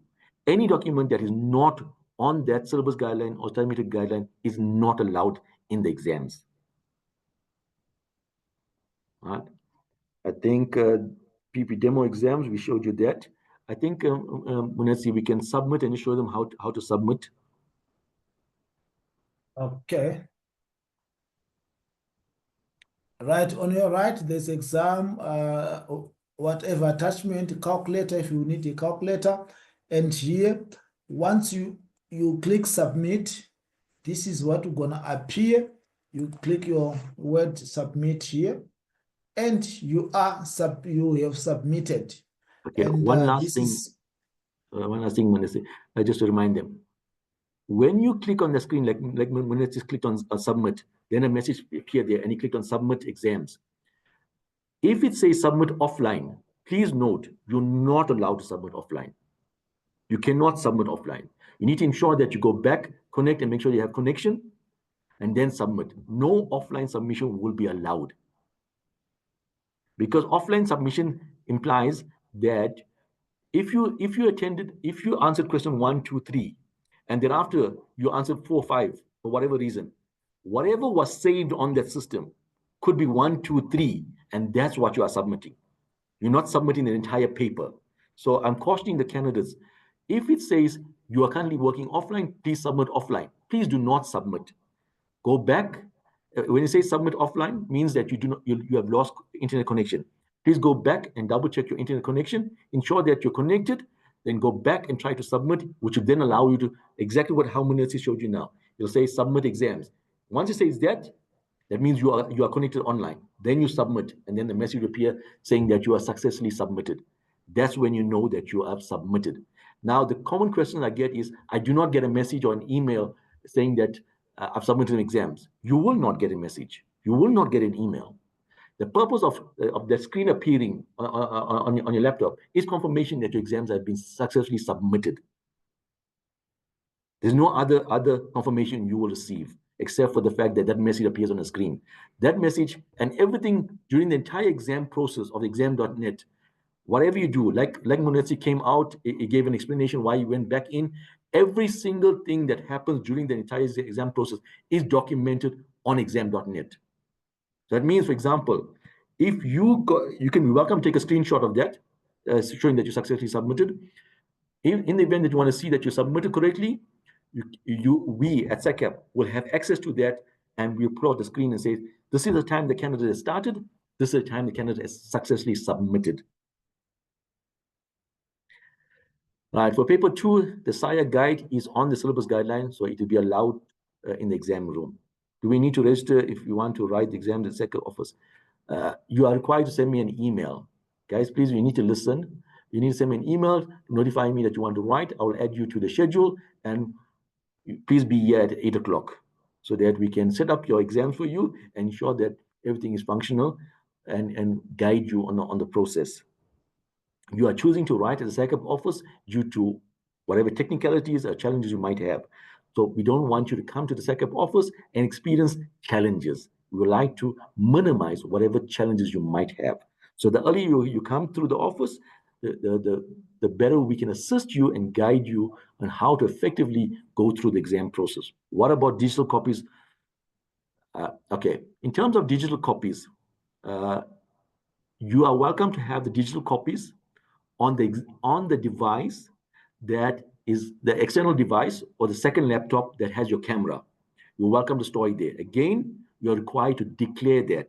I mean, inform the invigilator, I've got a second device where my documents are stored electronically. So when you are referring to and you are logging into the second device, and when we look at the video and the camera, we see that you are reviewing the second device. We fully understand why you're utilizing the second device for the materials. Is there any other questions? Yeah, Ricky, let me also clarify on that. On that, if you are having a second device, which means that you are going to have 3 devices there. That device with the your material, it must be offline.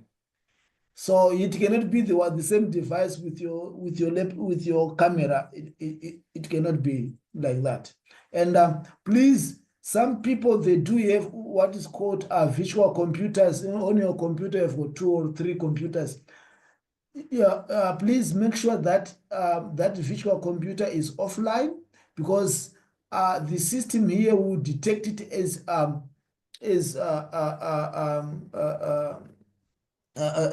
act of cheating. Sometimes it might think it's ChatGPT or whatever. It will then flag you. So after you have submitted exam.land, send us a report, if I'm not mistaken, after 24 hours, Ricky, of yes, 24 hours, all the people who attempt to cheat and the time, and sometimes it will give us the website or your IP address or the website that you were trying to access and whatever. So it is the one that we're gonna use based on that one to disqualify you. So it's a system generated, and we cannot go against that. Hence, we are saying, please don't open other website other than the one that we said, your Zoom, your team, your email only.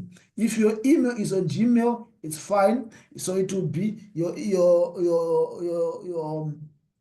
what do you call it? Your exam.net and your Gmail. The moment you copy and the exam link and the exam code, please close that tab for Gmail.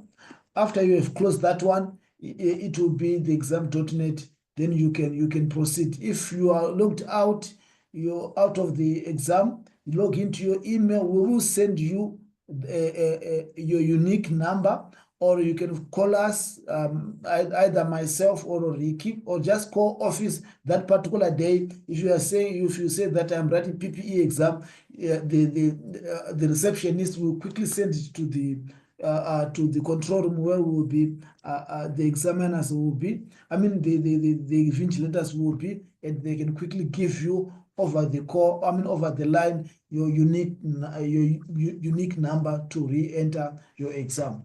Thank you, colleagues. I think the one last thing that they want to say, they are requesting for what happens during the restroom break. Okay, so we normally allows you to go to the parliament and debate.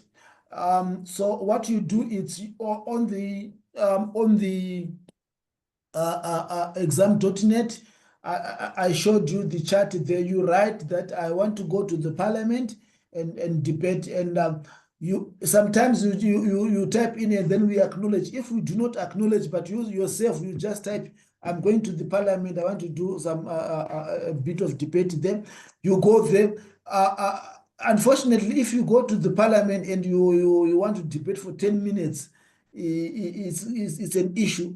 So we give you a maximum there. It's 5 minutes, which is but 2-3 minutes is the normal that we normally give for you to go and debate. And when you come back, you write, I am back. Because if the invigilator might not see you at that particular moment, the reviewers and the auditors will then check and see that Munetsi left for here, but on the document there, he did not write anything.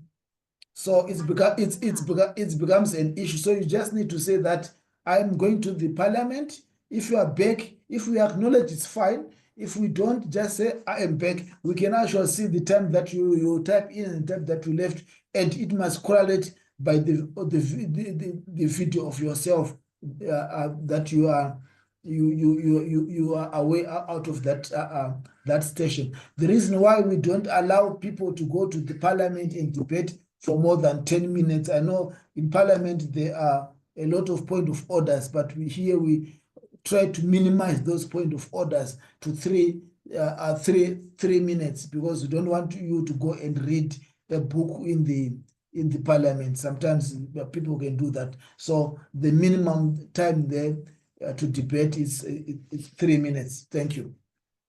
Okay, I think there's a question pertaining to the exam.net and your electronic copy of your soft documents. Please, if you misunderstood what Munetsi said and I said, your soft copies of your documents cannot be on the device that you're writing the exams. Must be on a separate device, all right? Because if the soft copies, your JBC3 documents and other documents are on the device that you are writing on, then you'll be required to switch from one screen to the next, and the exam.net will not allow you to do that, right? So your soft copies should be on a separate device, not on the device that you're writing. Next thing is, are you allowed your own notes? Please note, the guidelines stipulates clearly you're not allowed to bring any notes, handwritten notes, into the exam room. If you found, you will be disqualified. If you put sticky notes onto your guides, that will be allowed. And that is, again, the open book exams is only for paper 2. Paper 1, no materials allowed except for, like I said, the blank paper, your pen, your calculator, your ruler, those things are allowed. Study material, 0 is allowed in paper 1. Then the next question there is, the restroom we answered. Can you bring a digital camera if one chooses to write at the second?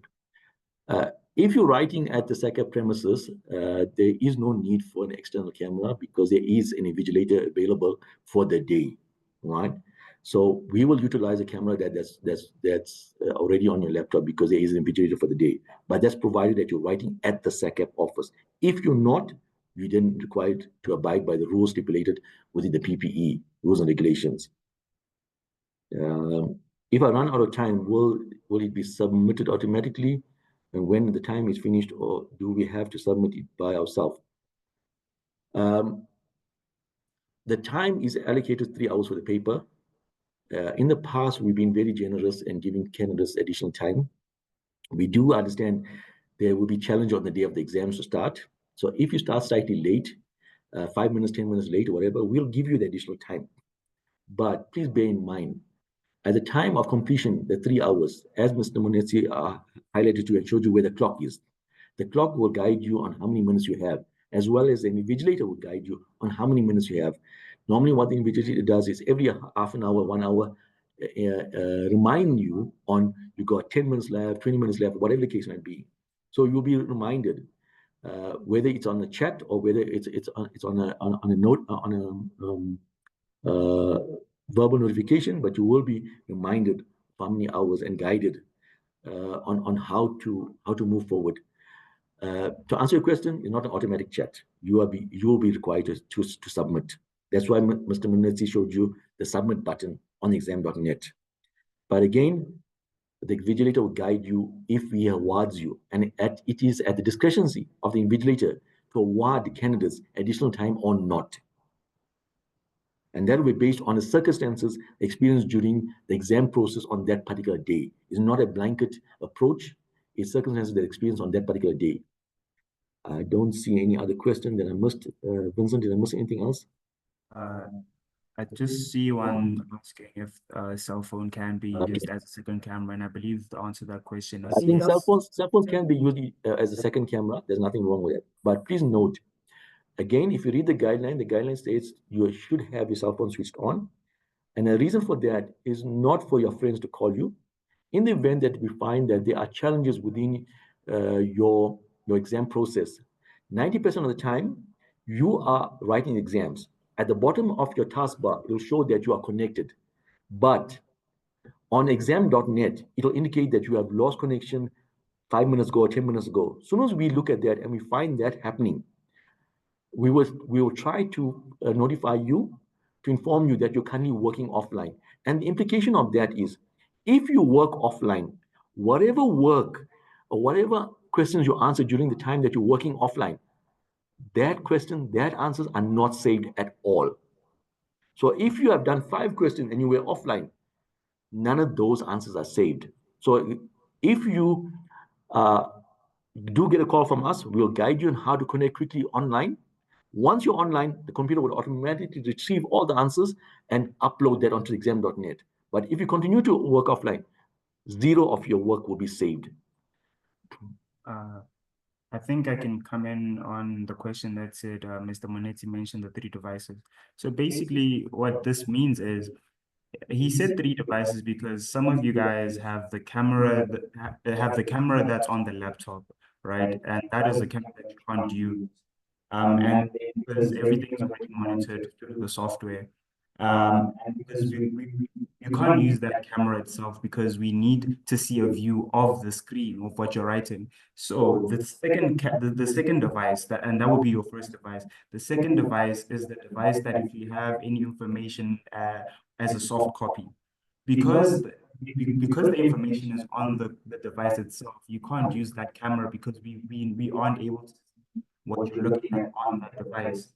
So that would be a second device. The third device would then be the device that sees everything. So for example, you have your laptop that's in front of you, that's what you're going to be writing on. And then you have your second device, say it's a cell phone or say it's another laptop that has soft copies of the information that you're going to be using to write your second paper. You can have that on the left side of you. And then you have your third device that can pan and see both of these devices. So that makes sense that you can't use the cameras on these other 2 devices because the devices have information on it and we need to see exactly what you're using.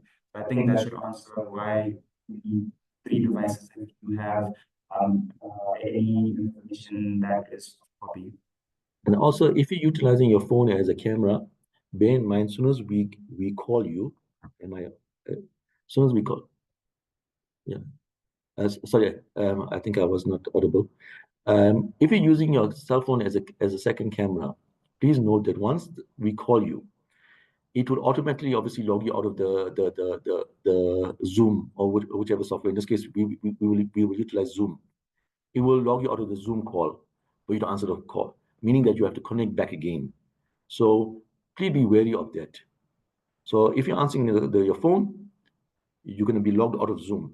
So as soon as you finish the call, you need to log back into Zoom.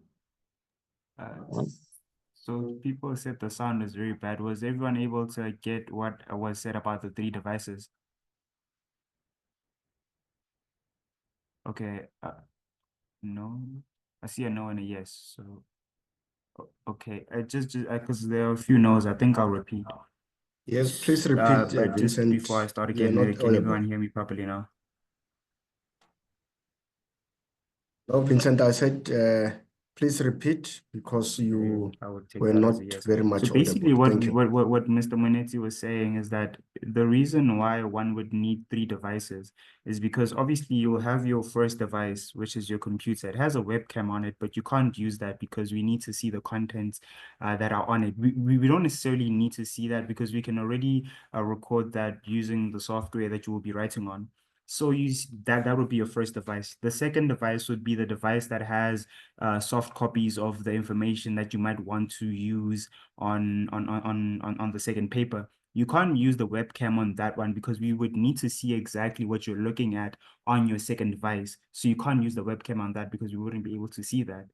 That's where the third device would come in. So you would have your laptop in front of you, and then on the left, you would have your second device. Say it's another laptop that has information that you might need. And then your third device will then be the device that has the camera, because that one doesn't have information that you're going to be using. It would just be a camera. So these two, you can't use the camera on them because we need to look at them exactly. So in front of you will be your laptop. On the side of you will be the device. On the left-hand side or the right-hand side will be the device that has the information in soft copy format. And then on the other side of you will be the camera that sees both of these two devices. So we know what you guys are looking at. So yes, basically you do need one camera if the soft copy, if you're not going to be using any soft copies.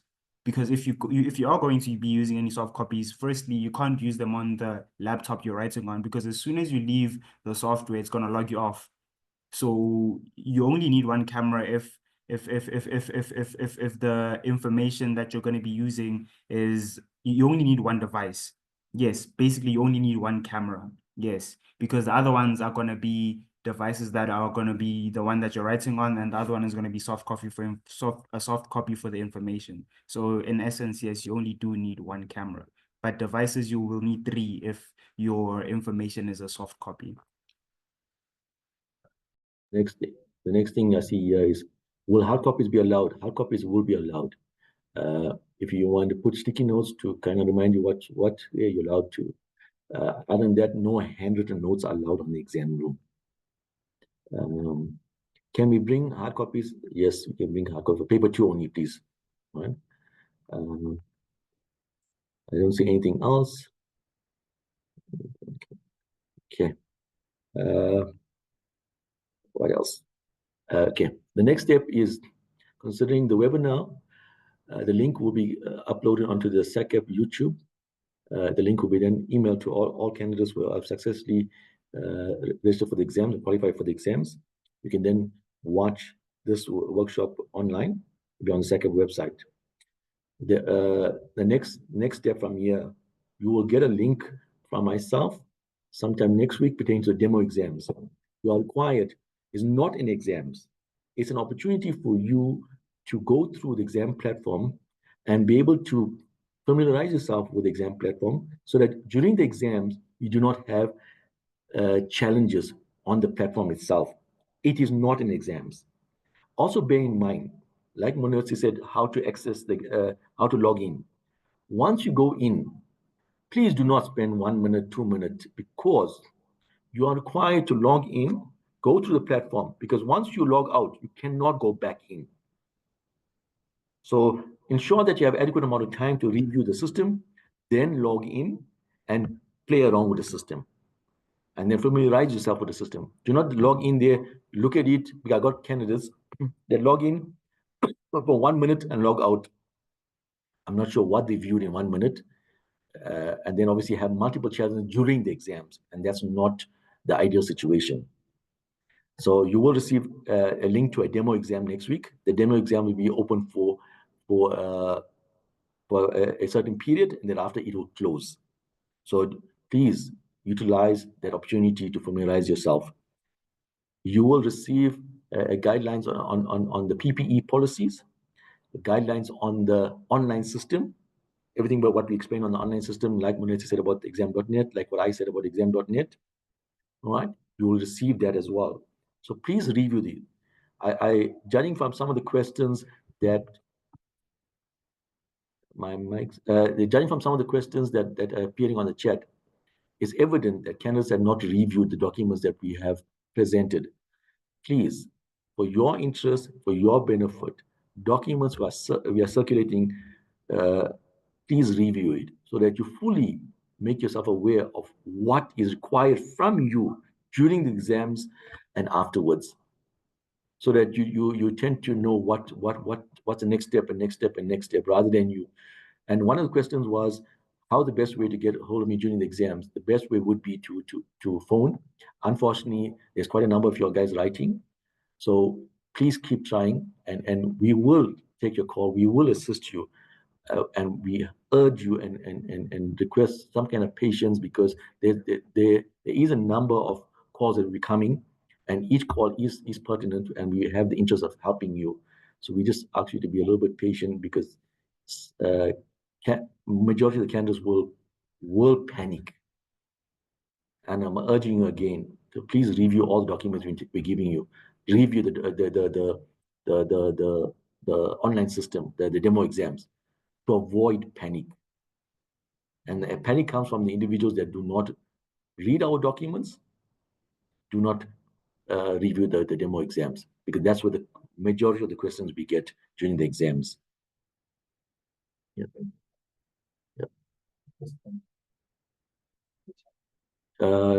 My mic seems to not to be, where is it?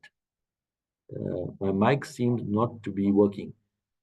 Will be allowed given the question of the, I'm not sure what that means. The JVCC contracts, you are allowed to bring it in for paper 2. If your mic is not working on your computer, you probably might have a bit of a challenge, because you will not be able to respond to us when we find challenges during the process. So please find some way to sort that out. Otherwise, you're going to find yourself at a slight disadvantage, because the only mode of communication thereafter would be to phone us. And that, like I said, will be a number of calls coming on that day, and you probably will waste a lot of time trying to phone. I see we have Akhil has got his hand up there. Akhil? Hey, Ms. Mundi, I just wanted to add on to here, the talk about FinCEN. FinCEN is a textbook. However, the JVCC is based on the latest editions that's been revealed and the commentary that follows it. If you have a version of the FinCEN that is based on the latest JBCC with all of the things that come with it, then it's fine. But if not, you'll have to make sure you get the actual copy of the JBCC in. So yeah, I'm just also advising Mr. Mundi that it's a textbook that's commentary on the JBCC, which has a JBCC in it. But it's not, from at least the time that I'm aware of it, it's not up to date. But if there is an edition that I'm not aware of, then I would think that that should be admitted. Thanks.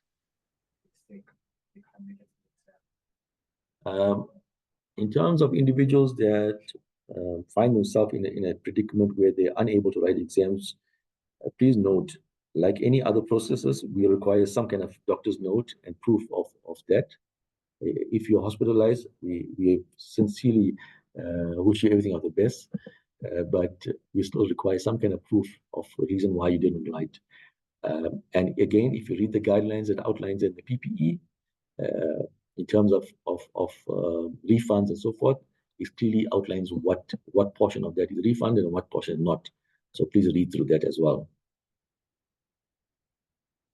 Can we use both physical and digital notes?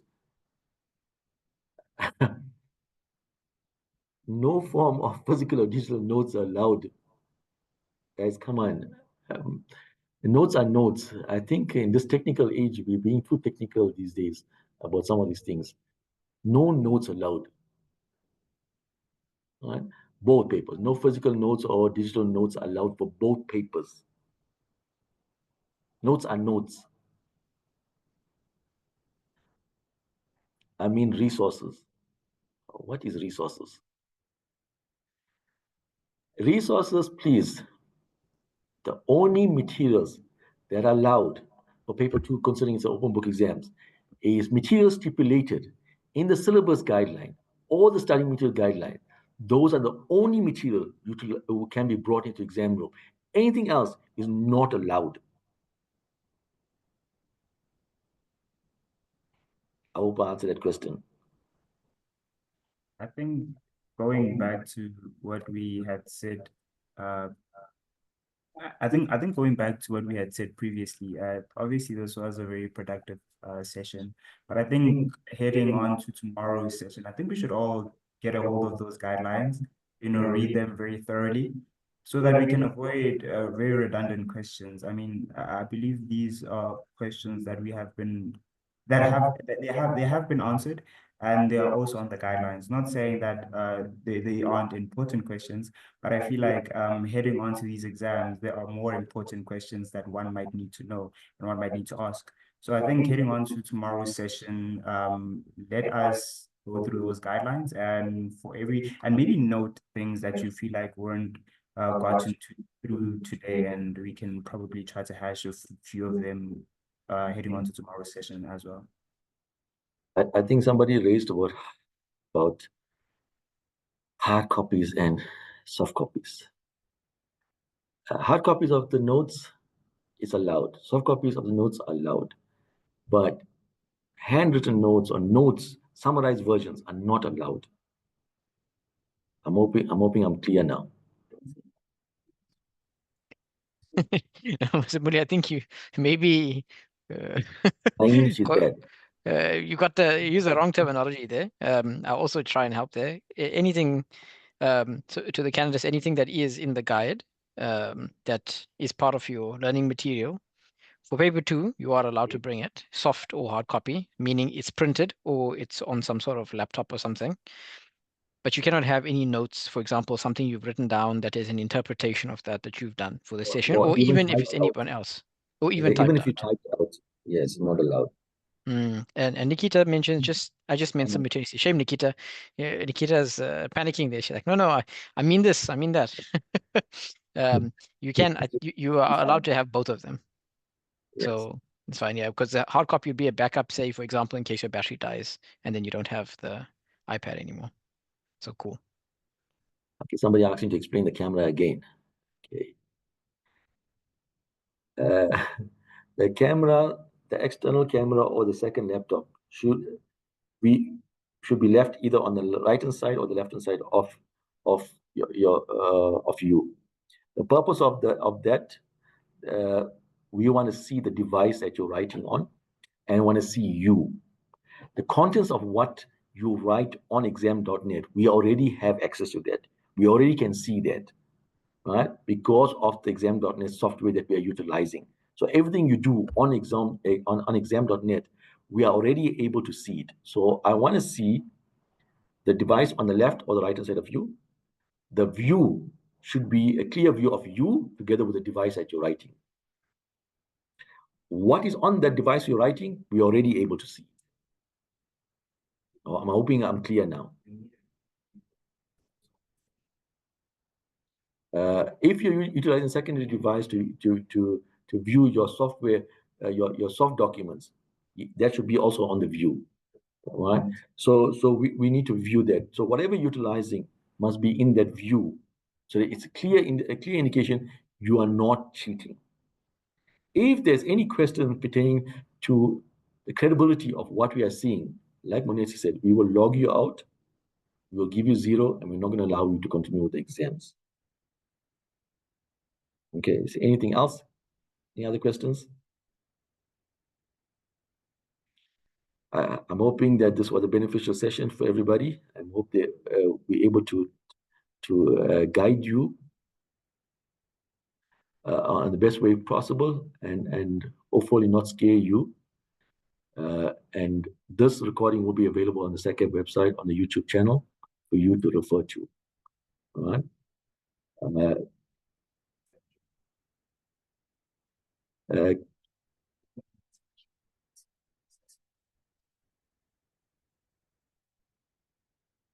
So let's see what else now. That's it.